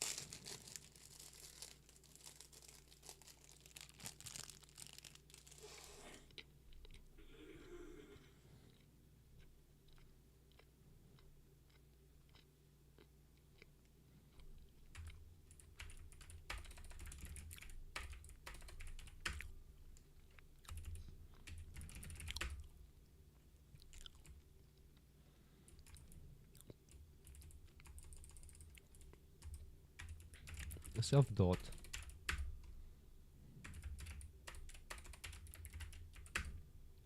What?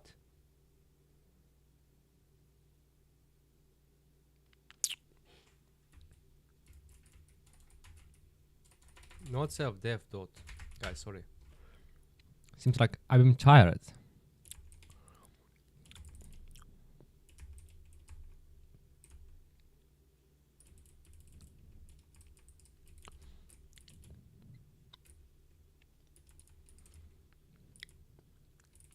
What is this kind of small things, huh?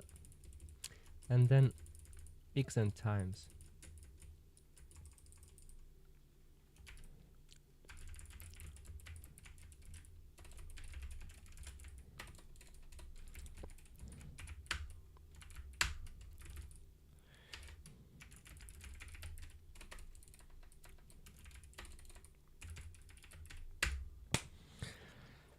Wait.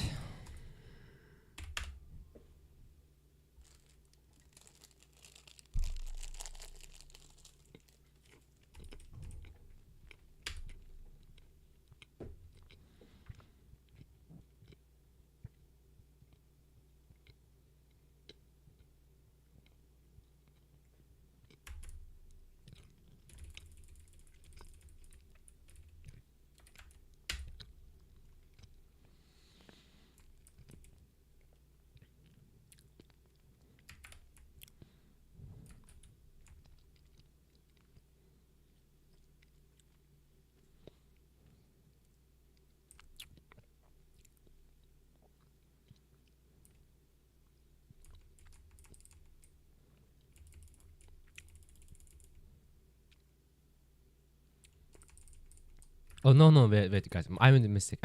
Realize, right? So first I will call realize.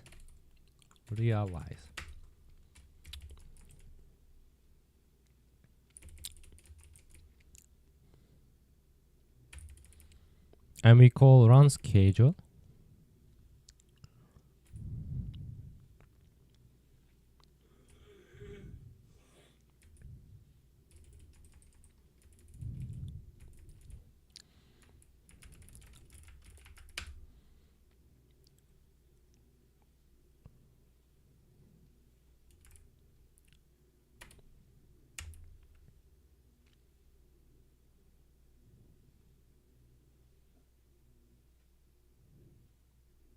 Triggers the computation needed to create these tensors. It calculates what we need to do update stats. What is do update stats? True. Okay, it's just true. It's just boolean, and then we just call tensor schedule with vars. Okay, let's check that one. Schedule with vars. Okay.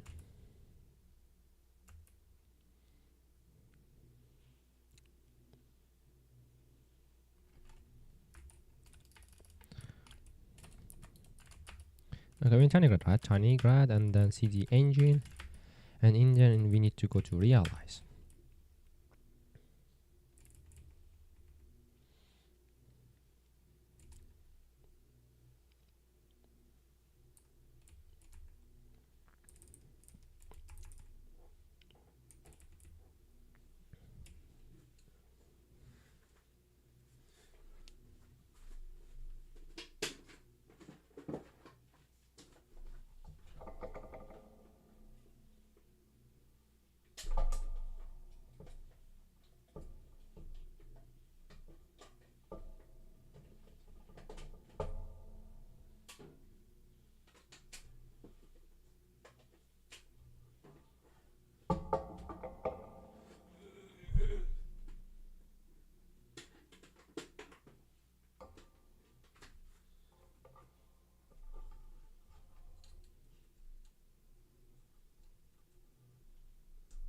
I'm connecting my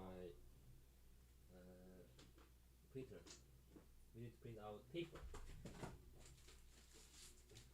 We need to use our resources effectively. Yes, we have resources, we should use it.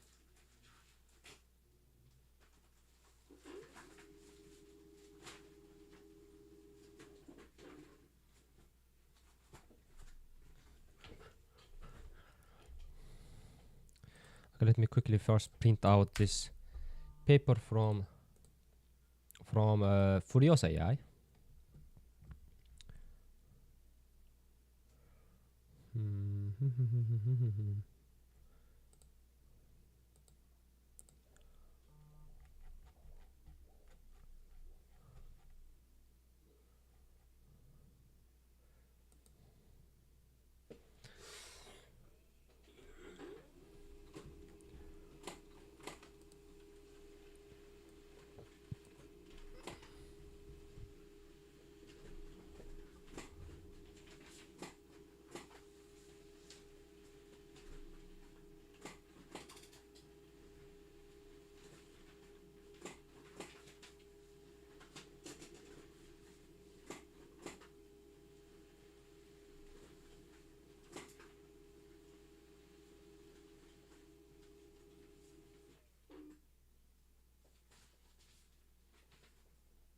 Okay, I need to order new ink for printing. It's ugly. I think it's empty. It's empty already.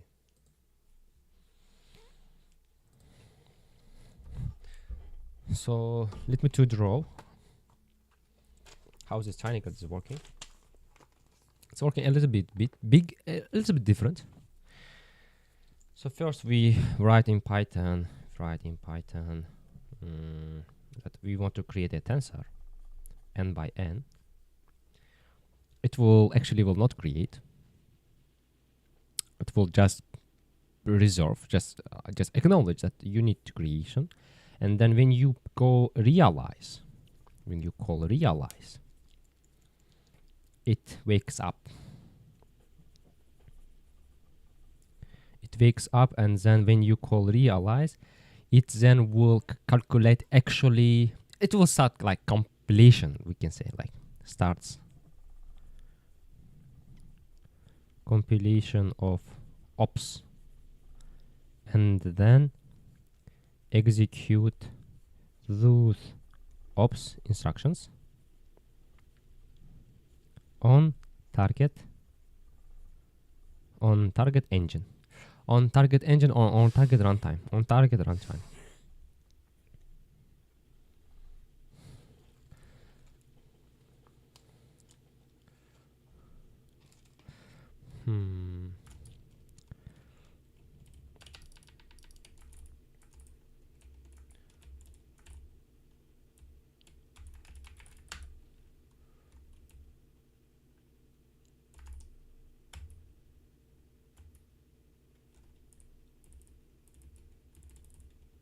run scheduler.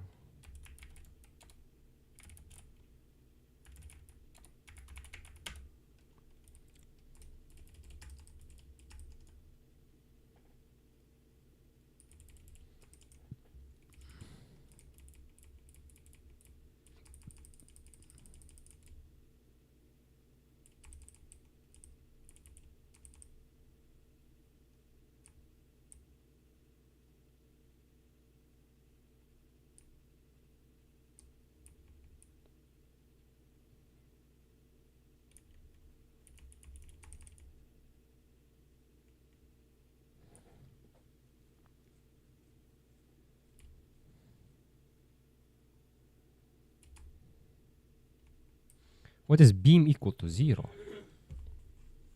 I mean, debug is clear, right? Debug we have 1 to 7. It shows different versions, different abstraction layers. What about beam? Beam equal to 0.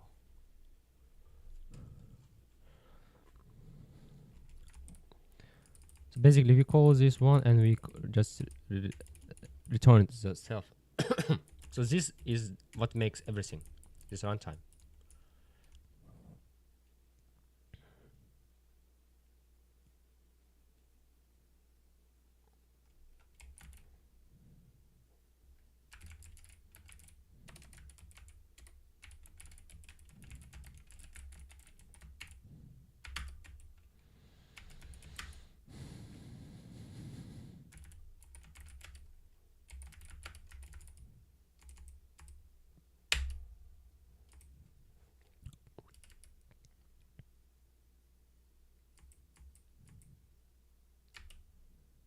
Okay, we got it.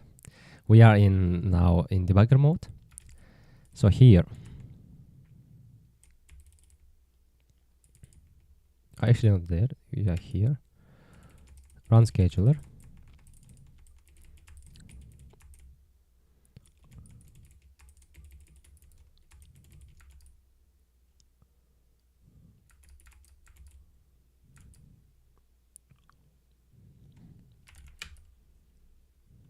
We have empty list.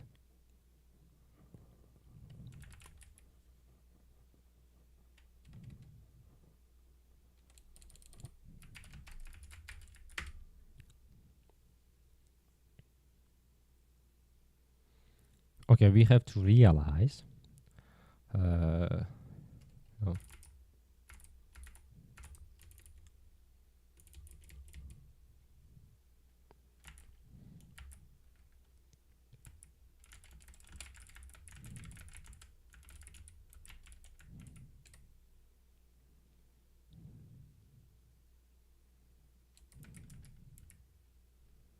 To execute.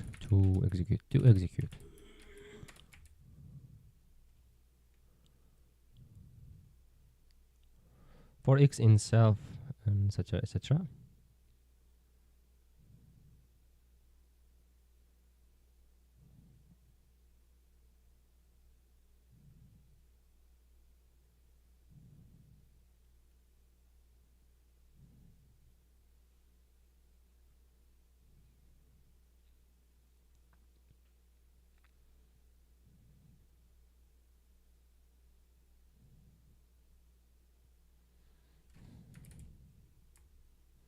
So run scheduler needs scheduler and var values.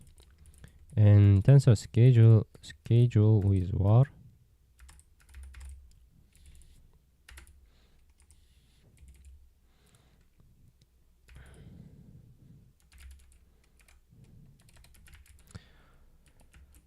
Schedule with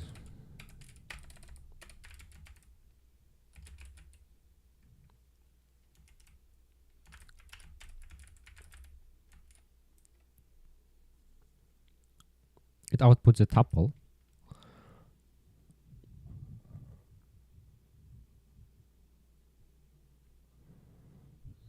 Now it has a schedule item. You op and store index define global add mul range constant etc range.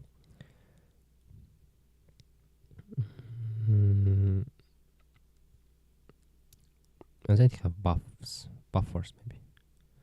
Var values.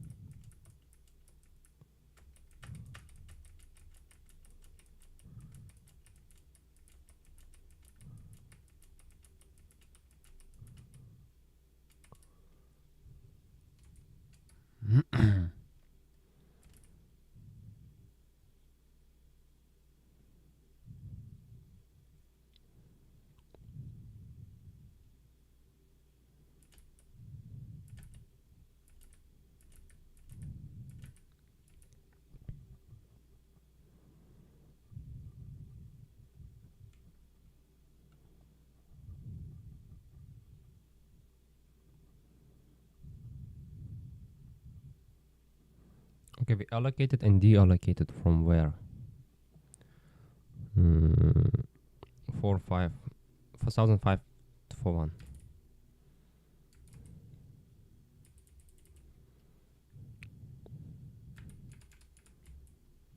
Sorry. 451. Wait, I have lost. 4541.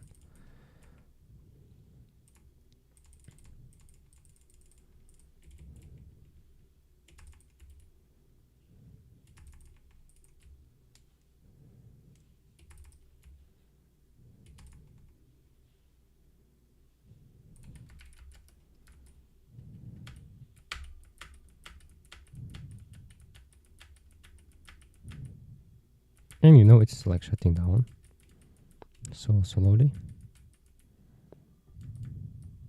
Oh, actually, it's not. So it's not.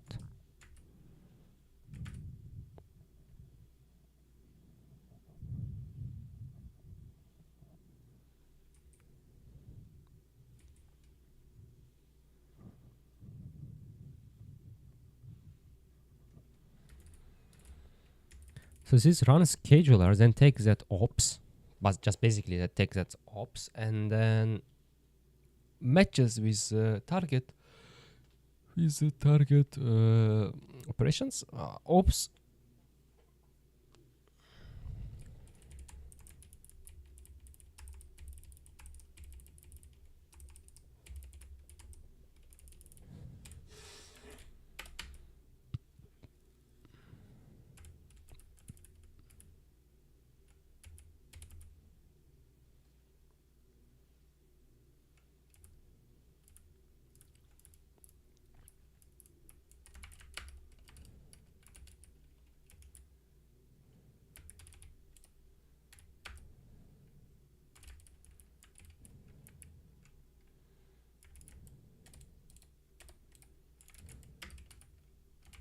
Oh, I made a mistake. CD runtime ls vim ops metal.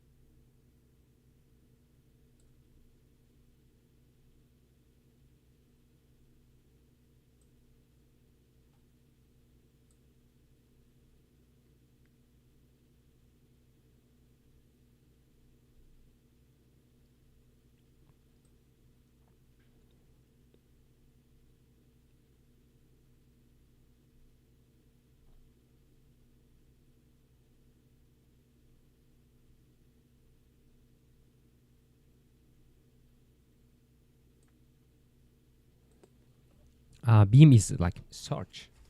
Wait. So I understand.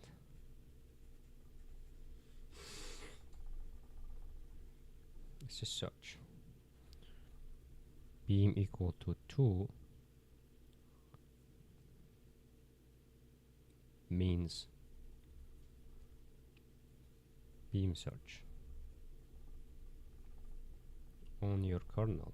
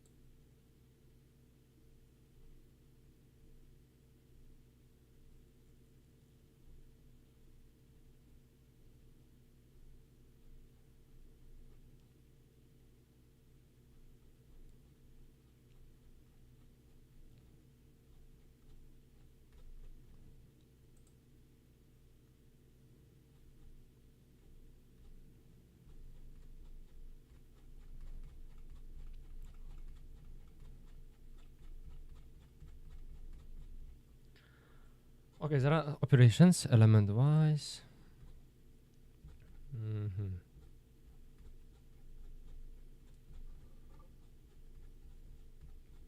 Yes, of course.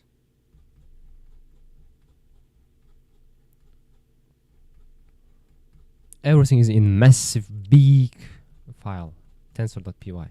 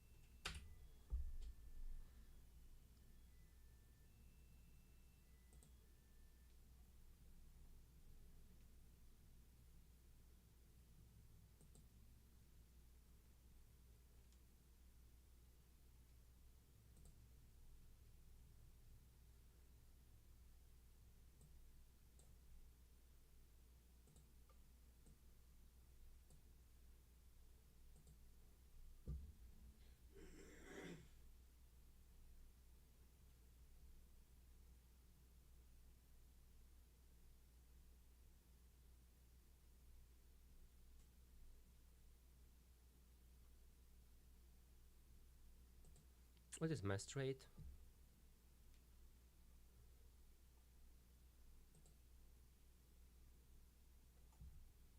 Yops.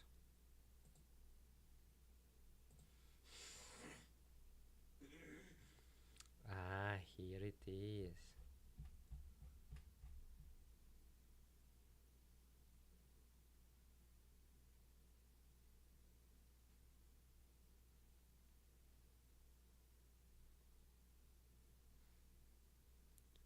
LU. So LU is implemented by the tensor, right?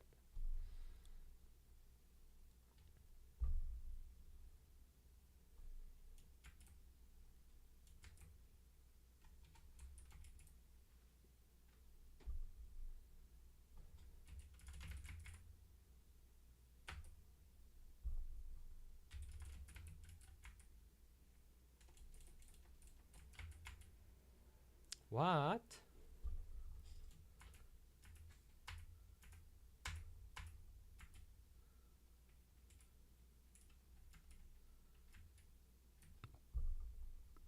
Hmm.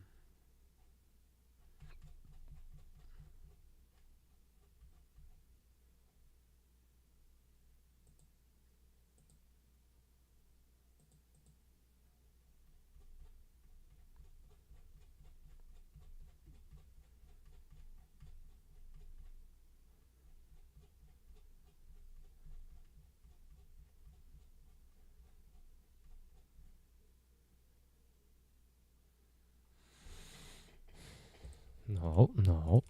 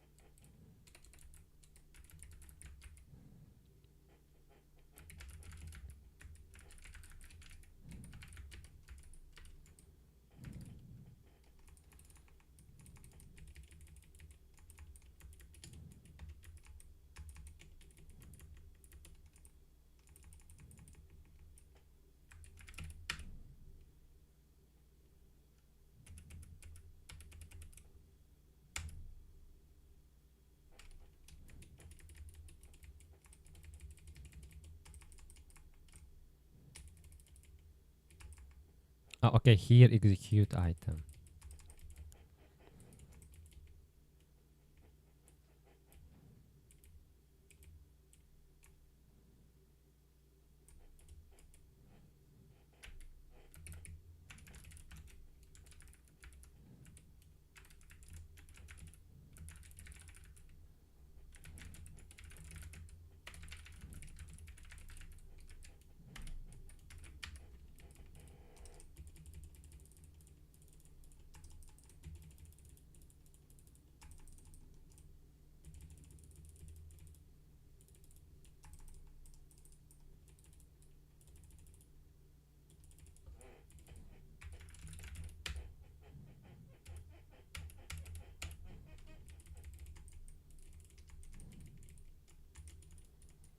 Profile means what? Profile.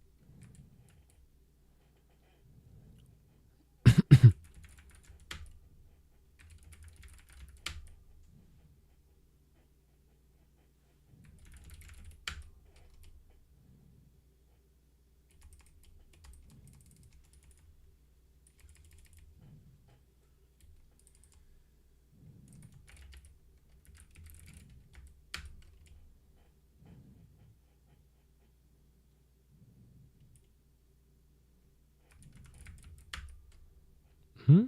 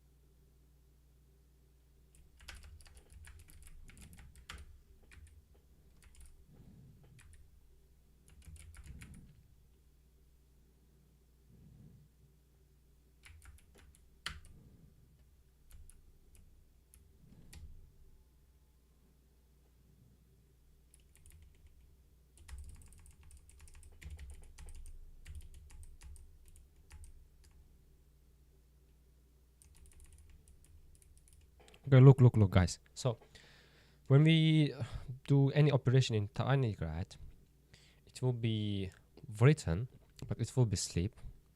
And when you say realize, it will wake up, and then scheduler will check this through this operation, what we need to do, and then it generates this, what did it say, operations, let's say. It creates schedule and what to do, like this one, okay? Right. So this one, C0, assign, and then operation.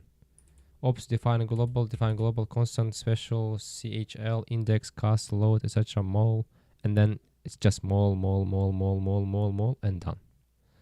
And there is another thing. So the operation is done, the scheduler is done, and then we just take this scheduler, these operations, and go to the metal. And now let's go to the metal. CD runtime.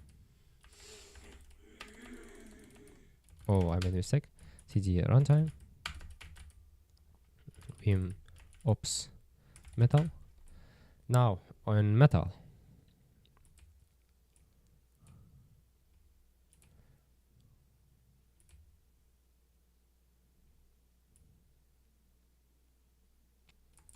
Synchronize is called for sure.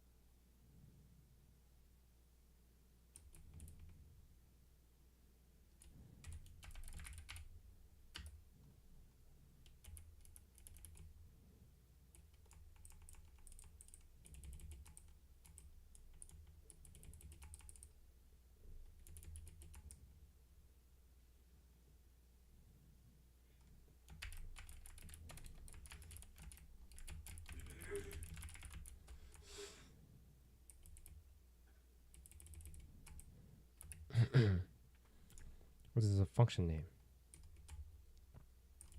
Metal program. Yep, metal program.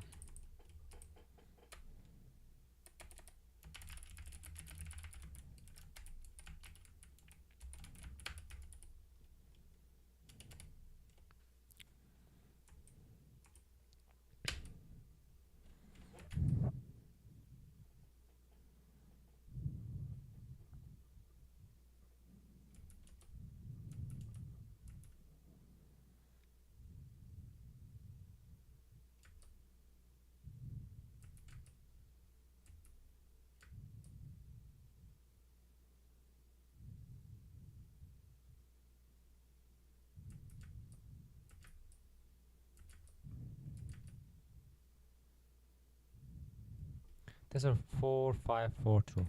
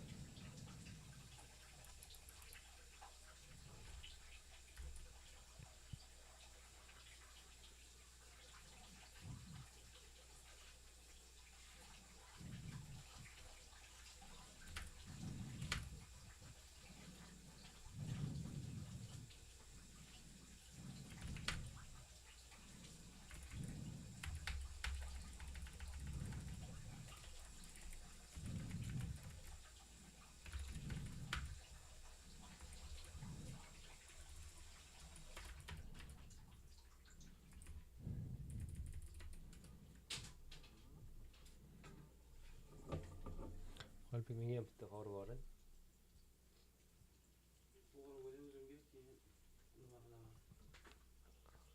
Alaykum assalom aka, yaxshimisiz? Rahmat aka, tinchmisiz?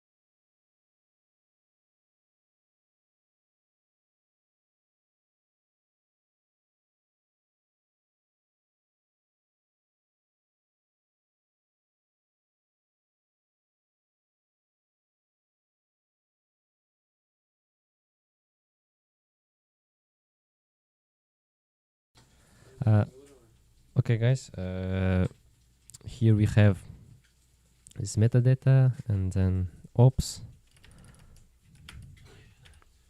delocation, allocation, etc, etc. So anyway, it's good. So that's it for today. It's 1 p.m. and no, it's 1 a.m. almost. No, 1 p.m. 1 p.m. So it's 1 p.m. So I have things to do. I need to go to one event. They invited me, so it would be very bad if I don't go. I need to go and participate in this event. Then let's read the paper. And so let's sum up. So we talk about data centers, about what Elon has and what other people has, and about what Blackwell. But we didn't dive into the architecture. And we have these Korean startups which try to get small which want to find their own way in inference chips. But do you believe that in inference chip? And there is another belief that eventually inference and training will merge, and then we will not have such difference. That's another philosophy. So that's it, guys. Thank you very much for watching. I hope there is something useful. Yep, have a nice productive day. Bye bye.